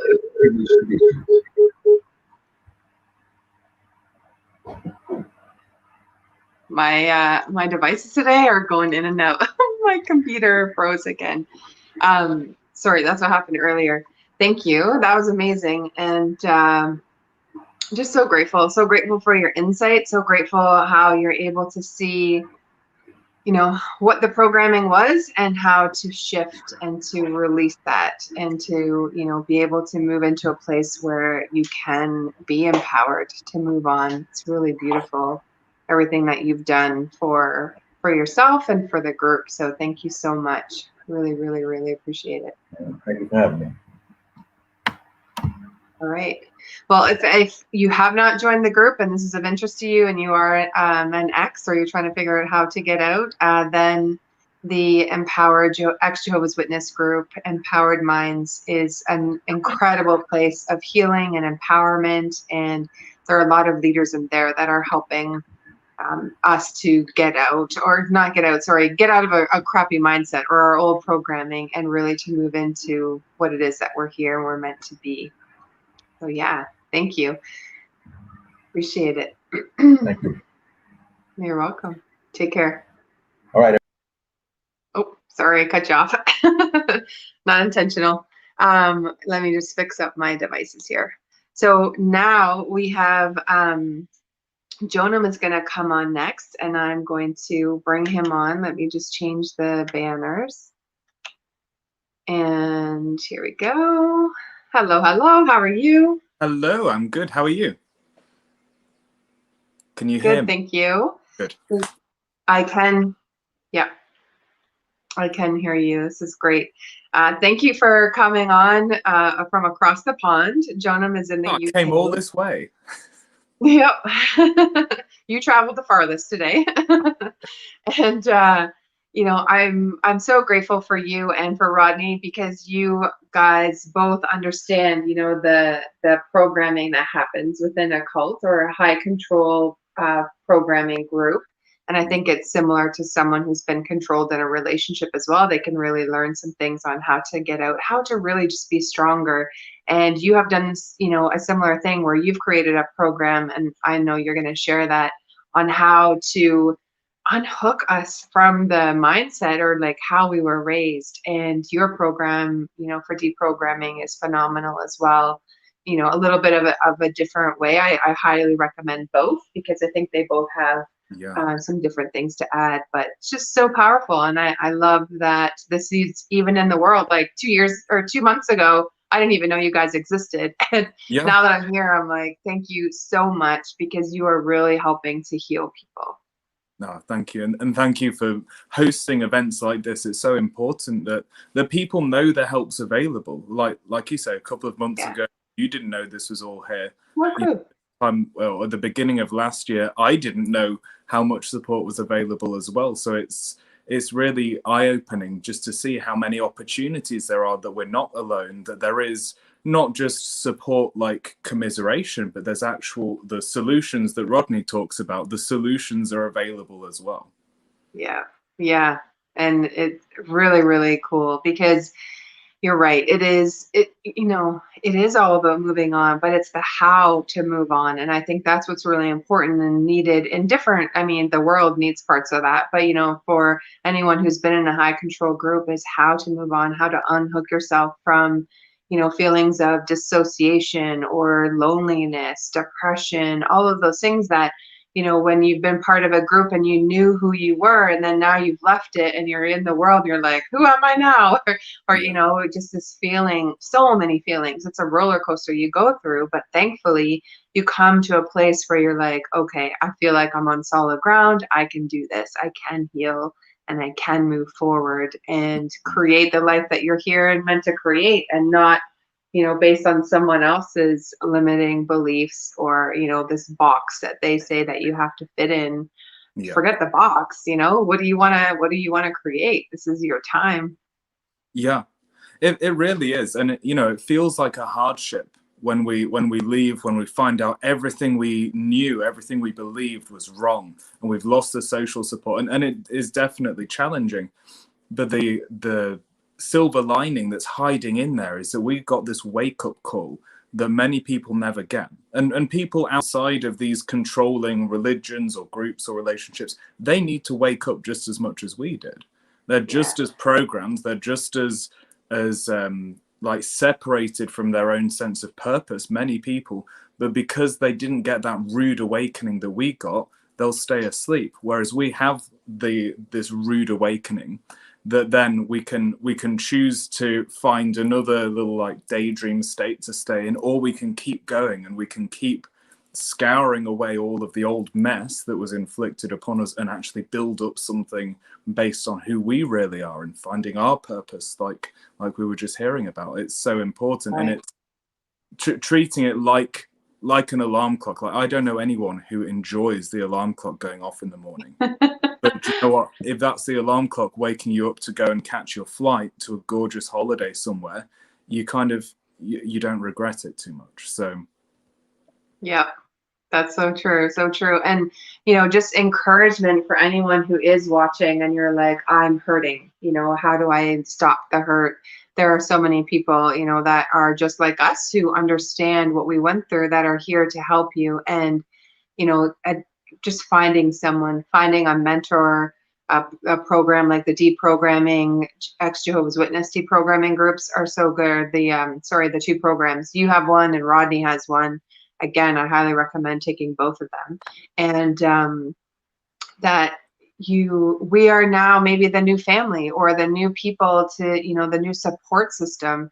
And I'm running the Monday night call for women. I just know how much that the organization has disempowered women when I look at my own family and how they've struggled for generations, and it breaks my heart. And I'm like, you know what? No, it's going to stop here. And our little ones that are in our family will not have to go through this as well. We're going to empower them differently because we know differently now. We didn't know, and you know what you know, and you do the best you can in the moment. And I would say in 2021, we know some really great things that can help us to move forward. And so it's just, you know, finding your way to take off that heavy backpack of rocks, but heal and move forward. And it's not this victimhood anymore, you know, which I think is so great. And that there are people who are here that are out, that are going through the same symptoms, that you can, you know, find a friend or whatever it is that you're looking for. And I love that it exists. This has been such a huge gift for me this year because it was what I needed to show me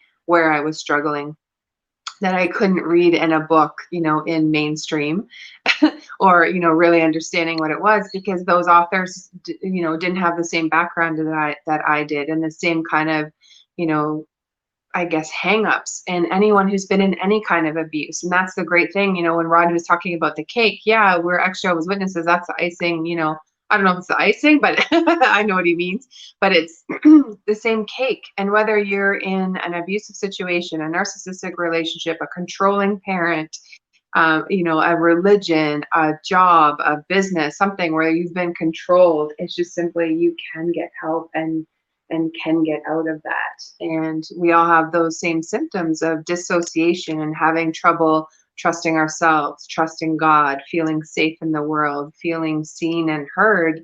And we are the people we're looking for, right? So instead of us looking outside, it's just simply go within and find that healing within yourself, get calm. And I'm going to flip it over to you and your amazing platform and what you're doing, because you are teaching people how to go within, how to calm those fears and the monkey mind and, you know, all of the things that maybe have held us back. You're showing us how to release and move forward. So maybe just start with your story and then go into what it is that you do. Yeah, sure. Will do. Thank you. So I was raised in the organization, and my parents got divorced and disfellowshipped when I was around 6. So from that point, I really made it my own, as we used to say. And so I took myself and my sister there, and I was really devoutly pursuing it. Almost like a little child soldier or something. I was very devout. I totally skipped out on the love bombing stage. I read that, you know, in the whole cult recruitment thing, I read about love bombing and I'm like, well, where was mine? You know, I didn't get it. I just got the neglect thing from the start.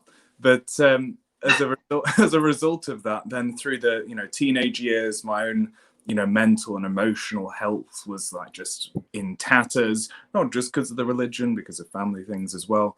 And during that time, I got really fascinated with psychology. And even from a young age, I was into things like NLP and psychology and hypnosis, because to me, it was all about the brain. And more than that, it was about opportunity. It was about solving problems that seem unsolvable. And I was always curious about that, even while I was in the organization. So I was still within the framework of those beliefs, but I was beginning to sow the seeds of the personal development industry. I was reading Tony Robbins and all these kinds of things over years. Right. Then eventually, about 7 years ago was when I first started to get disfellowshipped, and then I got reinstated, then disfellowshipped again. And then I tried for another 2 years to get reinstated, while also at the same time building up a career on the outside. I was like, in terms of cognitive dissonance, I was like this poster boy for it, because on the one hand I was like really trying to get reinstated, and I really like believed it and was defending it. I was like a covert pioneer, because I used to like not tell people I was a witness, but I'd like prime them and like sow the seed so that when they'd speak to witnesses, they'd ask the right questions and get converted. So I was doing that on the one hand, while on the other hand, building up a hypnotherapy business, training people around the world, going on cruise ships, and working with a guy who trains the military in behavioral science and all this kind of stuff. So, Wow. my feet well and truly, I was like doing the splits in both camps. And so either way, a couple of years ago, there was some big shifts in just a highly traumatic situation in my family came up, and I was like, look, this is just too much. I have to just focus on just gathering myself and pursuing a religion full of people who keep rejecting me and telling me I'm not good enough just isn't healthy. So Right. so I stopped going to meetings then, and then I started exploring more deeply things like other paths of spirituality, things like meditation and magic and of course miracles and all these types of things, and just saying, well, instead of assuming I knew what these things were, I'll just explore and ask questions. Right. Then at the beginning of last year, at the beginning of 2020, when COVID started kicking off, and I noticed this anxiety feeling, and a lot of people I've met since have reported the same. But I noticed this anxiety feeling in the background, and it was like, this is just foreign. Like I've had many flaws, but anxiety was just not something I was used to. And so I investigated and I looked within, and I was like, what's this about? And it was that fear of, well, what if they're right? And this is the end of the world, and I'm like in the wrong camp. I've cast my vote for the wrong side. I'm gonna get I'm gonna die. executed by my loving creator. And so then I was like, look, I'm too well trained for this crap, I've been on too many thousands and tens of thousands of dollars worth of training to actually tolerate this from myself. So I was like, right, let's finally do the research.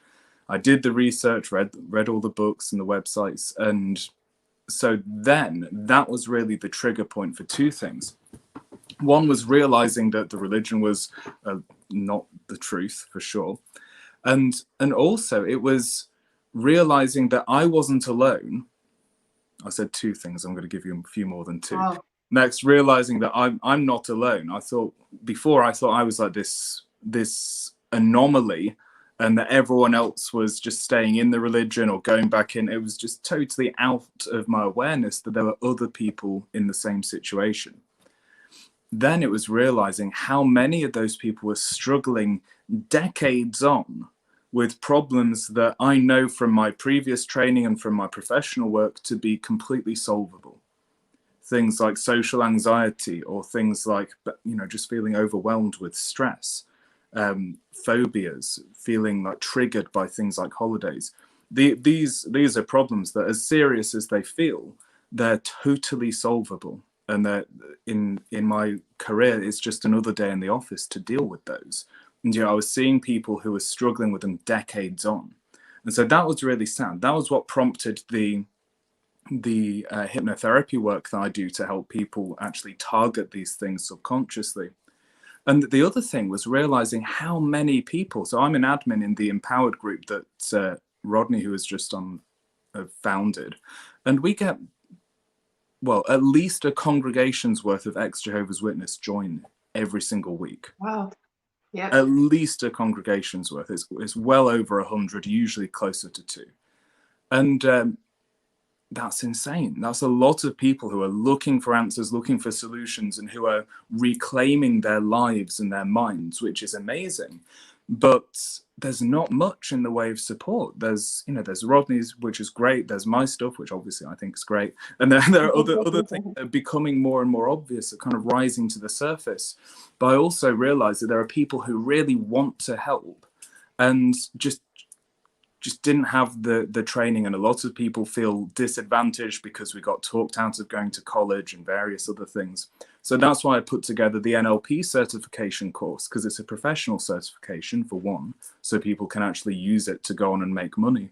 But also it's sharing the skills so that then, as well as us building up our own lives, as well as reclaiming our own minds, we can share that skill around and actually help lift each other up as well.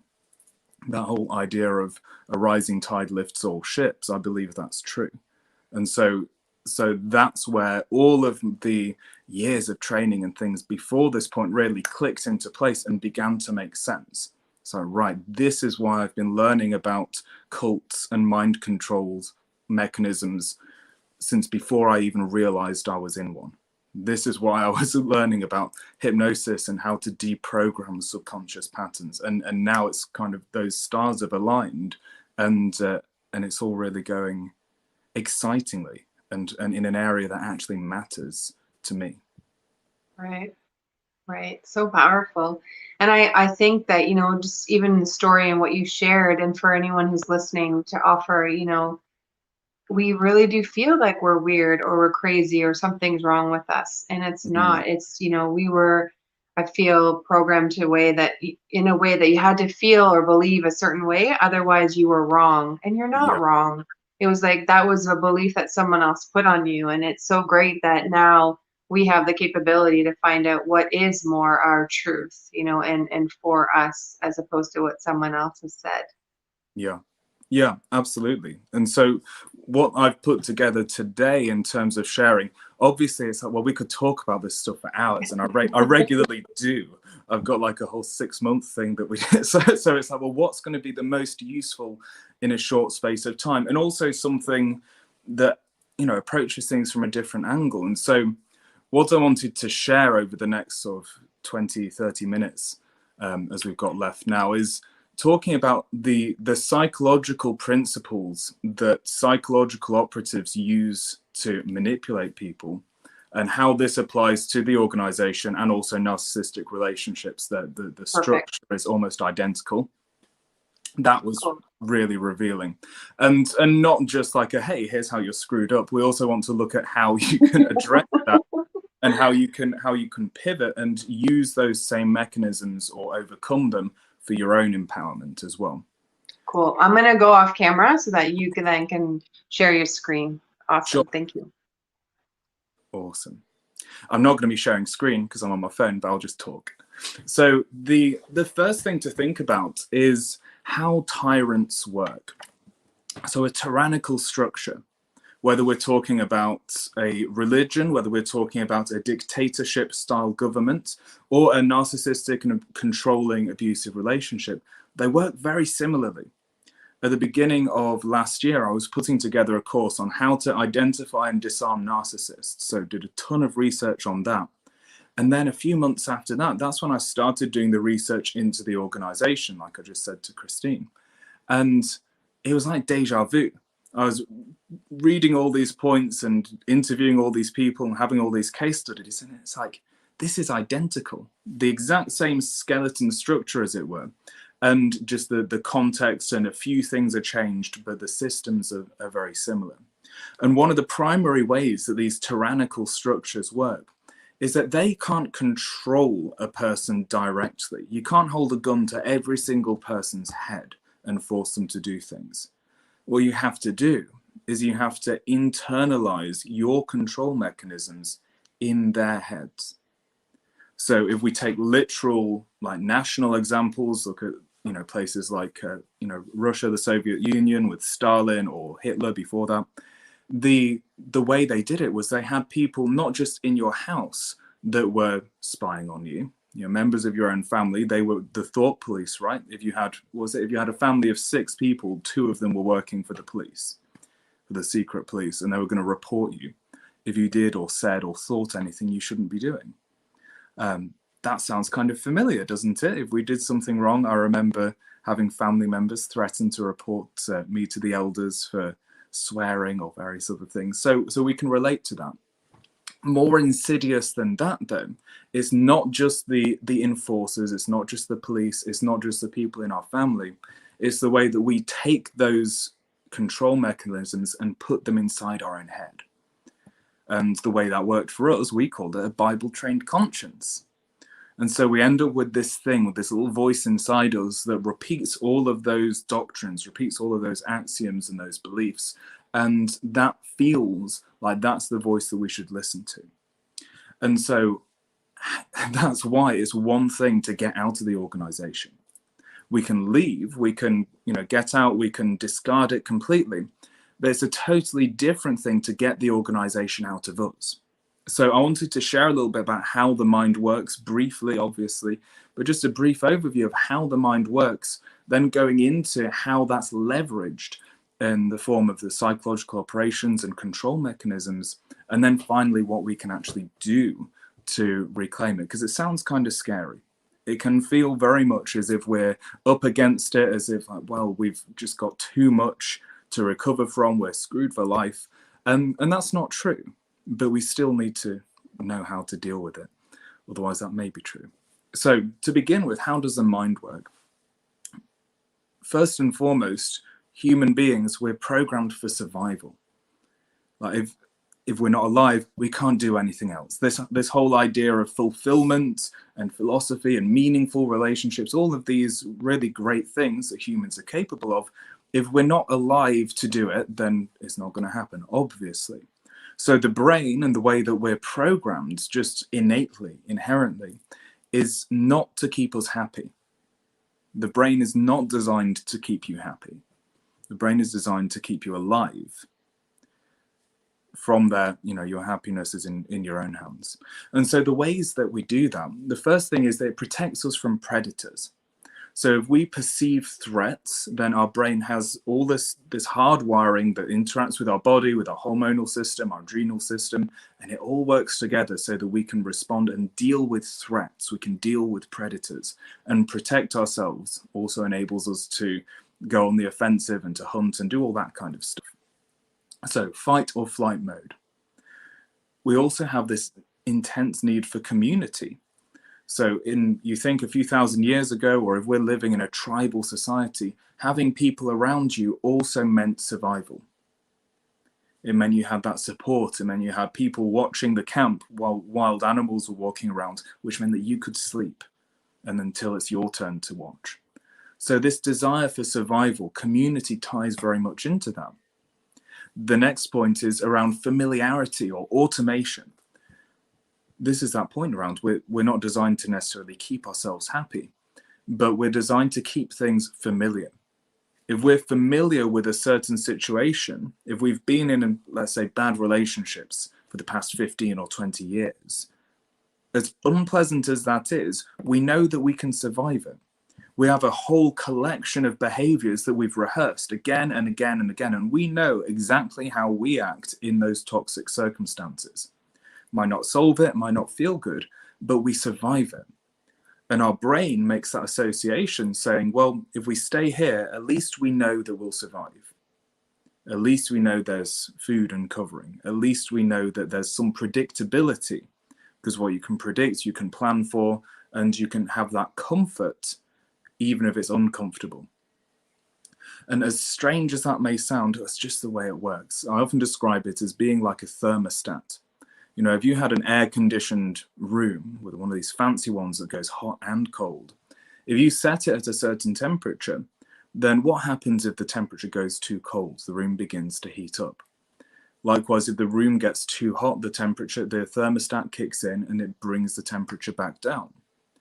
If our thermostat is set as tolerating high levels of control, of tolerating high levels of manipulation, or people disrespecting our boundaries, things of that nature, if that's what's familiar for us, then we will perpetuate those patterns again and again and again. So it's all very much around this limbic system need for survival. The limbic system is a part of your brain that kicks in when it's fight or flight mode. And that's how we were kept. So let's take a minute just to talk about some of the mind control mechanisms. These are the things that are taught literally to psychological operatives who need to go overseas and convince people to commit treason. If you get it wrong, you're arrested or killed, you know? So it's a serious thing. They need to leverage some intense technology to be really persuasive. And I work with a chap called Chase Hughes at Applied Behavior Research. We put a ton of research together. He trains people in the FBI, in the CIA, and other places to be able to act this out when it's a life or death situation. So this is the cutting edge of behavioral science. This is what's trained to special branches of the military. This is also what we underwent, whether you're coming from a religious organization or from a toxic narcissistic relationship. If you're taking notes, if you have a notebook, I highly recommend you just write these 4 points down, because we're going to circle back to them in a little while and talk about how you can address them in your life. So definitely write these down as something to take away that you can become aware of in the future, so we don't fall into these traps again. The first thing is that you trigger the survival instinct. If you can put someone into a state of fight or flight, where they're feeling fear, or they're feeling threat, then the prefrontal cortex here, the human part of the brain, that gets less active. The energy, the electricity, the blood gets diverted away from that. It goes into what we call the mammalian brain, or the part of our brain that we share similarities with from, you know, apes and dogs and all of those kinds of things. It's that survival part. It's the emotional part. It's the part that is not thinking about the future. We can't conceptualize, 6 months, 12 months in the future, but it's really important to focus on the next 3 seconds or the next 5 minutes and make sure that we don't screw this up. Otherwise, we're done. So that's what happens when we activate the survival instinct. Then our ability to think long term goes out the window, because we're only thinking, how can I survive over the next few moments? So this isn't something we get trained to do. This is built into us as humans. So if you want to manipulate someone, you put them in a state of fear. Well, what were we told for years? I'll use the example of the witnesses because that's my reference point.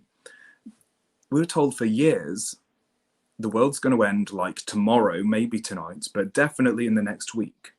World's going to end. Everyone you know, anyone you care about who's not a JW, they're going to die horribly, probably.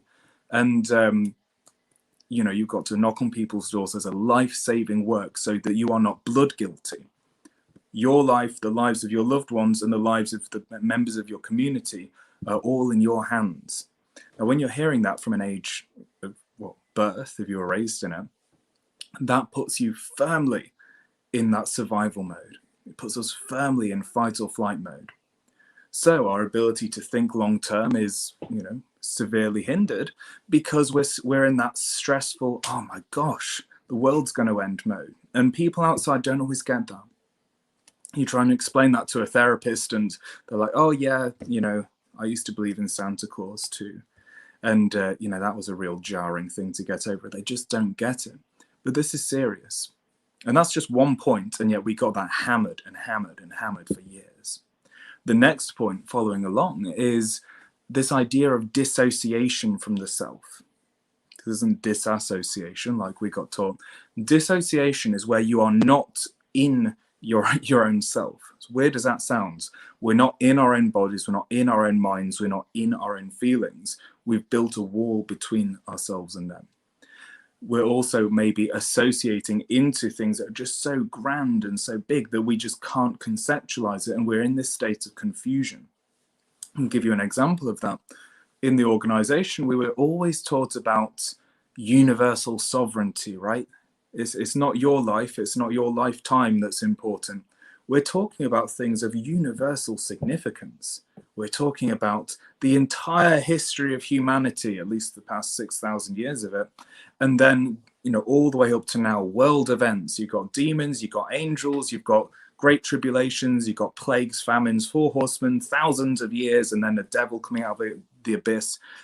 Like, this is some sci-fi level stuff that we were taught to associate into and think on that timeline. Now, neurologically, the human brain is designed to think in terms of, you know, a few decades at a time. And so forcing ourselves again and again to think on such a large scale and to stay there and to disregard ourselves, to pummel our body and lead it as a slave, to deaden therefore our body members as regards sexual desires, all of that stuff, we're creating dissociation from ourselves. That's another thing we experienced in intense degrees. And that's only the second point. So we have 2 things so far. The third point of a mind control mechanism is building habitual compliance. If you've had any training in sales, we call it a yes set, where you get people to agree to things. So once people have a history of agreeing with you, they're more likely to keep agreeing. And so this is a common piece of training in sales and influence.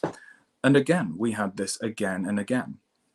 You may have heard of the Milgram experiment. If you've not, just type in Stanley Milgram authority into YouTube and you'll get a freakishly scary authority experiment that came up. But it's about building that habitual compliance.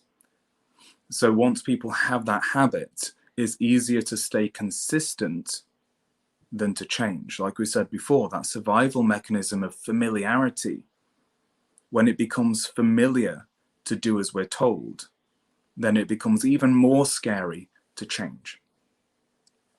Another point, a final point, the fourth one, is to foster dependency. So fostering dependency is different to compliance. The dependency is where we actually had to lean on them for all of our information. You've probably already heard today about the bite model, where we have all of our information about, well, how should I behave? What should I be researching? What should I be thinking? How should I be feeling? We became dependent on them for answers. And that survival instinct of having this theocratic gun held to our head, saying, if you don't get this right, you and probably your loved ones are all going to die. We had our entire lives taken hostage if we didn't get this right. And so it's no wonder that all of these things come together to create quite a cluster of a situation. Now, I always like to say to people, we don't get what we want, we get what we practice. So thinking about it, and I promise you this will turn to the positive in just a second, but we need to get clear on what we're dealing with. We need to identify those weeds in the garden so we can then dig them up. So I promise that you'll be happy by the end of this. So we don't get what we want in life, we get what we practice. So what did we practice? Ideas like, you are corrupt, sinful, your heart is treacherous and desperate. Do as we say or else you're going to be abandoned and or killed. This is the only place you're safe. The devil's on the hunt like a roaring lion, looking to ensnare you like a bird catcher. The whole world is lying in the power of the wicked one. It's getting worse day by day, and you can't trust anyone else. You can't even trust yourself because you're sinful, wicked, and corrupt. You'd need to make sure other people don't disapprove of your behavior. You can't tell anyone else anything negative about the organization, or else you are blood guilty, and it's literally better to die than to leave the organization. We got told those things again and again and again. We said those things again and again and again. We have that commitment, and we have that consistency. Think back over those mind control points I just shared. In terms of survival instinct, there's that constant threat on life, the dissociation from the self. We're thinking constantly about the organization, about the people around, people on the outside, appearances. We're dissociated from our own selves. It hurts when other people shun us, but we've got this background pain of having constantly shunned ourselves too. Like that's where they really get you. This idea of habitual compliance, again and again, week in, week out, we were practicing that. So all of those things were going on in the background of our lives. And now we may think, well, I've left the organization, I've washed my hands of it, I don't believe any of those things anymore. Here's the thing, like we said, you can scrape the surface off, but those unconscious patterns, they stay there until we change them.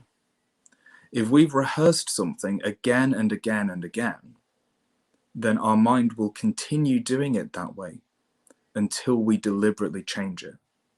On a very basic, on a very simple level, if you just go ahead now, I can't see anyone, so you can do this without fear of embarrassment. Go ahead and cross your arms, however you like to cross your arms usually. Just cross your arms, do that a couple of times, and we all have a way we do it. Now, I want you to imagine, so in my case, I've got my left hand on top. However you've done it, reverse it. So uncross your arms, and then, no, I can't do it because I've not practiced. Cross them the other way with the other hand on top, and feel how awkward that is. It's a really simple motion, right? But it's like, gosh, I'm not quite doing it right. And that's crossing our arms, just because we have a pattern, we have a habit of how we usually do that comes naturally to us. The same is true of our emotional behaviors. The same is true of the way we connect with other people. And the same is true of how we relate to our own selves, of how we relate to life on the outside. We have these habits that until we consciously choose to practice something new, we will repeat the old habits.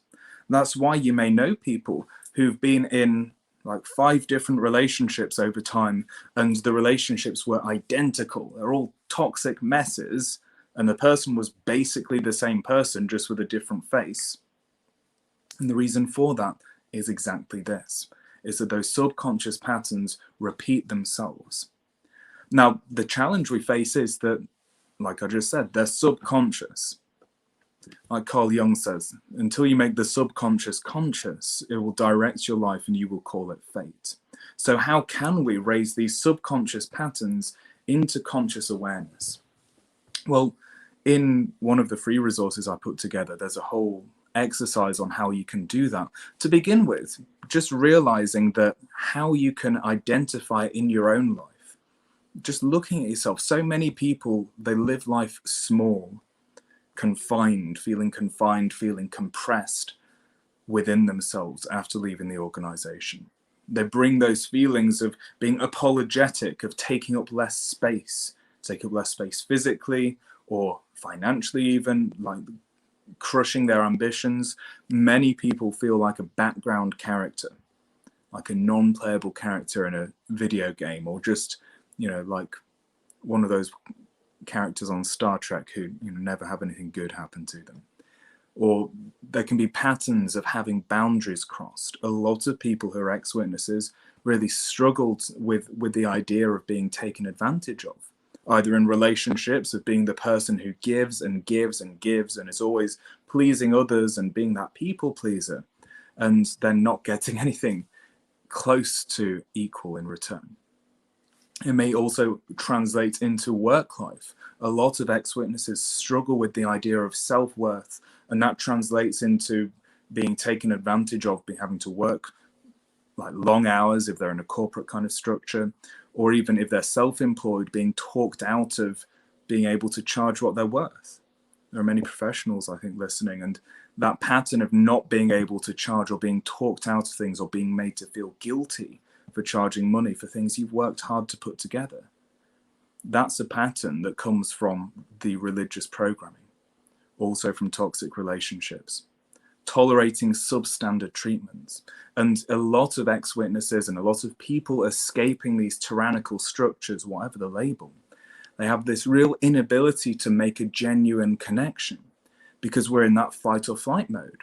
We can't relax and actually make a genuine connection with another person when we're deep down frightened for our lives. So it undermines relationships, and it creates an inability to make decisions and to actually specialize in something that resonates with you to make decisions and find your purpose, because it all feels so out of reach. There can also be a pattern of talking ourselves out of making progress, or talking ourselves out of taking action, where we can know what we need to do, where we can know where we want to go, know how we want to grow in life, and then we talk ourselves out of it. That's another pattern. This idea that nobody understands, nobody can help, there's no point anyway. These are those vestigial ideas that have been sent forward as ripples from our past. Now we can stop them, but it needs to be done decisively. Very often you'll hear people say things like, well, time heals. Time heals, I've just got to be patient and, you know, I'll get on with my life and I'll move on. Now the problem is this, if time was stolen from you, then what? You know, how much time are we going to invest in that? So we need to not just wait passively, we need to be active, we need to be proactive and deliberate in how we can actually address this. So that then you can reclaim your life, so that then you can go forward confidently knowing that you've dealt with what you've needed to deal with. Anything that comes up in future, you have the ability to then go forward and face it with confidence too. So referring back, if you look in your notes, if you wrote it down, to those 4 points, those 4 mechanisms, I'd like you to think for a minute about how we can begin to address these in your life. Because in the same way that it works for people needing to influence other people, it works for us being able to figure out how we work and how we can use these mechanisms for our own benefit.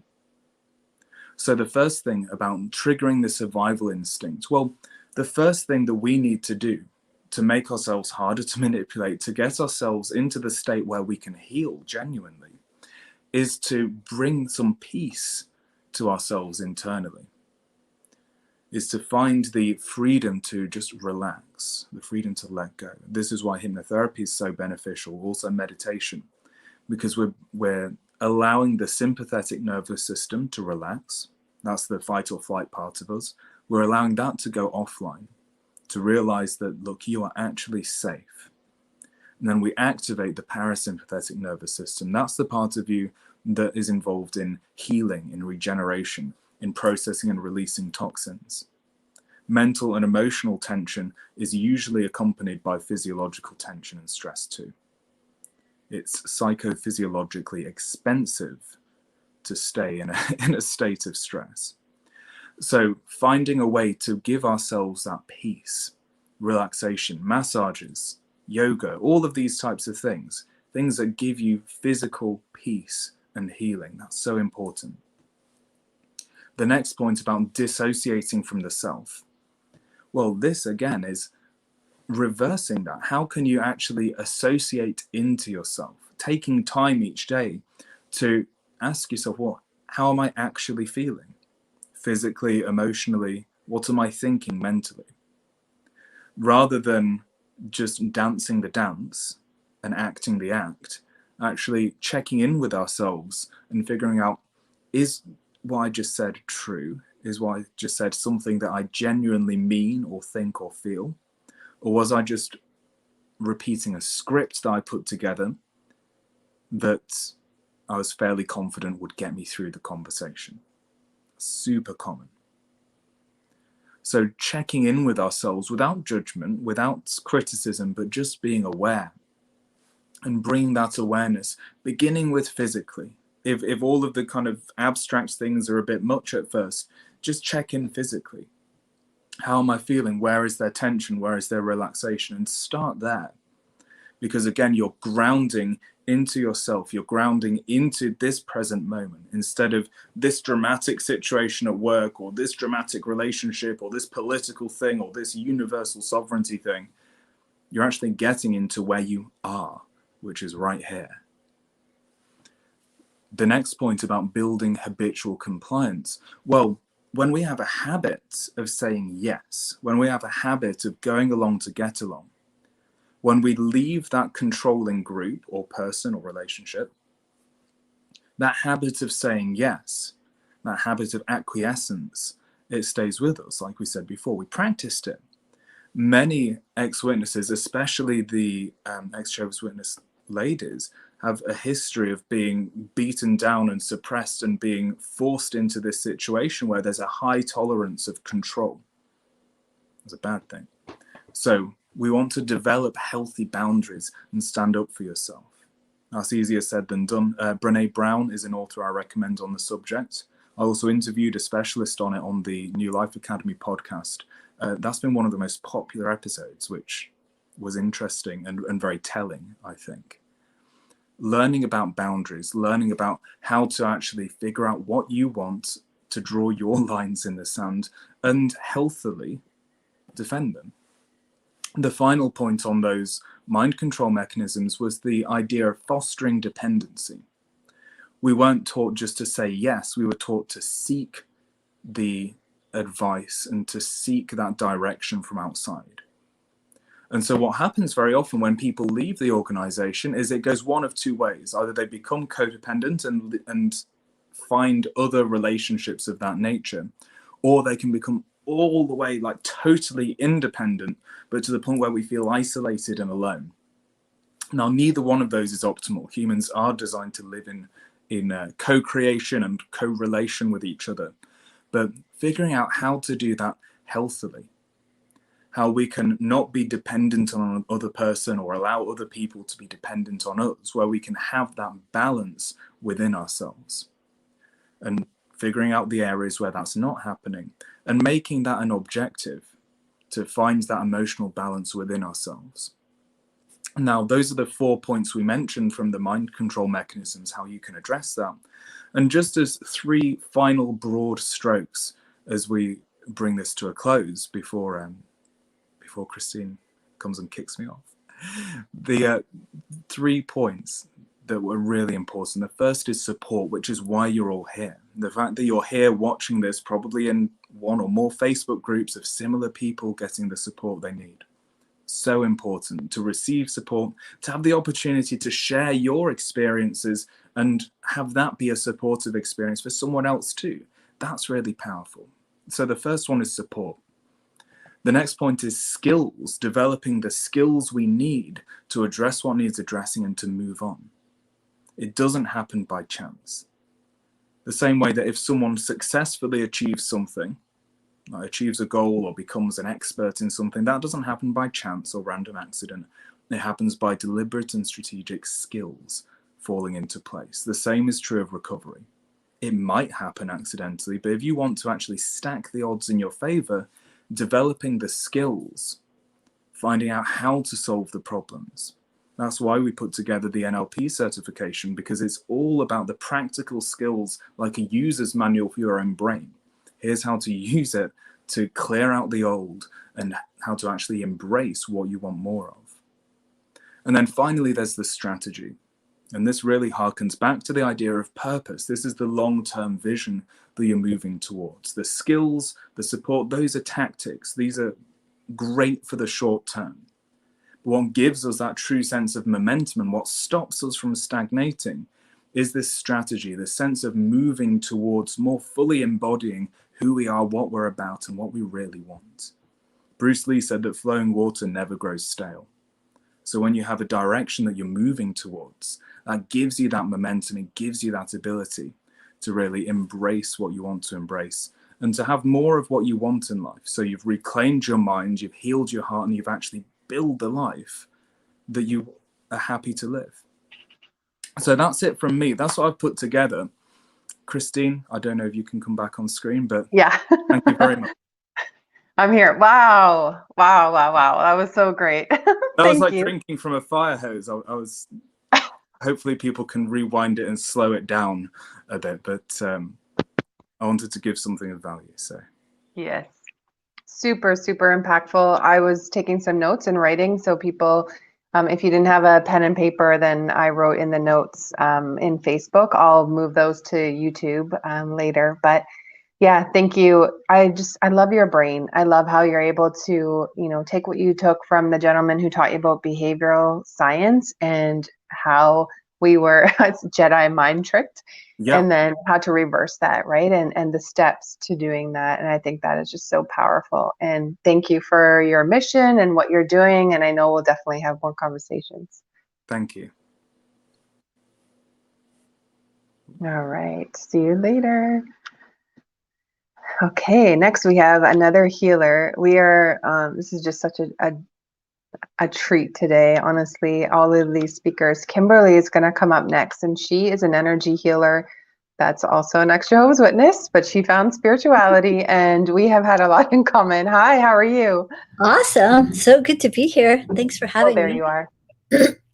Yeah, thank you. I love your background. That's really pretty.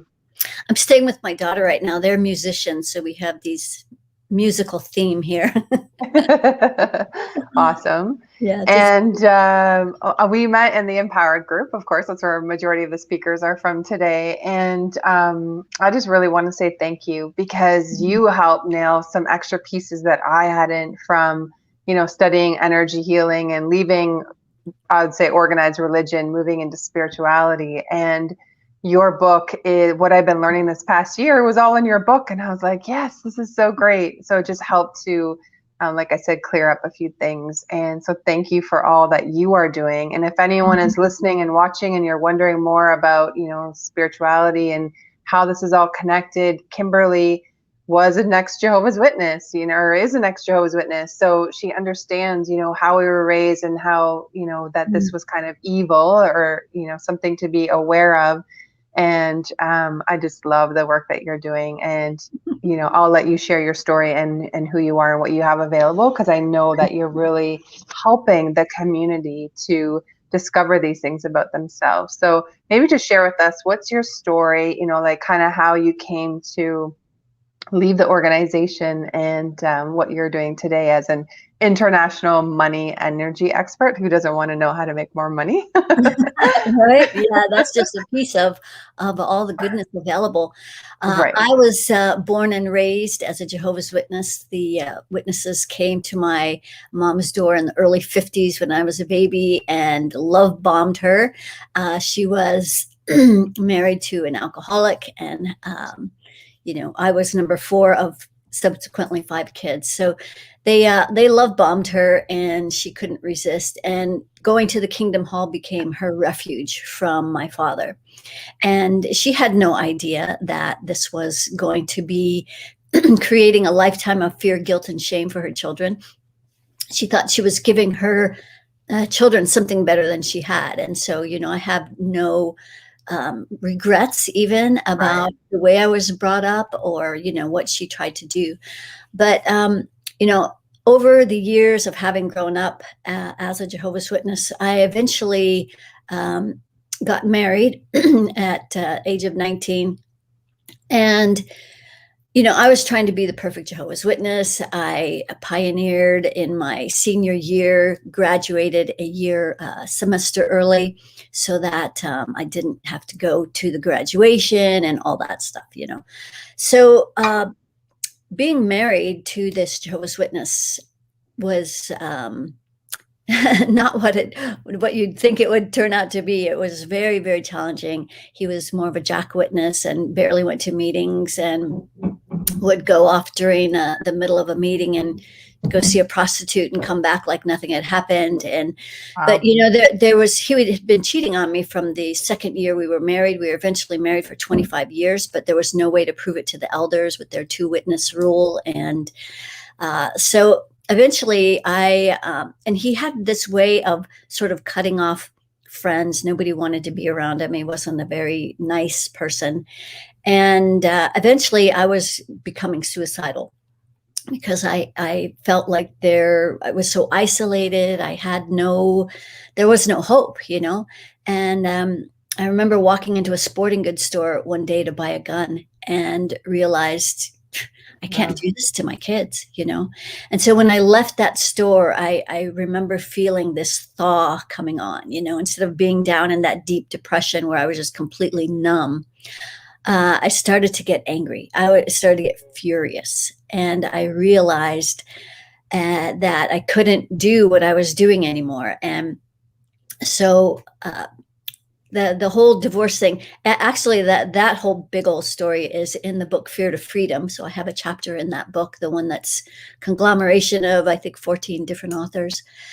So my whole story is in there if you want to know more of the details. But the long and the short of it is I got out of the religion. I got out of the marriage. I obviously didn't kill myself. I chose life. And when I left, though, I, of course, was on the moon. We didn't have social media like this. And so I started a support group for ex-Jehovah's Witnesses, along with a woman who found me. I had submitted a story to the Free Minds Journal. Randall Waters had this site and support. And so I started to read many of his. That was sort of my initial way of getting out. I started to read a lot of his pamphlets and newsletters. Then I eventually read the book Crisis of Conscience, and that opened up more things. And so I had to get out and got out, but there was no support, So I started this support group with this who was also a former Jehovah's Witness, and she was a therapist, a family therapist now. And so we ran that group. Well, she was with me for about, I don't know, maybe 3 or 4 years, and then went off to start a family. But I ran that group every month for 9 years. And it's amazing how when you tell your story over and over and over, it takes more and more of the charge off of it, which is why support groups are so helpful, which is why Rodney's group is invaluable, to be able to have people tell their story for the first time and have it witnessed by people, and they don't feel judged, they feel welcomed. And so it's such a blessing to have that group. So there's a few things that I've done that have helped me on my healing journey. And so,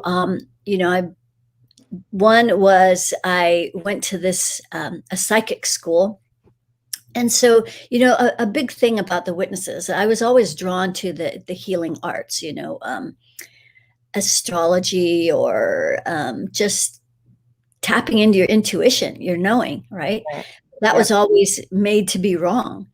And so one day I decided to go to a psychic fair that was about an hour away. I figured nobody's going to see me there, right? So I go to the psychic fair, and I have this guy do a reading, and I was so fascinated by this man who'd never seen me before, never met me, but he was telling me very intimate things about my father, who, by the way, had sexually abused me. He was not a witness, but sexually abused me from 2.5 until 5. So he's telling me all these things about my father, and I was crying, and I thought, well, how does he know this stuff, So after that, I went back home, and I found the school that he was associated with. And I started going to this school, and then a subsequent school very similar to it. And I went to this school every week for 9 years. And so this school became like the cult in reverse, because every time I sat down and people would come into the clinic and sit in front of me to get a reading, they became a mirror for all the places that I needed healing. And the original, when I initially went to that place, I wanted to find out if it was true that this is where the demons live. This is where Satan and all of his demons live, is at a psychic place, because that's evil. And it's, so I wanted to find out for myself if that was true. And lo and behold, I found out it wasn't true at all. A place to explore energy. And we're all made of energy. And so it just became a fascinating exploration of energy, how energy works, how things are programmed into our energy field, how these things can be found and removed. And that's why a little bit later, I want to do a demonstration where I'm going to walk all of you through a brief meta clearing, I call it. It's a way of running energy through your energy field so that you can clear the things that are holding you back, that are keeping you in anger. So before I came on, I checked a few things that most of the audience is working on. And it's mostly holding a lot of anger right at our root chakra. Yep. So there is an energy anatomy that is all outlined in my book, Access Your Ultimate Power, the Blueprint for Infinite Intelligence. So all of this is outlined in the book. But so in the root, people holding a lot of anger, and then also holding those judgments still in their heart. You know, like after having left the witnesses, we are heaped on with tons of judgments about having left, about, you know, whatever it is we're up to. It's all judged. And of course, we grew up in a lifetime of being programmed how to constantly prove our worth and value.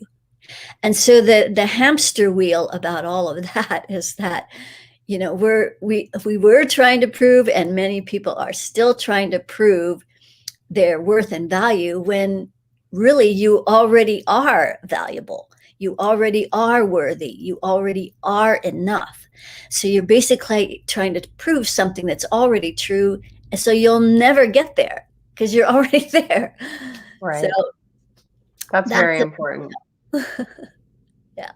I think that's really important because we, you know, regardless of whether you're in religion or not, even if you had, you know, a need that wasn't met as a child, you have this feeling of I'm not worthy. And I think that's really important because, you know, often we do things to get love and acceptance. And so we feel like we have to do to be loved. But what you're saying there, and that took me a long time to even understand, I just really started to understand, is that we are worthy just for being here on earth and who we are, and no doing necessary. Right. Which is like, to an ex-witness, that's like completely foreign. You know, it's like the idea that where a lot of people believe that, you know, you have to work hard for a living. Like that's another programmed belief. And that it's like, well, yeah, isn't that true? You do have to work hard for a living. But then there is a whole nother and newer concept that is true, that we can access more of our feminine power, which is what I want to talk about today, so that we can become more magnetic and things come to us instead of us always having to chase after everything. Yeah. Cool. So this is my book. It was just published in November, and it's so good. Yeah. I highly recommend to everybody. Good. It outlines the whole system that I was given, called the Infinity System. I'm getting it now. Which is a way of running energy through your energy field in a very specific way. So we've had some great demonstrations. The last two speakers, of course, love Rodney, love Jonam, and they provide a very masculine way of presenting and operating. And so this is with the mind. So the masculine mind is super important. However, this is what our main way of operating as a Jehovah's Witness was all with the mind, how to think about things, how to, everything was all about thinking. We never got to drop down into our heart because generally we had so much self-loathing and so many judgments. It's not a place where we wanted to go, you know. So I wanted to talk more about the feminine power. What you have up here is the scale. We'll just shift here for a minute since you have it up, but this is based on the foundation of this is based on Dr. David Hawkins, who wrote the book Power versus Force, and he created a scale of human consciousness and awareness. That scale only went to 1,000 though, and so that's less than halfway up this scale. It's not to scale, you know, because you have 1,000 and then you're all the way up to 250,000 before you break through to infinity. But this is a scale that got created for me after I was called to go into the Amazon jungle to work with shamans. This was another big part of my awakening and growth and expansion, was to work with plant medicines. And so I went into the jungle with a group of people, and I actually ended up going there like 5 different times, and 3 different times, excuse me, over 5 years. And you working with the plant medicine ayahuasca in ceremony. And when I came out in 2012 out of the Amazon, after having used these plant medicines, this is when I broke through the Hawkins scale, which I had been using for 4 years to measure and calibrate all kinds of things. And then I broke through the scale. So now we have access to unlimited possibilities. Like, that's a concept we know in our mind. Well, like, anything's possible, you know, Right. but how do you access those infinite possibilities? So now, through this infinity scale, through the infinity system, you can learn how to measure where you are on the vibrational scale.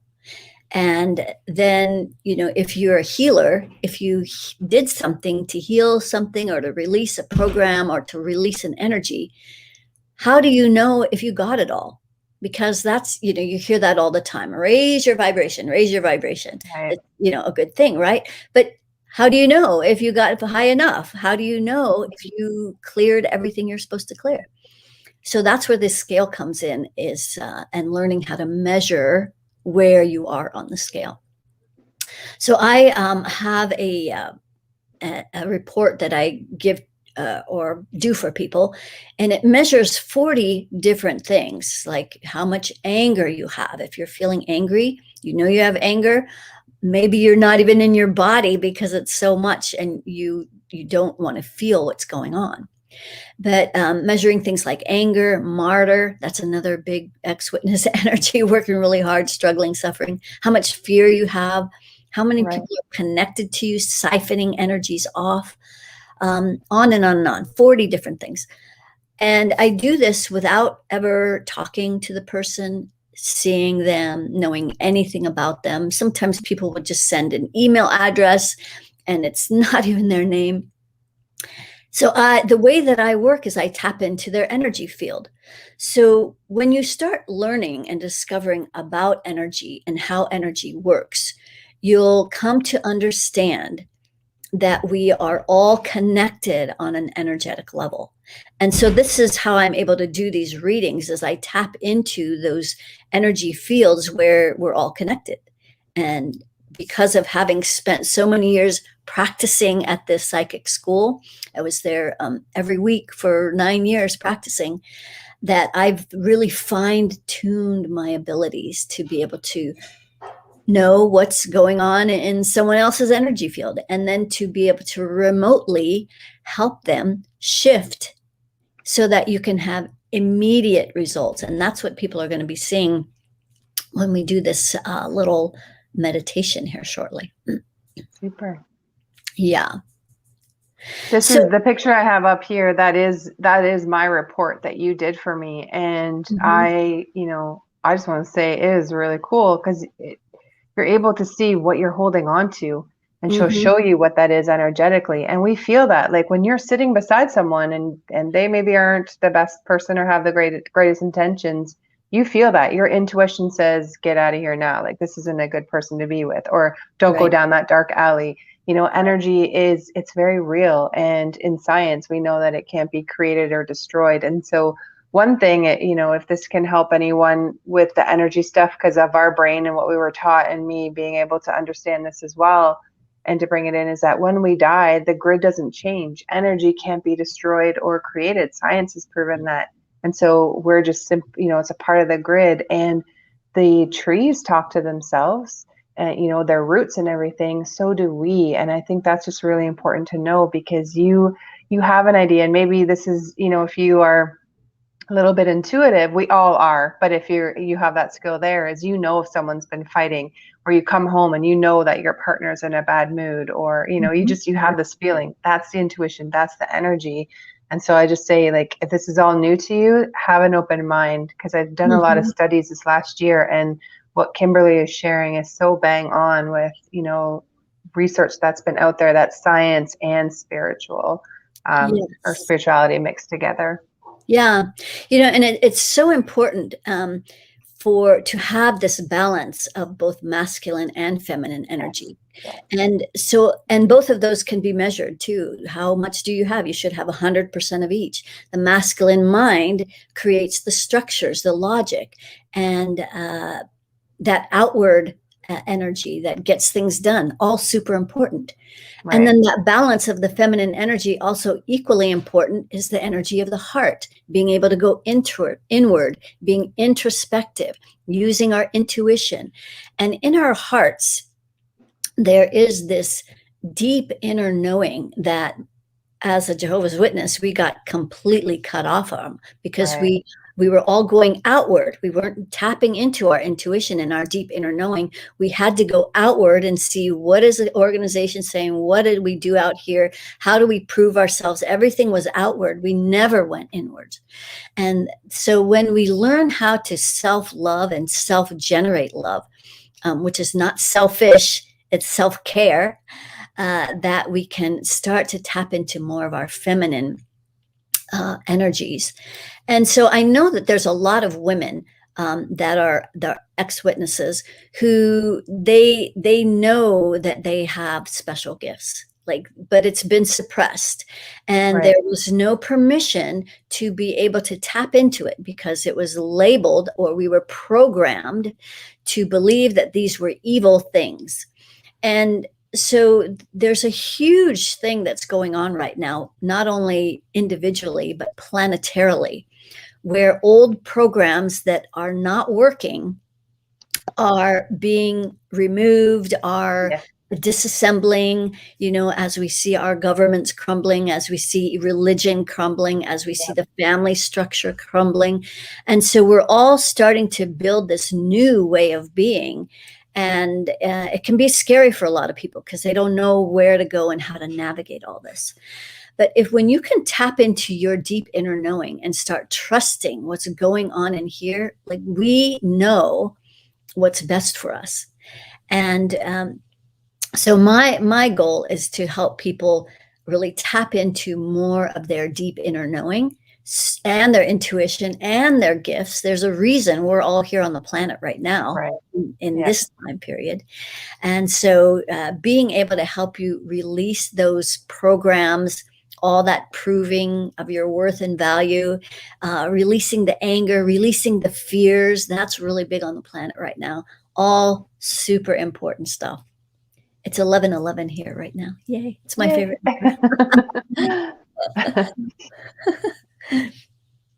Yeah. So a couple other things too is that, I want to walk people through this basic meditation. It's called a meta clearing. Cool. And maybe we could do that now, because I never know how long it's going to last. And I want to be able to have people kind of tap into how they're feeling right now.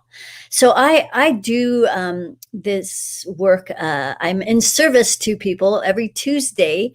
You just have to kind of stay tuned to the time. It always changes, because I'm trying to accommodate as many time zones as possible.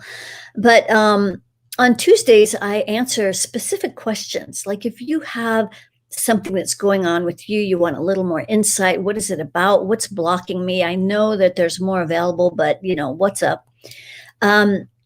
That's a great time to come on and ask a question. And then on Friday, every Friday's inspiration, I come on and talk about various subjects. There's a million things that you can talk about, right? So every Friday I talk about a different subject, and then I do a really big clearing to help people. So that's how I'm in service to people. And then I also work one-to-one with people who really want something more private, more specific, more like they just want more faster.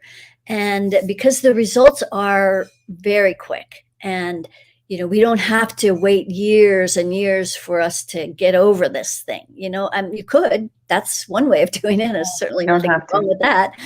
You can do it that way, but some people are itching to get through this stuff a lot faster. Yeah.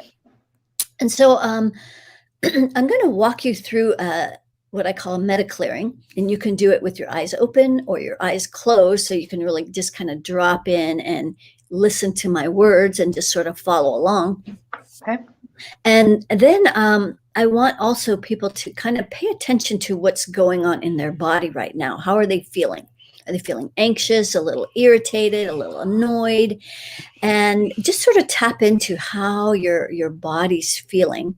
If there's any pain in your body, if you don't feel quite present, maybe you feel a little spacey. And so as you have your eyes closed, I want you to just use your free imagination to put a line of energy and make it like a big pipe, so you could drop a cantaloupe down this pipe. And you're going to attach this pipe from the bottom of your spine, so like you're sitting on it. And it's going to go all the way through the Earth's crust, all the way to the center of the planet. So this is going to be like your psychic plumbing, where you can release the energies that are stirring around, creating a lot of uncomfortable feelings. And we just set that on release in no effort, and you just start draining. And then I want you to imagine roots that are going from the bottoms of your feet deep into our earth, past the center. In fact, it's going to go so far, it's going to go all the way to the other side of the planet, and it's going to wrap around the entire earth, these roots. So from here, I want you to imagine this earth energy coming up through your feet.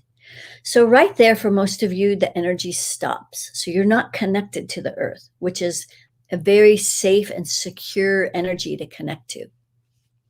It's the energy of the feminine. It's also the energy of abundance. So I'm just going to help you gently bring this earth energy up through your feet and your ankles and your calves and through your knees, through that upper part of the thigh. And then where your legs connect to your body, that energy is going to go down the grounding cord. So it's creating two loops of energy, up your legs, down the grounding. And don't get too hung up on if you're doing it exactly right or how does that quite work. As a spirit, you already know how to do what I'm walking you through. I'm just helping you remember. So just trust that it's working. And the third and final part to getting ultra grounded is to pull in your worry circle. Ideally, you wouldn't have one. Today, there is the worry circle extends. So it's like a hula hoop that goes around your root chakra and it extends out horizontally. So if you were just to pretend or imagine that you know where the 15th layer of your aura is, we're going to pull this circle in smaller and smaller. So in that 15th layer is where the 1%, this very oppressive energy that we feel all over the planet, this is where they hang out in our energy field, far out of our awareness, affecting us every day, making us feel afraid, making us feel uncertain. So we're pulling all of this energy in to the core. And then we're actually going to pull it up through the central core of our energy field, and we're going to send it off planet. So that's getting ultra grounded. You might already notice feeling a little calmer. Okay, great. So now you're going to place your attention far above your head, and you're going to start connecting to pure source energy, whatever that means for you. It's going to be different for everyone. And we're going to start bringing this energy down through, there's a bunch of rings that are stacked above your head. These are called your creative rings, where you hold all your dreams and your desires. And so we want pure source to come down through these rings, so these are calibrated in your highest and best interests. So as pure source is coming down, recalibrating your desires and your dreams for your life, what you want to have, be, or do. Just keep breathing and releasing. So now this pure source energy is going to come down through the central core. So it's going to come down into the top of your head, which is where your crown chakra is.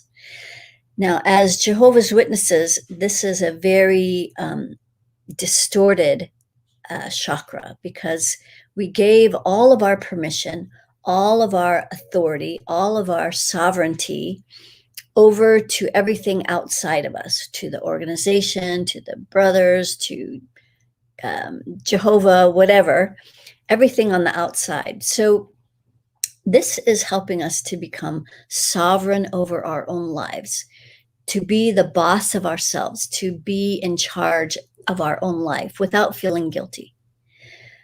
So as this energy is coming into the crown, it's stopping right there, like we don't have permission to be sovereign. So there's also a circle at the crown, just like at the root, and this is called the permission circle. So I want you to imagine that you know where the 30th layer of your aura is. Now, this is a much bigger, more negative influence. And we're going to pull this energy in all the way into the core of our crown. And we're going to be releasing these energies down our grounding cord, but we're going to pull this particular energy. It's called the reptilian energy. We're going to pull this up through the central core. So this is affecting our ability to give ourselves permission so that you don't have to keep looking for everyone else's approval on the outside. There we go. So now we're going to go back to bringing this pure source energy down through the central core. And it's going to spin each of the chakras on the way down. The energy centers, they each process different energies. You don't even have to know exactly where they are. This is still going to work. So as we're bringing this energy down through the central core, it's going to pass through behind your forehead, except that it's stopping right there. So this is where you're holding a lot of programming, a lot of the beliefs that we were programmed with day after day after day. And it's an energy that relates to feeling powerless. So if you go out to the front and back of that the sixth chakra, out to that third layer, just pretend you know what you're doing, or just follow along, it's still working. And so we're releasing some of these programs right behind our forehead that keep us feeling powerless. Like we can't step into the life that we desire. We still feel judged. We still feel afraid. Okay, great. So now as we bring pure source down through that sixth chakra behind our forehead, we're going to come down into the throat. It's stopping here. We're going to go out to the 15th layer, both front and back. And we're pulling in the energy, which is not just from the Jehovah's Witnesses, but it's from also on a planetary level. This 1% energy doesn't want to hear what you have to say. They don't want people to complain or question. They want people to follow blindly what they say. And especially if you're controlled by fear, they want you to just be quiet, follow along, just like we did in our cult, right? So now we're in a global cult, and the same mechanisms are still in place. So this is how we get out of the global cult that we're in currently, is by doing this process. So as we bring this pure source down through the throat, down into the heart, where it's stopping again, we're going to go all the way out to the 30th layer, both front and back. We're going to pull in all of those judgments, all of the ways that we were made to be wrong. And maybe we got kicked out or disfellowshipped or we left. Or we think that God is judging us. We think that, that we're just wrong, So we're just going to drop all those judgments. Those are all lies. But if we still believe it, then it's true for us, right? So we're just going to drop these lies down the grounding cord. All these judgments. Now you're only going to be releasing today what you're ready to release. So that's why this is really important to make this a daily practice. So as we're bringing this pure source energy down through the heart, the solar plexus, where it's stopping again. We're going to go out to the third layer. This is that energy that makes you feel afraid. There's a lot of fear in this. It makes you feel tired, makes you feel stuck, unmotivated, maybe a little depressed. So we're just going to pull all of that energy in, and we're just going to drop it down the grounding. As we bring this pure source down through the solar plexus into that second chakra, where it's stopping again. There's a lot going on here. We're going to go out to that third layer. This is where you're holding a lot of anger, a lot of rage. So we're just going to pull this energy in so we can drop all this anger down the grounding. Excellent. All this anger that causes us to not be present. It's hard to be in our body when we're holding all of these foreign energies that are uncomfortable, lower vibrating energies. And these lower vibrating energies also keep us out of being able to be more prosperous and abundant, which is a much higher vibration. Great. So as we're bringing pure source down through that second chakra, spilling down the root, take a deep breath into this vertical alignment. Just anchor that in where you're connected way up high to pure source and you're rooted deeply into our Mother Earth. Now we're going to mix these two energies, that earth energy coming up the legs, the energy coming down the backside. We're going to bring that up the front through real close to the spine, through that second chakra. So it's stopping there again. We're going to go back out to that third layer. And we're going to pull in. So this is bigger than anger. It's rage. So we're going to pull this rage into the core of your second chakra in that lower belly. And we're just going to drop it all down the grounding cord. Excellent. So as we're bringing this 50-50 mixture up through the second and the third, where it's stopping again, because I have a lot going on here. Eventually you'd be able to do this and it's all just flowing, nothing's stopping. But every place where there's stuck energy, that's going to be reflected somewhere in your life. So let's go out to the third layer out in front of our solar plexus. Let's pull in. There's more anger there.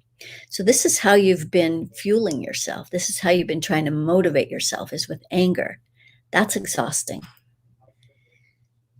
And it also prevents you from tapping into your true power, which is in your solar plexus, but it's not anger. It's just your power, your passion. Okay, good. So as we're bringing this 50-50 mixture up through the solar plexus and the heart, good, throat, 6, crown, rings, it's going to fountain out your head. And then it's going to cascade down through all the layers of your aura. We're going to go out to the 15th layer. Just pretend you know where that is. We're going to start at the bottom. And we're going to clear this 1% energy that's hanging out in your aura, affecting your energy field.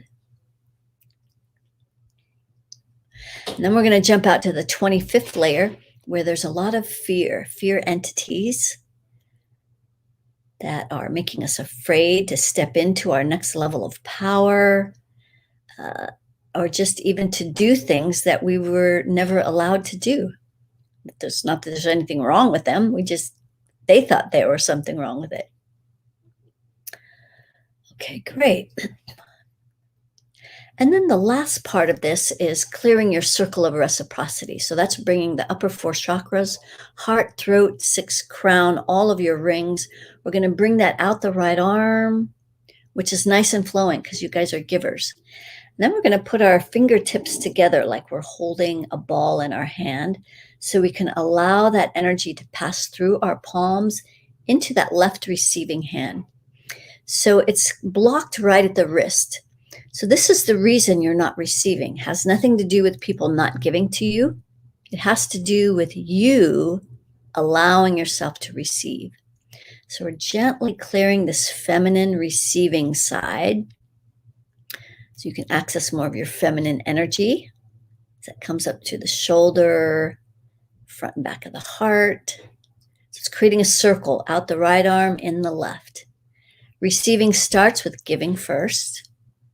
So passing through the throat simultaneously, also through that sixth chakra, through the crown, through all of your rings. So that's the process, the basic process of running your energy. And I don't know if I had this or not, but there is a free 20-minute practice that I wanted to share with you so that you could practice this process every single day. And I'm also curious if you tap into how you're feeling right now, maybe feeling calmer. You might even post in the comments if you're feeling calmer. Maybe there's still things lurking about. We moved a lot of stuff. So anyway, that's the process. And awesome. I'm going to share just so that people have a visual what that, I don't have yours. I just had one that I pulled from online, like kind of what the layers are. I showed it earlier with Lani, but here we are just to kind of give them a visual. Yeah, that's a tube torus. Yep. Yeah. Yes, that's how our energy field kind of works in the stream of things. I also have illustrations in my book that show the whole process of this, what we just did, all the steps, the different layers of our aura, what's in the layers, what do they mean, and so much more. There's only so much we can cover here. So yeah, so true. I'm just gonna pop in the meditation that you just said, put into the private chat backstage. I just popped it into the group as well, so it's there. Great. Yeah, people can click on that and get into it. Awesome. Okay, good. Yay. Yeah, thank you so much. And My pleasure. Miriam is here, and she says this helps me every morning. So very cool. I know you're helping a lot of people with just how to set a practice and to clear out those yucky emotions. And this is really the power to learn this, because we're going to go through stuff our whole lives, and being able to just, observe and feel and be like, okay, something doesn't feel right. Let me go in and see where this is, and just, it's a grounding and a clearing. This is really helpful. This is something that we teach as well. Everything that's happening on the planet it's not done unraveling. It's going to be unraveling for at least a couple more years. So unless you have a way of managing and mastering your energy, you will not be present in your body. Your method of will be to escape out of your body, or to drink, or to take drugs or something. So this is a great way of learning how to be present, letting go of all this negative stuff, and showing up in your gift. Right. And I feel like a lot of things are going to happen over the next few months, even with, and I really do believe that religions are going to dismantle. And so anyone who's been on here today is most likely a coach in some aspect. So if there's something that you resonate with, and I mean, Kimberly, you just have a handle on everything that's been going on, thousands and thousands of years. And I think that, you're a great person. If you're struggling and you are suicidal, or you're, just seeing really heavy thoughts, please reach out to Kimberly. Because she's been there. And I think it's just really important, especially with what's going to be coming out over the next few months. Exactly. You're not alone. We are here to help you. When people realize that they've been duped and that there's massive amounts of rage when they see what's really this whole thing is about. And so so reversing it. We have you. Yep, exactly. Awesome. Thank you so much, Christine, for having me. It's been my pleasure, and I look forward to seeing you guys on Tuesday or Friday when you come join me. Yeah, right on. Mom and I tune in. We absolutely are enjoying what you have for us. So thank you. Love it. All right, we'll be in touch. All right, take care. Bye-bye. All right, let me change up some banners. We got a few more speakers left, and I'm glad that you're still feeling good. Thank you for those who have stayed with us today. If you are just joining in, there are other stories and tips on how to heal your trauma. You can watch the replay in our Facebook group. My Soul Reconnection by Healing Soul School. We're teaching people how to go within, how to calm the nervous system, meditate. We have beautiful meditations and how to do it in the guides tab. And next I'm going to bring up Shannon. So let me bring her up. Hello, hello. How are you? Hello. How are you today? Oh, I am great. What a wonderful thing you've put together, everyone. I've just so enjoyed this experience of connection. There's so many uprising, transcending all the vibrations of connection. It's just been really wonderful. I needed this. Right on. Honestly, there are so many empowering and inspiring stories of, yes, you know, we've been in a high controlling group, but it's not who we are. You know, there's so much more out there, and I don't want to stay in the crap anymore. I want to learn how to exactly get rid of that programming and move on and be able to enjoy life and not have that underlying program in the subconscious that's running of, you know, keep doing or living in fear or the world's going to end or, you know, like any of that stuff is, it's got to go. We don't have any time or room for that. That holding of the human spirit by anyone is no one's, you know, right. Exactly. We're in the universe as a unique human being, never before lived and never will. So, you know, I was thinking through one of these conversations. They always used to say, make the truth your own. And now I look at that statement and it's like, make your truth your own. Right. And, you know, my experience just briefly, born and raised as a Jehovah's Witness, my dear mother, bless her heart, I don't believe she wanted to be a Jehovah's Witness, but she didn't want to be disfellowshipped either. So when I was 8 years old and got off the school bus, we found her. She had taken her life. Wow. So at a very young age, I saw the pain that this conditioning can cause. And I knew at a very early age, I asked God, which now I'm more spiritual, I don't have to have an identity, but I do know there's a universal force greater than myself.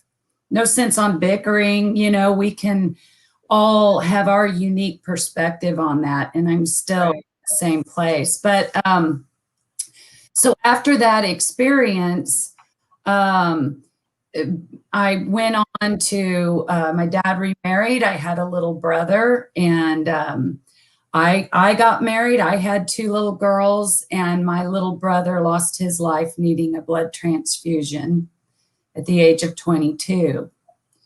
Wow. All these are a story within a story, but to stay within the time constraints, this was really the impetus for me to question. And I had been depressed and off and on. I was a pioneer. My husband was an elder dad, a presiding overseer. I truly believed it was the truth, but then I couldn't understand that the organization took our personal relationship away from God. And then also I couldn't understand the unloving treatment. So I had studied with a gal and I was pretty sure that my husband and her were having an emotional affair. Others were coming and saying something to me about it. So stubborn me, I just went out and made him free. I do wish in hindsight I would have worked through this with a little more balance because it hurt my daughters. But, you know, then there was a horrible child custody case. I was leaving with my son, but I had another bout with depression and went to the hospital for help. And I came home. I had to get a taxi driver to bring me home. You feel like the world has stopped. And I looked at my carpet and I knew I could sink in that carpet and just die. Or I could choose to be strong and get help. And that's when I got online, not only did I find a group of women on Yahoo, we called ourselves the Yah Sisters, but I got a hold of NAMI. And here I am calling the suicide hotline. After 2 hours of speaking, they asked me if I would be an inspirational speaker for them. Somehow in my pain, they also saw my strength and my desire to overcome. That led down a wonderful path of being able to help others. But still, I really did not understand within myself my actual wounds, the traumas that I had gone through. So I wound up, I went through a journey of job loss, homelessness, a lot of really difficult struggles. My daughters eventually quit speaking to me the day they were 18, another crushing blow. Having 2 daughters, I felt blessed twofold, losing my own mother, only to lose it again. And my greatest love is the love I found as a mother, watching human beings grow, thrive, make choices, not always the ones I would make, but still it challenged me to be open to more thought processes, more ways of doing things. And I love them unconditionally. But I wound up in a very narcissistically abusive relationship. And again, anyone that's been in one knows how extremely bad that is. And it's what broke me open, after the discard and, into my healing, which feel you're never going to heal from. That's where I suddenly one day saw a little girl in the corner with a woman that I imagined was my mother. And I literally saw little Shannon with her mother, and her mother holding her for once to soothe her. And also letting me know this was my opportunity to take care of that little girl for once. Wow. That began such a growth journey for myself. I was able to choose eventually. I never thought I'd be able to forgive, but as I shared with you the other day, even through horrendous situations as a Jehovah's Witness or in that narcissistic abusive relationship, I have found things I am very thankful for. And one was a gift of an email I found later with a message from my daughter to my ex, but to me. Right. Filled with love. And all these years later, it's no longer attached to him. It's a love letter from my daughter that I still have. Right. So I really choose to, I had to really challenge myself to see my fear as a reason to create change, to challenge myself, to continue to be curious enough to find many different aspects of growth. And honestly, like several have said, there is so much change in the world uprising. It's not just us. There are many communities of people that are learning they have a voice. Right. Hopefully that our love for one another, but also our learned love for ourselves will create change. My son's 18. He needs and wants change. He brings these things up to me about, Mom, I'm going to be a dad. How am I going to show my children that this world is worth living in? So the example of being able to love, even when some hate me. My last brother died. I called my father and he literally hung up on me. He probably saw that I have done some work out in the community and therefore I'm titled apostate. So I'm real scary and bad. But I have to realize that my daughters are doing exactly what I taught them. They're doing it out of love. themselves. They're not doing it out of hate for me. So I challenge myself to hold them dear. I send love messages into the universe. When I feel like I need revenge on some of those that have hurt me, I sit at my little typewriter and write those letters, and I send them out into the universe without contacting anyone and creating an uproar. But it frees myself. Yeah. I have 2 granddaughters. The second one was newly born, and I was able to transfer that pain, fortunately, into my son graduating, who's never been a witness, and my first of 3 children that I get to have a continuing relationship with. Right. And so, oh my goodness.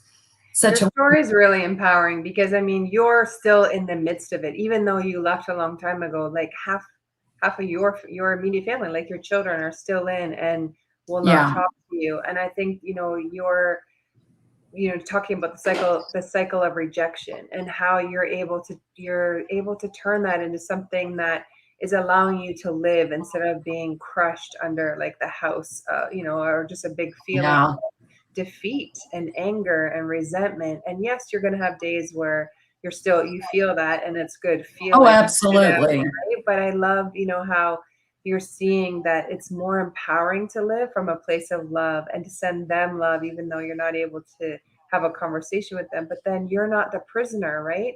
When we don't forgive, or we don't figure out how to live with this intense shunning that they do and stuff like that, we really are the ones that are in the prison, not them. And so I just think that what you have done for yourself, being still right in the hot seat of it all, I think is really beautiful and empowering. And I'm sorry we don't have a long time to share your story. I know that there's just so much more, but I want to offer, if anyone is in a situation where their family's not speaking to them and it's really painful, then reach out to you, because you understand and you are able to offer some support for them. Plus I think you have a book. Is that right? Or well, I'm in the midst of writing a book. I'm also writing a children's book series. My granddaughter's name is Araya Hope, and I work with children. My greatest joy every day is waving at them as they go home on the school bus, because I know when you get off, sometimes you don't find your whole life can change. Right. Work with the social emotional skills of a child, a toddler, basically. And so I've got books in process that I'm still looking for an illustrator, by the way.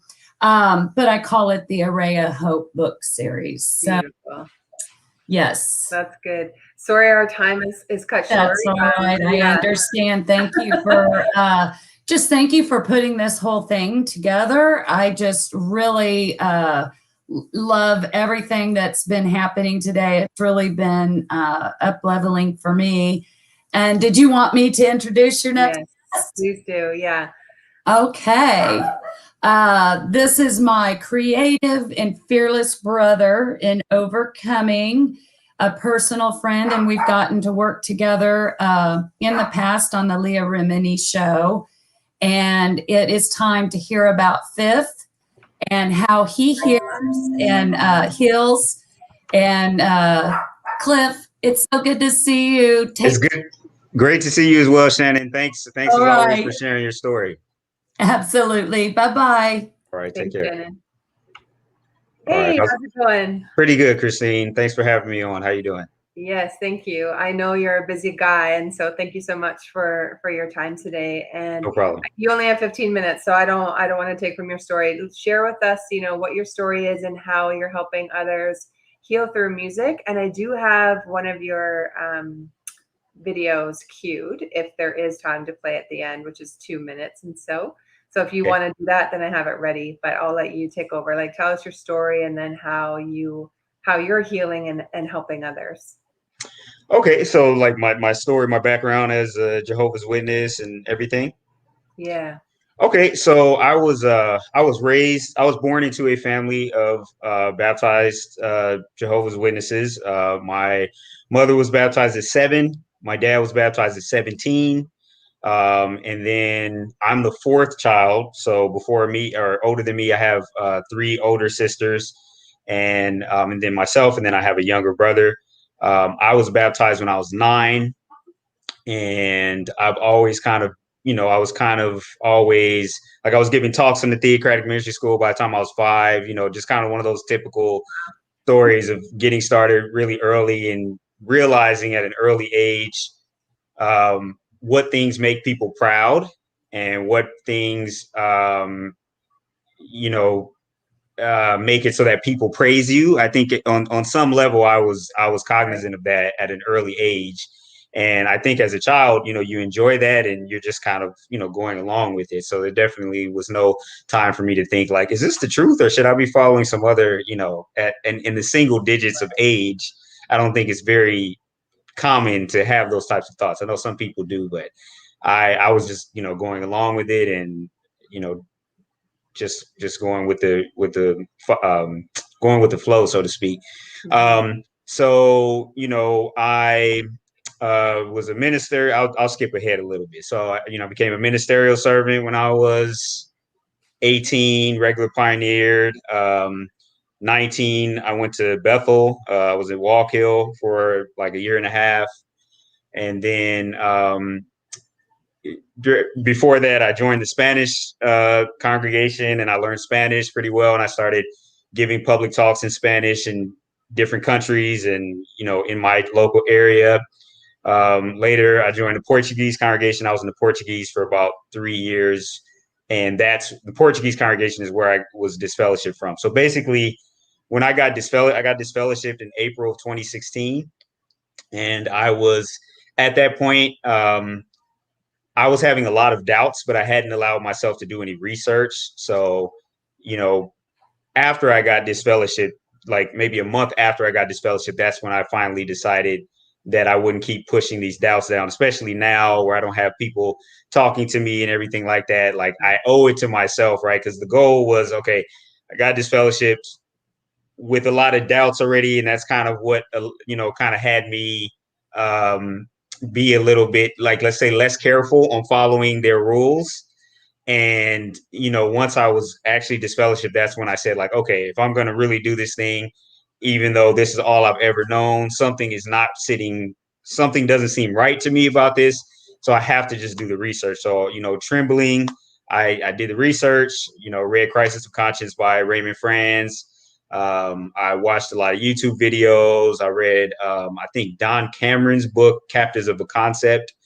And by the time I was done, it was like, this is just a confirmation of all of these inklings that I had, So anyway, shortly after that, about 6 months later, I started a YouTube channel, I put up a video just explaining my story. At the end of 2016, it got a great response. So I made a second video and third video, and my channel, my activism channel, was primarily just devoted to interviewing other people, because I figured, like, I've told my story and I've made a video or two kind of providing some extra context. Now I'm just going to show people how common all of these stories are. This is not isolated, and that even though everybody kind of has their own unique journey, when we kind of, our experience in this thing has a lot of similarities, and I found that was comforting for people. So I was happy to be able to use my voice in that way. As far as like my personal healing, I definitely have done therapy, quite extensively.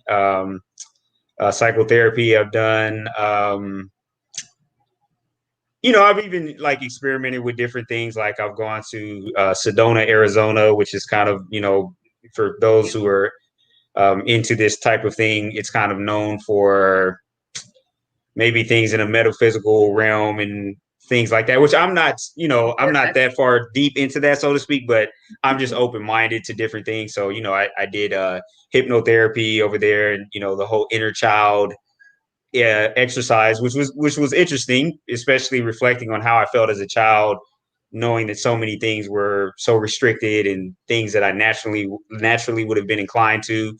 I had to always check myself and not do those things. So I think there was definitely like a lot of healing. There still is, as far as, from my childhood and things like that. Mhm. So anyway, and then at the end of 2019, I kind of revisited a passion that I had for rap music, and I decided, because one thing that I always liked about rap music was that people would tell their story, whatever their story was, and you could just relate to the authenticity. I decided to tell my story. My story happens to be this ex-witness shunning type of experience. So I put out my first music video and song called Cost of Doing Business, and it was basically talking about the experience of being shunned. And I've been putting out songs, not all of them very XJW specific. Some of them may not have anything to do with that experience. I'm just being an artist, but I have definitely addressed it on a couple of songs, including the one that I just released, which is called Real Life. And if anyone has had an opportunity to see that one, it's just basically kind of a follow-up showing where I am now. I have a son now, and my parents still haven't met him, and different things like that. So I kind of touch on those types of things. So once again, kind of speaking to that experience. So I've been able to find healing through that, and I know that other people have messaged me and told me that they found healing through specifically those songs that I've made that are about this experience. Somebody just recently told me they felt heard. They felt understood through the music that I'm putting out. So anyway, that's I guess as summarized probably as I've ever done of my story.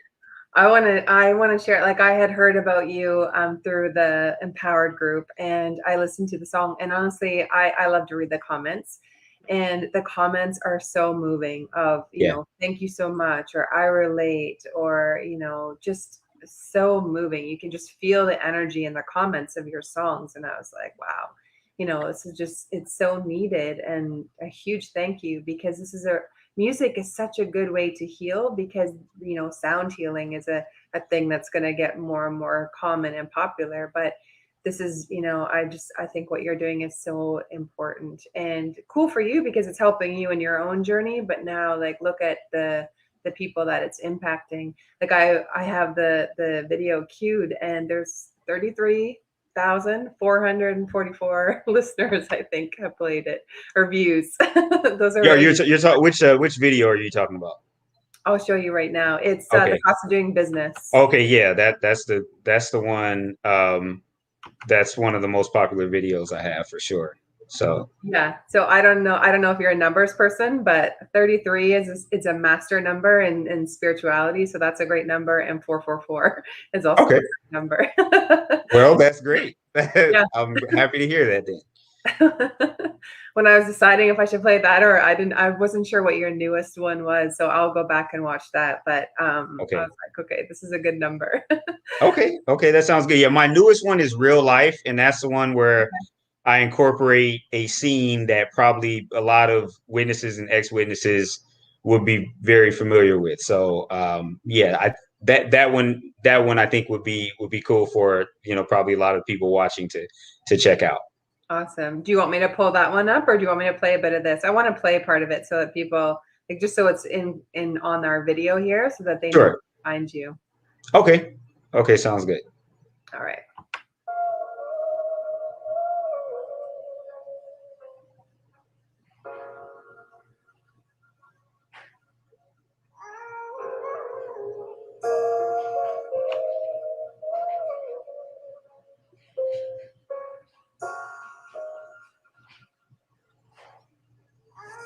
Hey, yo, my life be like a bad dream. Could've swore I woke up. I married my religion, now I'm pretty sure we broke up. And now my family toe up. Hostage like a hold up. I'm thinking, damn, when that common sense supposed to show up. I decided to grow up, stop believing fairy tales. I was on the slave boat, now the ship is really sailed. Daddy told me very well, now my life a living hell. I left the W's, they figure out and took it hell. I told my friends, and I cannot say they took it well.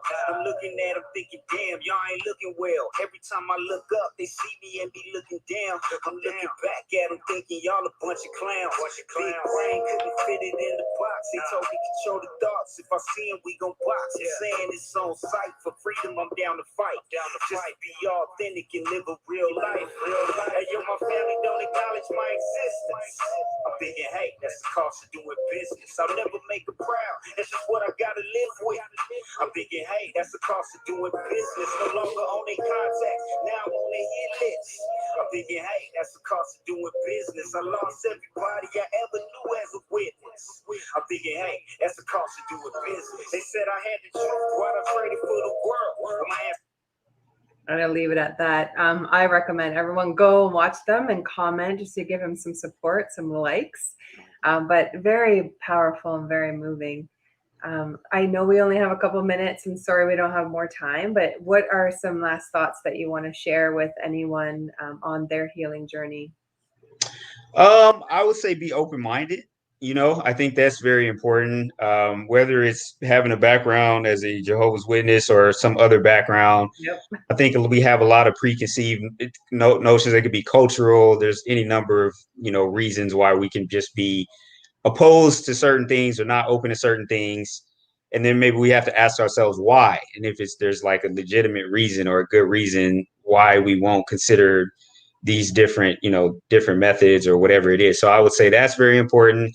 And one thing I would also say is to be very honest about your trauma, right? Because we have this thing where it's kind of like, well, yeah, I was raised as a witness and it's just not for me. And now I'm just going to go do whatever. And I'm not going to, do the work on myself or whatever. And that's fine. I'm not telling anybody what to do, but in my experience, including my own and just speaking with other people, until you actually realize what happened to you, right? Because growing up in an environment like this, you likely experience trauma. There's probably a lot of issues that are just going to continue to linger until you actually sit down, maybe with a professional, and really, try to dissect what's going on with you and try to resolve these issues. So, that's basically, I think, what I would recommend to people. I'm still on my journey, so I don't have all the answers, but that's what I've discovered so far.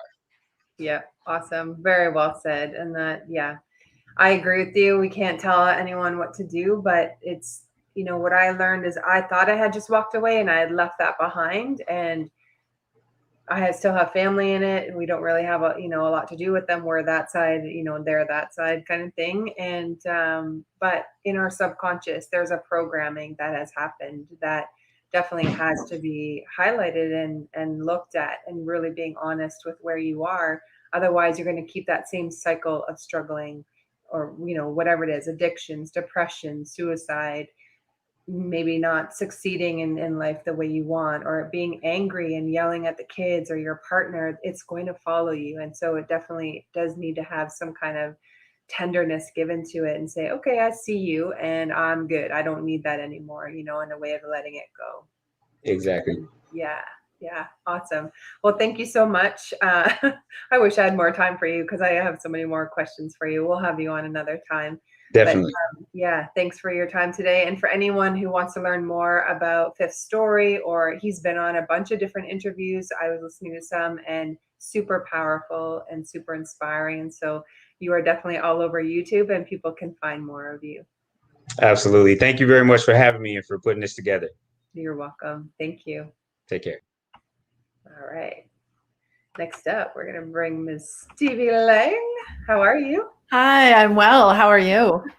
Good, thank you. So good to have you on again. I'm so glad to be here. Yeah.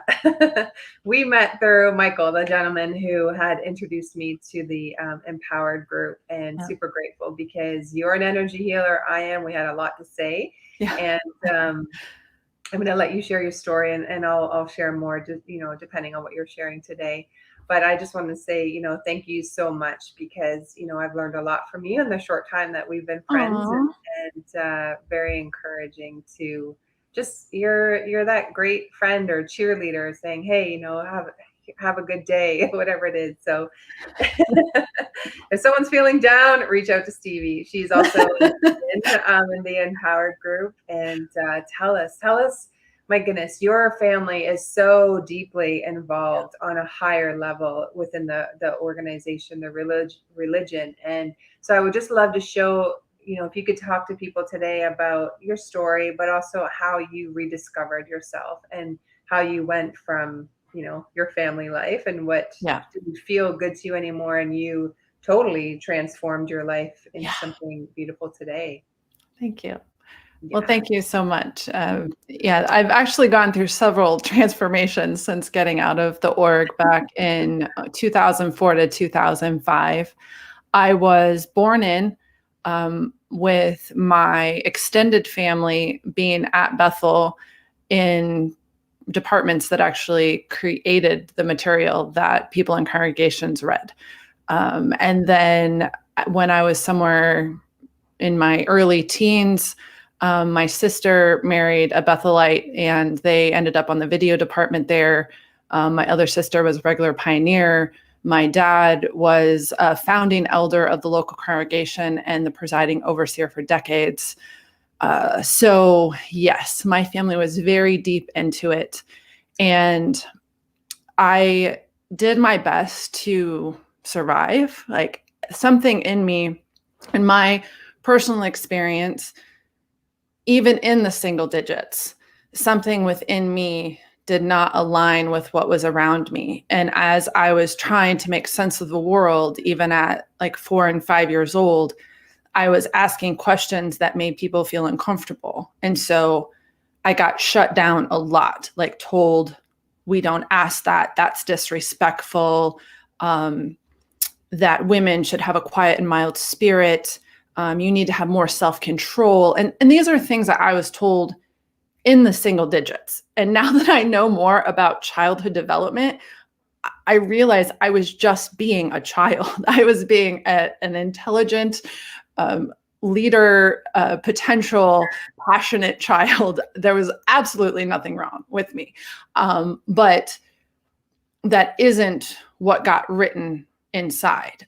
What got written is that I'm not good enough. I'm defective in some way. I'm just wired wrong.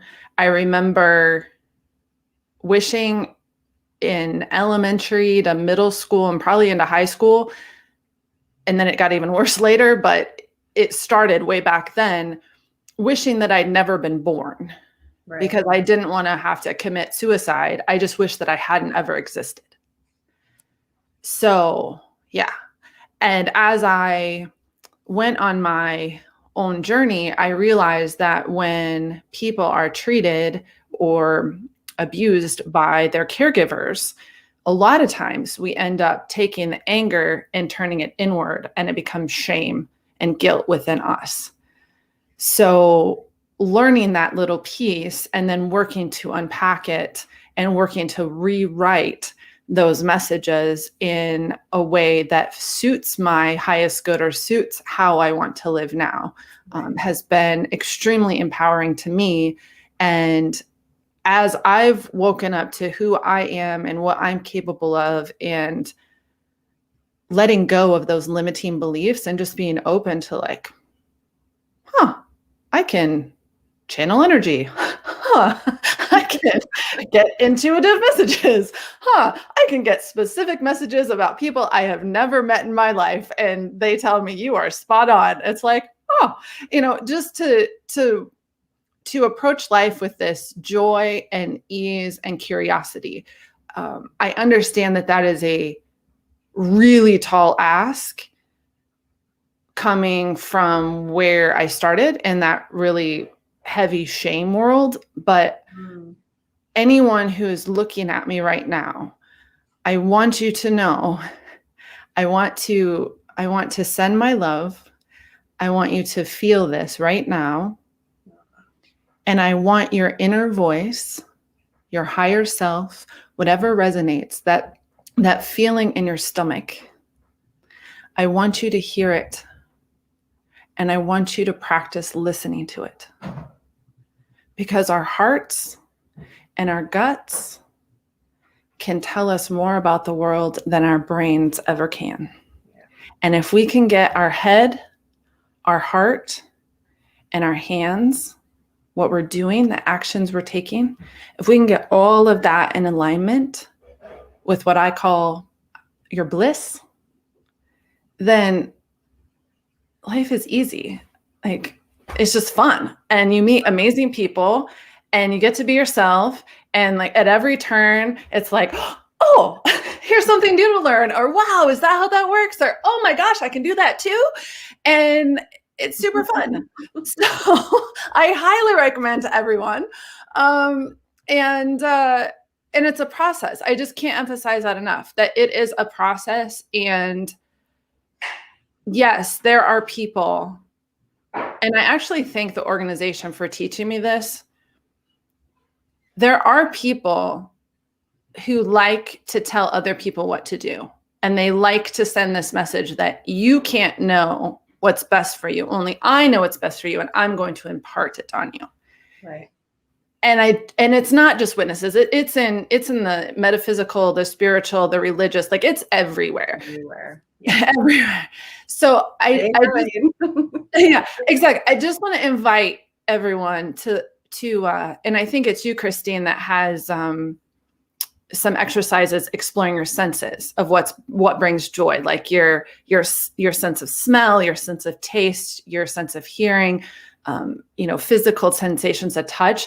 Drop into your body and start asking, like, your entire being, like, how does this feel?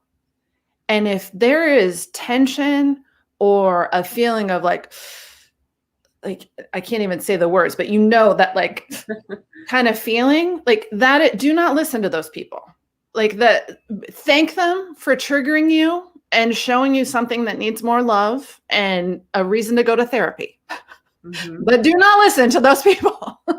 Listen to the best people. way, like I want to, for those who don't really know how to listen to their intuition or don't fully understand, the energy work and all of that, your body's already been telling you. We just, maybe you call it your gut feeling, your intuition. I mean, not to go down that dark alley, or you just have a feeling like, I need to go and check the stove one more time. Or did I lock the front door? And you go and check, right? That's your intuition. But on a deeper level is knowing where you feel that in your body. And, just to add to what you were saying, it's either a hell yes.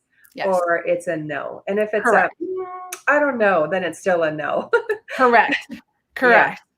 And that's the next feeling I was going to describe, where it's like, it just feels really good. Like if your heart jumps a little bit, and you're like, go in that direction. Just lean into it with curiosity. Know that even if you get into it and you're like, oh, this isn't what I thought it was still the right thing for that moment. Because as I've been working with people, I'm also a coactive coach. So as I work with people, the biggest hang up people have is over analyzing what their next step is. So instead of actually taking the step, they'll spend a lot of energy like just spinning their wheels and thinking about the step. And I'm not saying to be foolish or never think about something, like to don't calculate at all. I'm not saying that, but if you're feeling stuck in that analyzing stage, my recommendation or my invitation, having lived it and having helped other people with this, is give yourself permission to just take the next micro step in the direction that you want to go, that gives you that kind of feeling, because it will lead to this. It'll help you be in alignment with your bliss. It'll help you discover it. The more we listen to our bodies, to the little intuitive messages, like you were talking about, don't go down that alley, check the stove. I love to have intuition guided days. So like everything that I do that day is purely what I feel like doing. Like where I go in my car, what I eat, even what store I go to, who I call. Like if everything is intuition guided and there's absolutely no other agenda, legit, those are the best days. That's actually one of those days is when I met Michael, because my intuition took me to this store.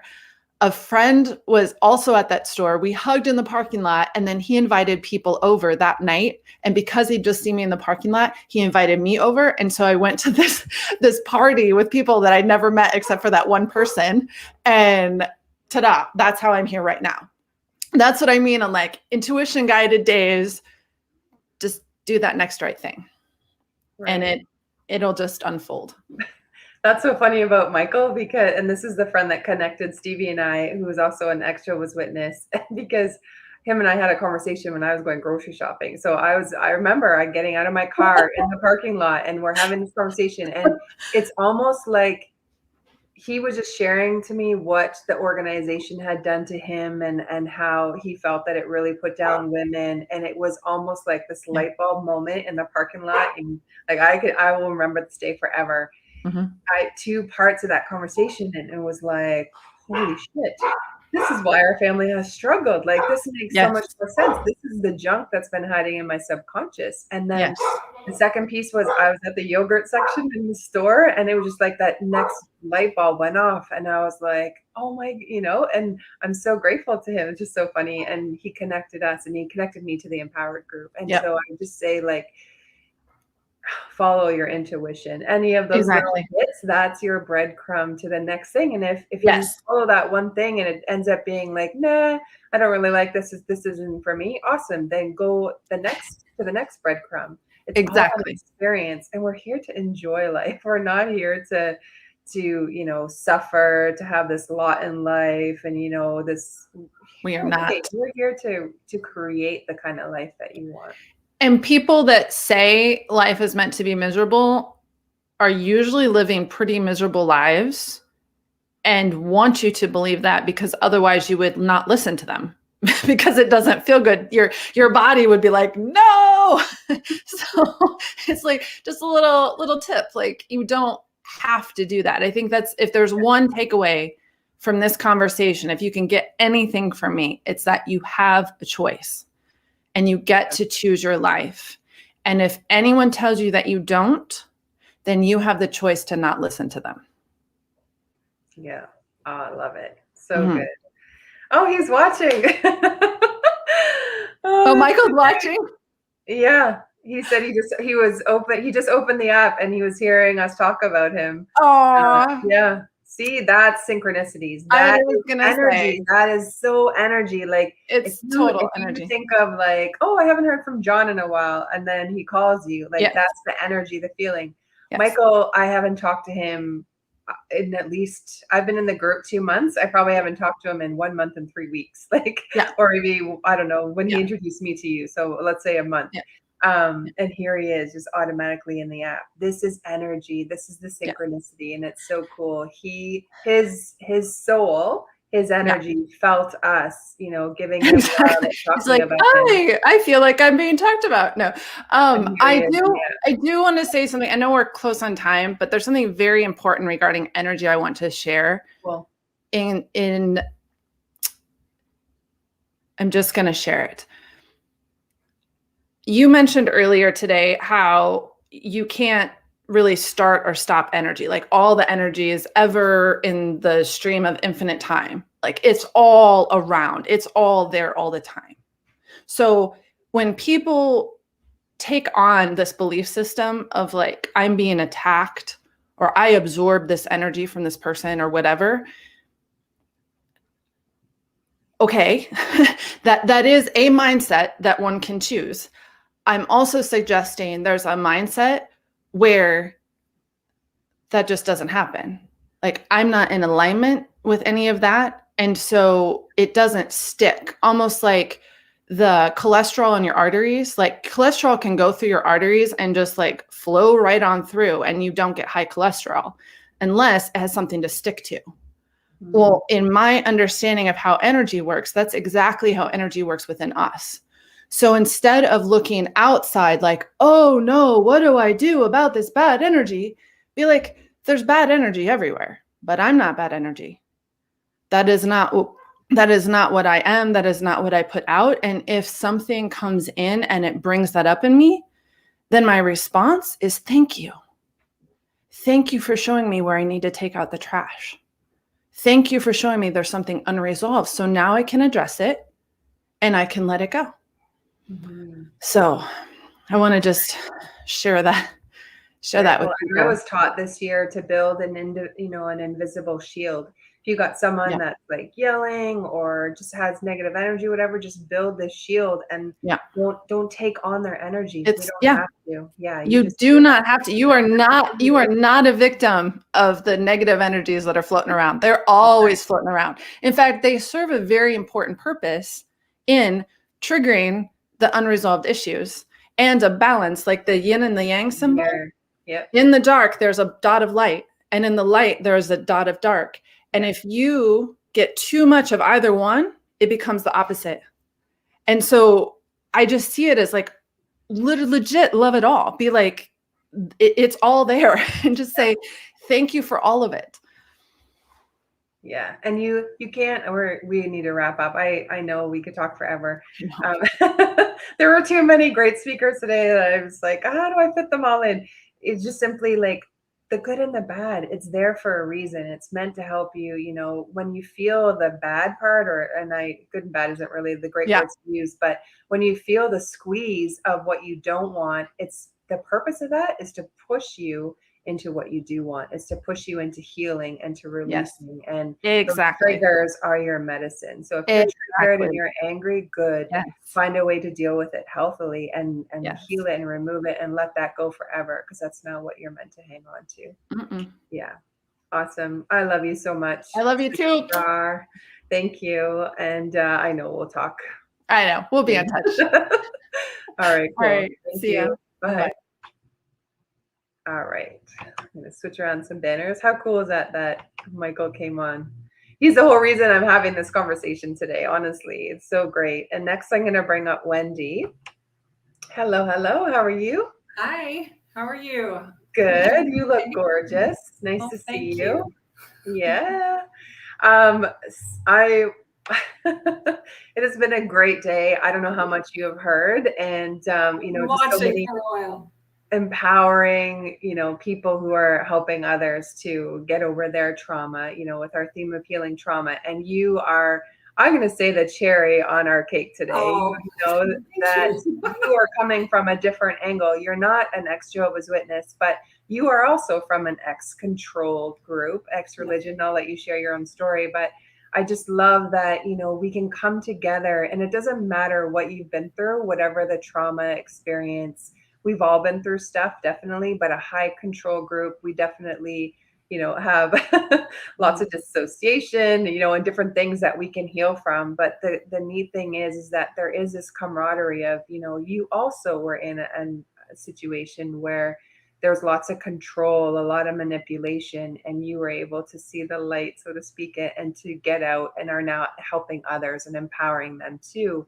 And so, you know, share with us what it was like, you know, as much as your story you'd like to share about being a Mormon, but then, you know, the breaking free, or when you started to realize, whoa, wait a minute, what's going on? Sure. And I would also like to offer some tips. That little coach in me is perfect. All about helping empower you. In fact, my group is called Empowered Former LDS. What is LDS for anyone who might not know? Latter-day Saints. Okay. And so that's the name of the church, is the Church of Jesus Christ of Latter-day Saints, but we're known as the Mormons. And they're trying to break that stigma right now, but most people will recognize us as Mormons.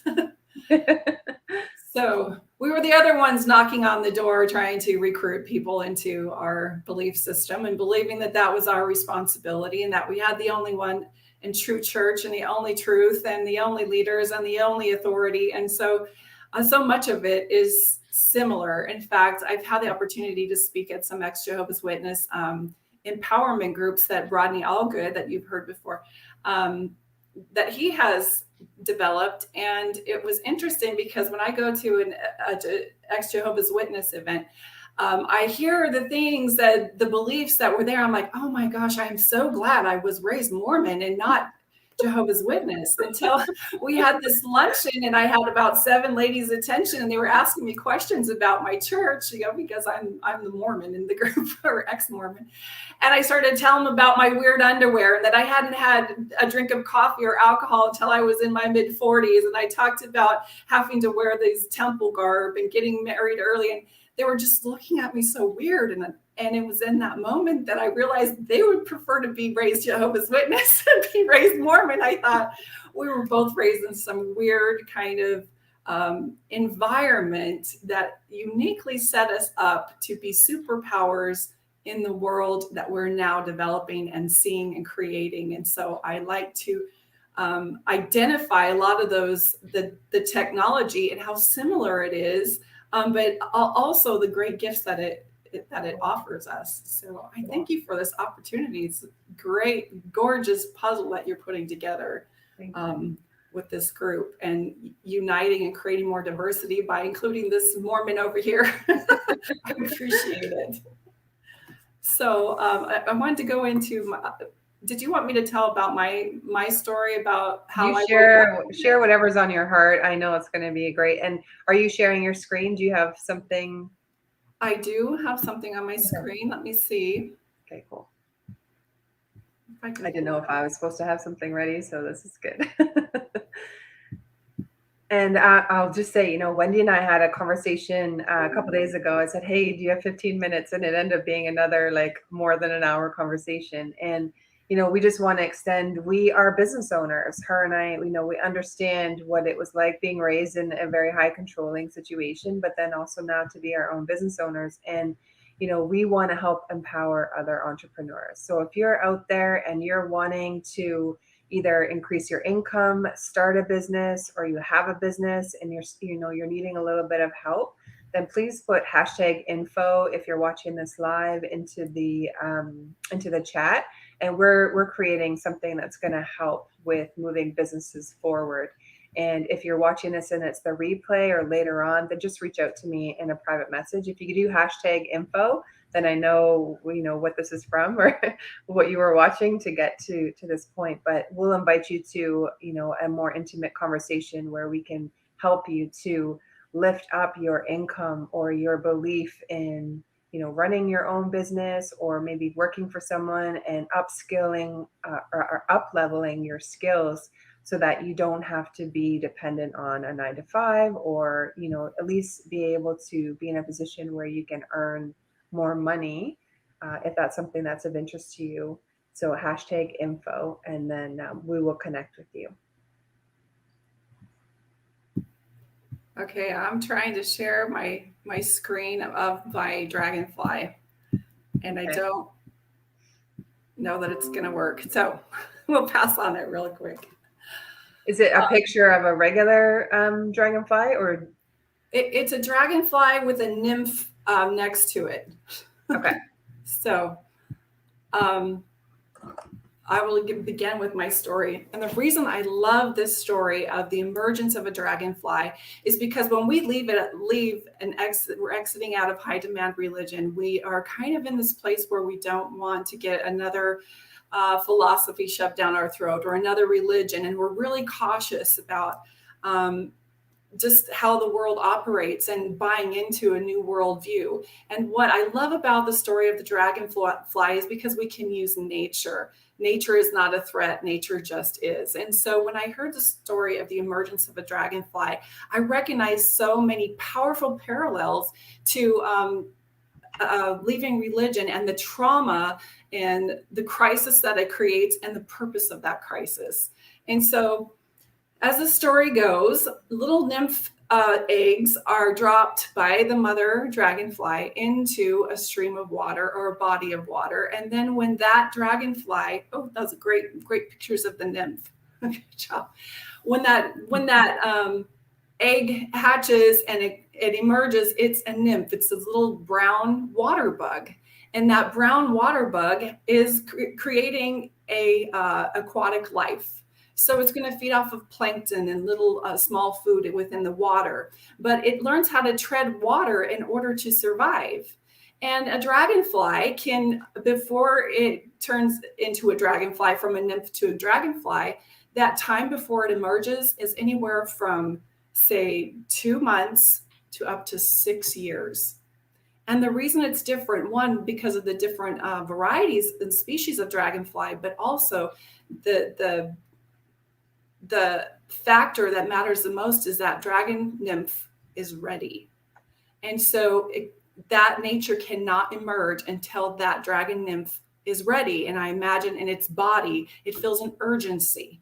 And for you, as you were exiting the religion, you started to ask questions and have that cognitive dissonance that something doesn't feel right. And so your values begin to change. And rather than having faith and belief, you wanted to know more about the truth. And when you give yourself permission to know the truth, you cannot stop asking the truth because we become hungry for it. And so the same with the dragonfly is that, you know, it feels this urgency, and it has some instinctual idea to climb up a reed. And I imagine many dragon nymphs, I should say, in the dragon nymph world, the dragon nymphs probably saying, don't cross the surface of the water, because if you do, you will never come back. And the reality is that's true. Once you've crossed the periphery of your belief bubble and your belief system that you were raised in, there's no turning back. You're going to know too much to try and fit all that back into that box. And so as that dragonfly feels the urgency to walk up the reed, it starts to feel something new. It starts to feel the sunshine. It starts to feel oxygen, things that it has never felt before. And I imagine the transition between breathing in oxygen or breathing in water and breathing in oxygen is a significant feeling. And that dragonfly can feel like it's in crisis. But as it continues to walk, and I imagine its body, it feels an urgency. And for you, as you were exiting the religion, you started to ask questions, have that cognitive dissonance. If I can hear me. There we go. So as I start to feel the water and the oxygen, they begin to emerge, and out their body begins to crack wide open, and they begin to bring out this giant thorax that I imagine was creating so much pressure in their body, and it begins to unroll. And as they begin to pump the water out, it's like the dragonfly is born with an innate hydraulic system to pump the water out and to bring the oxygen in. And that process of pumping water out and bringing the oxygen in unfolds this gorgeous thorax. And that's not all. On the back of this new creature, you're going to find that it has wings. And what's really cool about these wings is that not a butterfly flies simultaneously. All four wings of a dragonfly fly independently, and they have to learn how to fly synchronistically together.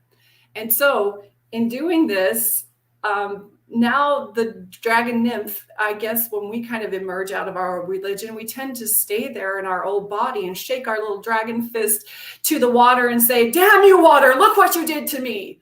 And all your nymph friends are swimming around there, and you're calling out to them, and they don't understand what you're talking about, and they don't see you. All they know is that you crossed the surface and you're in danger, and we can't talk to you anymore, or what you have to say is too dangerous, and we might find ourselves out there too. And so that's our human tendency, because we're such social creatures. But what we don't realize is that if that dragon nymph or your friends haven't been asking the same questions and haven't been on the same spiritual journey as you, they're not ready to come out of the water yet. And for us to try and pluck them out of the water when they're just not ready, for a dragon nymph, they won't survive in the new elements. And so it kind of forces us to have to let them go. We cannot, as a dragonfly, return back to the water, because the water will be too heavy on our wings now, and we will drown. And so our focus has to start on moving forward. What do? I am now not only a land creature, but I am I'm a aerial creature. I have wings, I can fly. And in order to survive, I'm going to have to eat different food. Whereas I was swimming through water as a nymph, now I'm flying through the air, and now I'm going to eat mosquitoes and other things. And how I parallel this is a lot of times we'll leave the religion and we'll try to use the same coping skills in this new life. And it's just not going to work for us. If we try to eat fish, we will die. If we do all the nymph things in a dragonfly body, we are not going to survive. And for many of us, we feel flat, we feel depressed, we feel discouraged, because we planted seeds in our woundedness. instead of started building something new. What I love that Rodney had to say is about closing the book, not writing a new chapter with the same new characters, literally closing the book and saying the end. And now this is the new book I'm writing. It's going to have new characters. It's going to have new motives, because your motives within the indoctrination were completely given to you.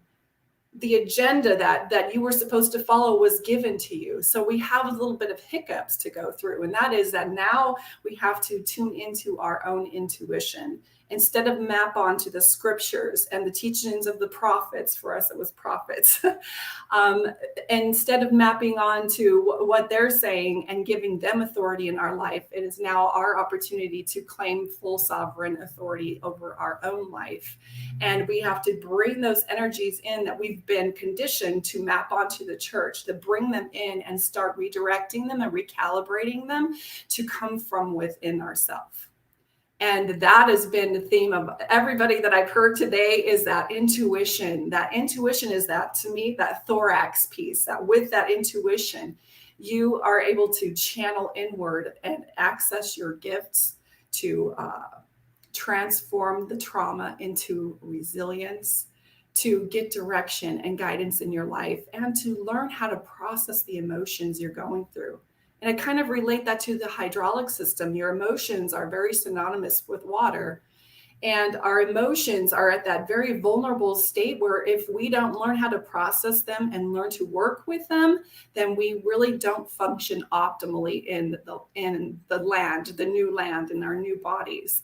And so that emotional piece is very important. It's not something we learned in the religion to process. In fact, we were taught 50% of our emotions were evil. And so we would pretend like we're not having them because good people don't have bad emotions. And so it's now learning to work with them. So that's the main piece, is that intuition, that self-guidance is important, that self-trust. A lot of times for members of the LDS church, we are taught to use our intuition, but if our intuition expands beyond the periphery of indoctrination, then we are conditioned to teach ourselves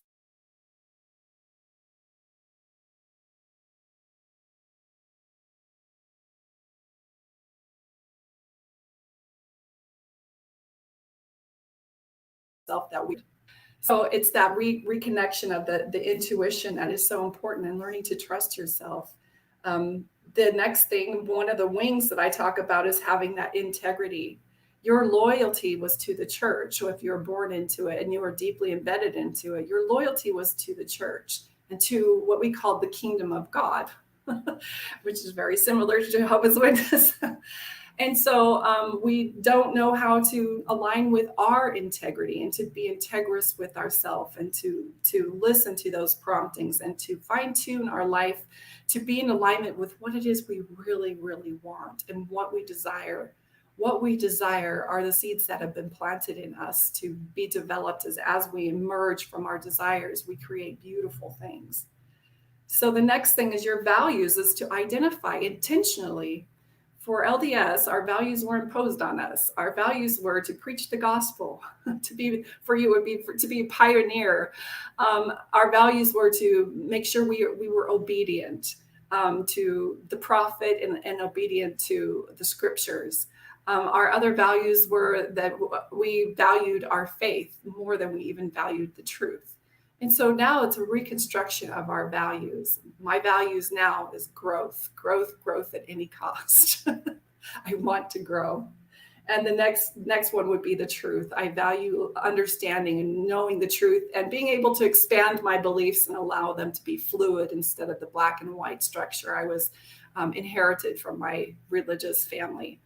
And then the fourth one is to find your purpose, and that purpose will give you self-direction. All of these have to do with pulling it back into the self and becoming the sovereign authority of your own life. And the last one is to find community, a place wherein you can contribute and where you can make impact and where you can lift and help others. And I don't care whatever stage you are on the journey, there's someone right behind you. So we can teach them how to fly and how to flap their wings and how to thrive in this new world. And that's what I love about what you're doing here, Christine, is that you're gathering dragonflies together to help the newly emerging dragonflies to say, this is how we can do it. This is how we can work together. So any questions on that part? I have just a little something at the end here, but did I miss anything? Do you have anything that might be curious for your audience?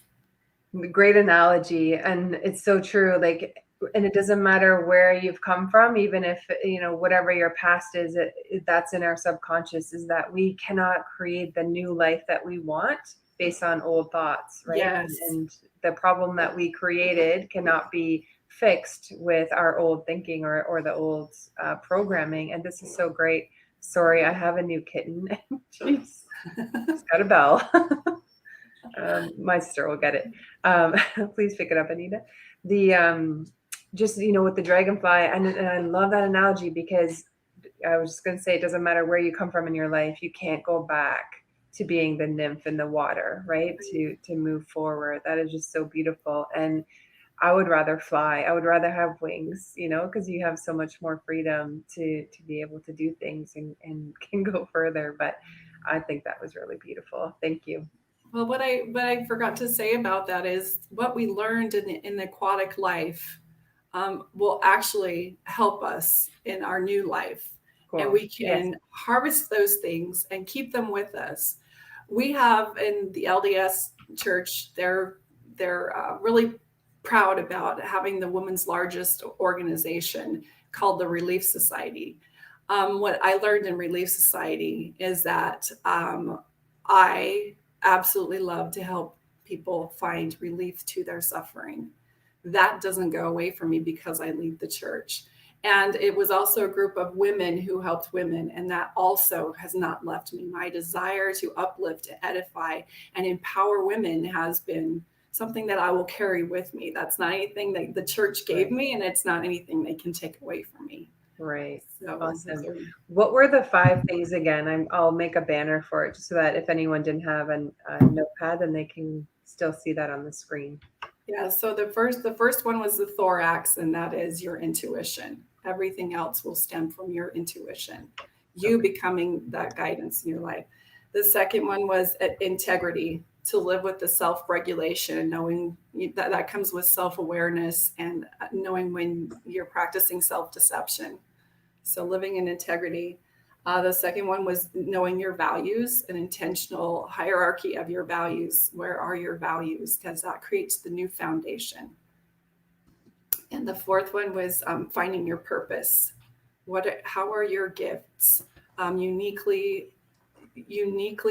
orchestrated for you to make an impact on the world?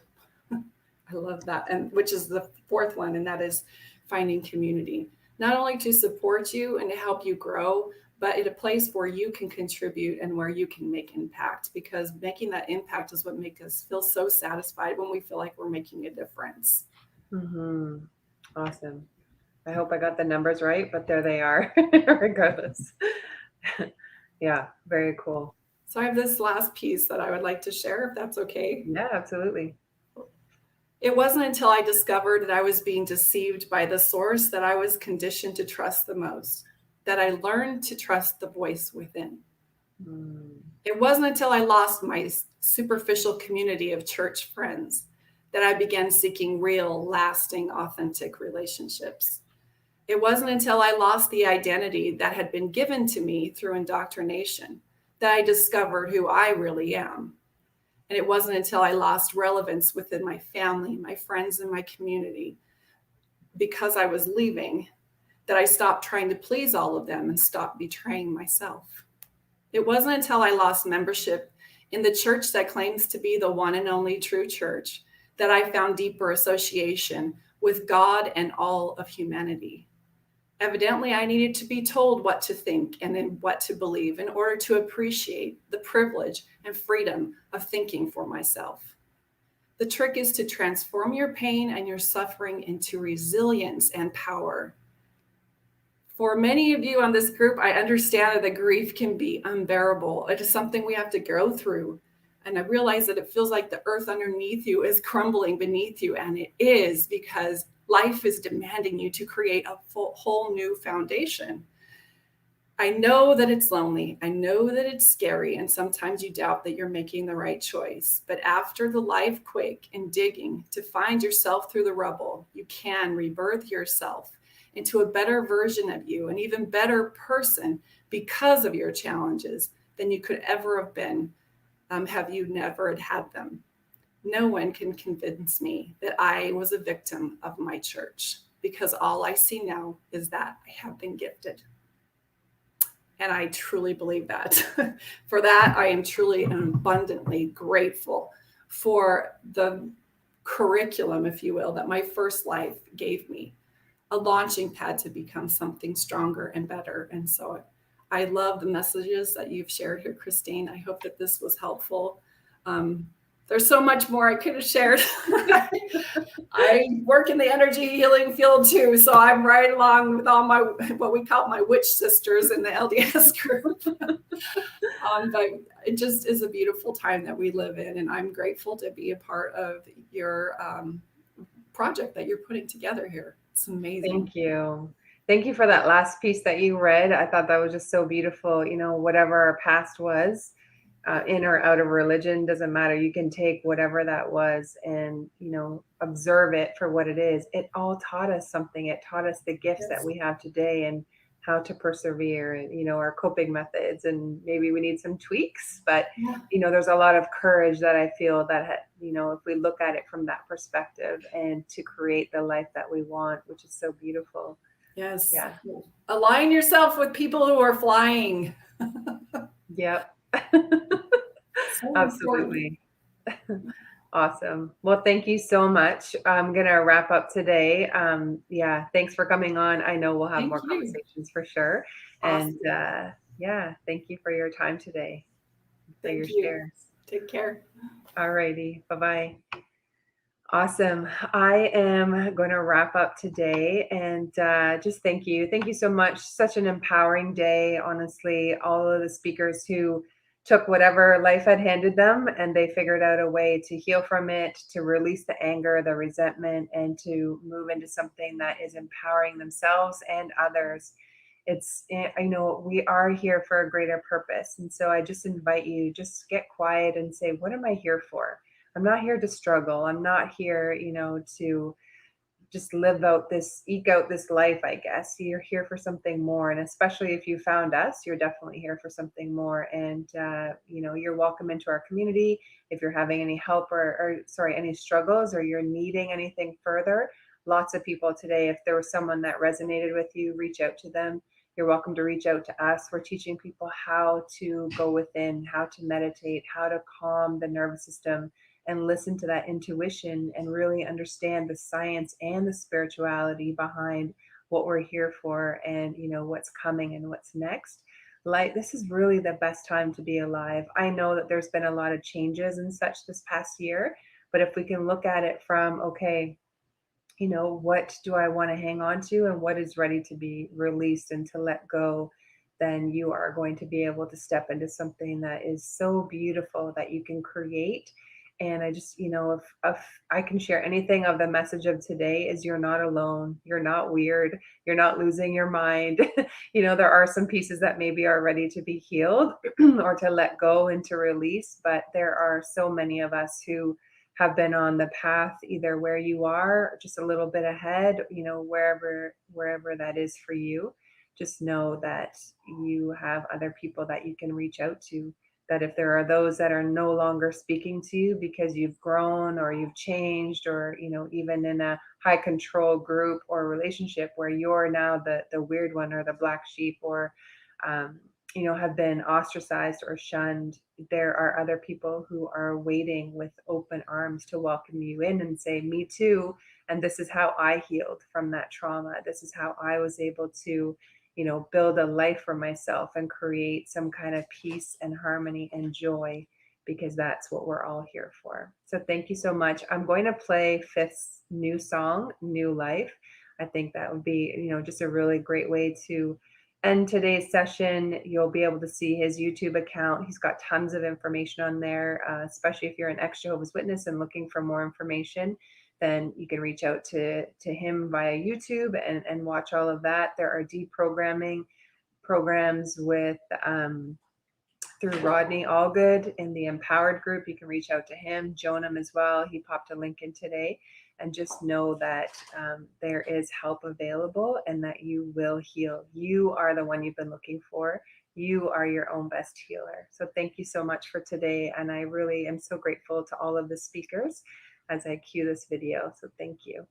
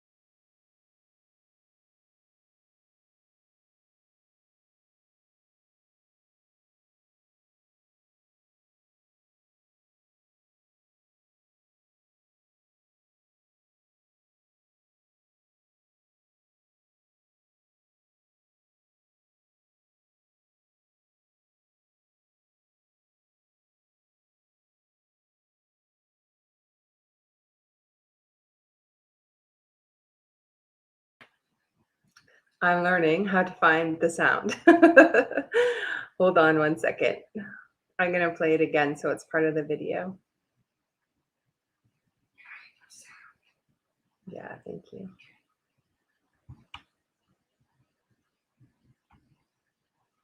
Oh, I see it now. Okay, cool. I found the share audio, everybody. Okay, let me just cue it back.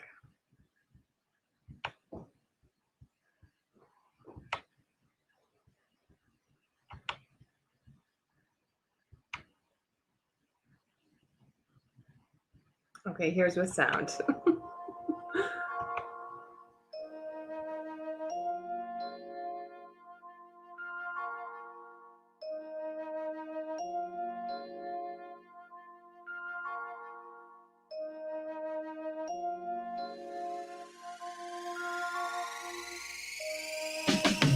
Hey, my father still ain't met my son, and they got the same name, that's your way of ton. My little boy and my mom share a birthday. I wouldn't wish this on nobody, this the worst fate.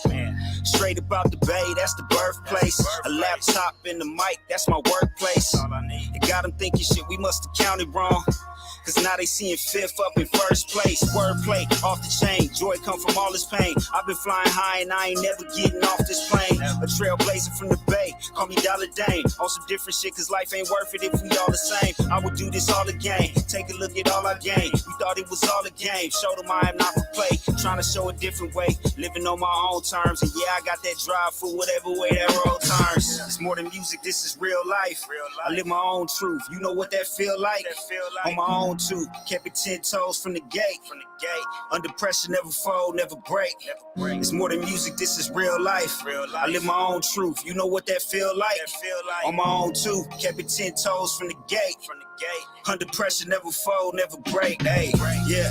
Still waking up in them cold sweats, dreaming about the past. Guess I still ain't let it go yet. Grinding every day, cause I ain't reach all of my goals yet. Destination greatness, I can feel it in my soul, yeah. Brother turning 30, ain't seen him in hella long. My sister stalking my gram, so I know she heard the song. Just got a call from my man, he said, Fifth, you hella strong. And they constantly hit my line and be like, bro, you wasn't wrong. Drop that cost of doing business, that shit was more than a song. It gave them strength and let them know that they can make it on their own. When you dealing with all the madness, but you still manage. When all your people leave you stranded, but you still standing. When giving up is hella easy, but you still at it. And now they talking about your album like it's illmatic. Accept my past, knowing it caused some major damage. Cause you ain't never gonna be fly until you claim your baggage. It's more than music, this is real life. I live my own truth, you know what that feel like? On my own too, kept it 10 toes from the gate. Under pressure, never fold, never break. It's more than music, this is real life. I live my own truth, you know what that feel like? On my own too, kept it 10 toes from the gate. Under pressure, never fold, never break. Hey.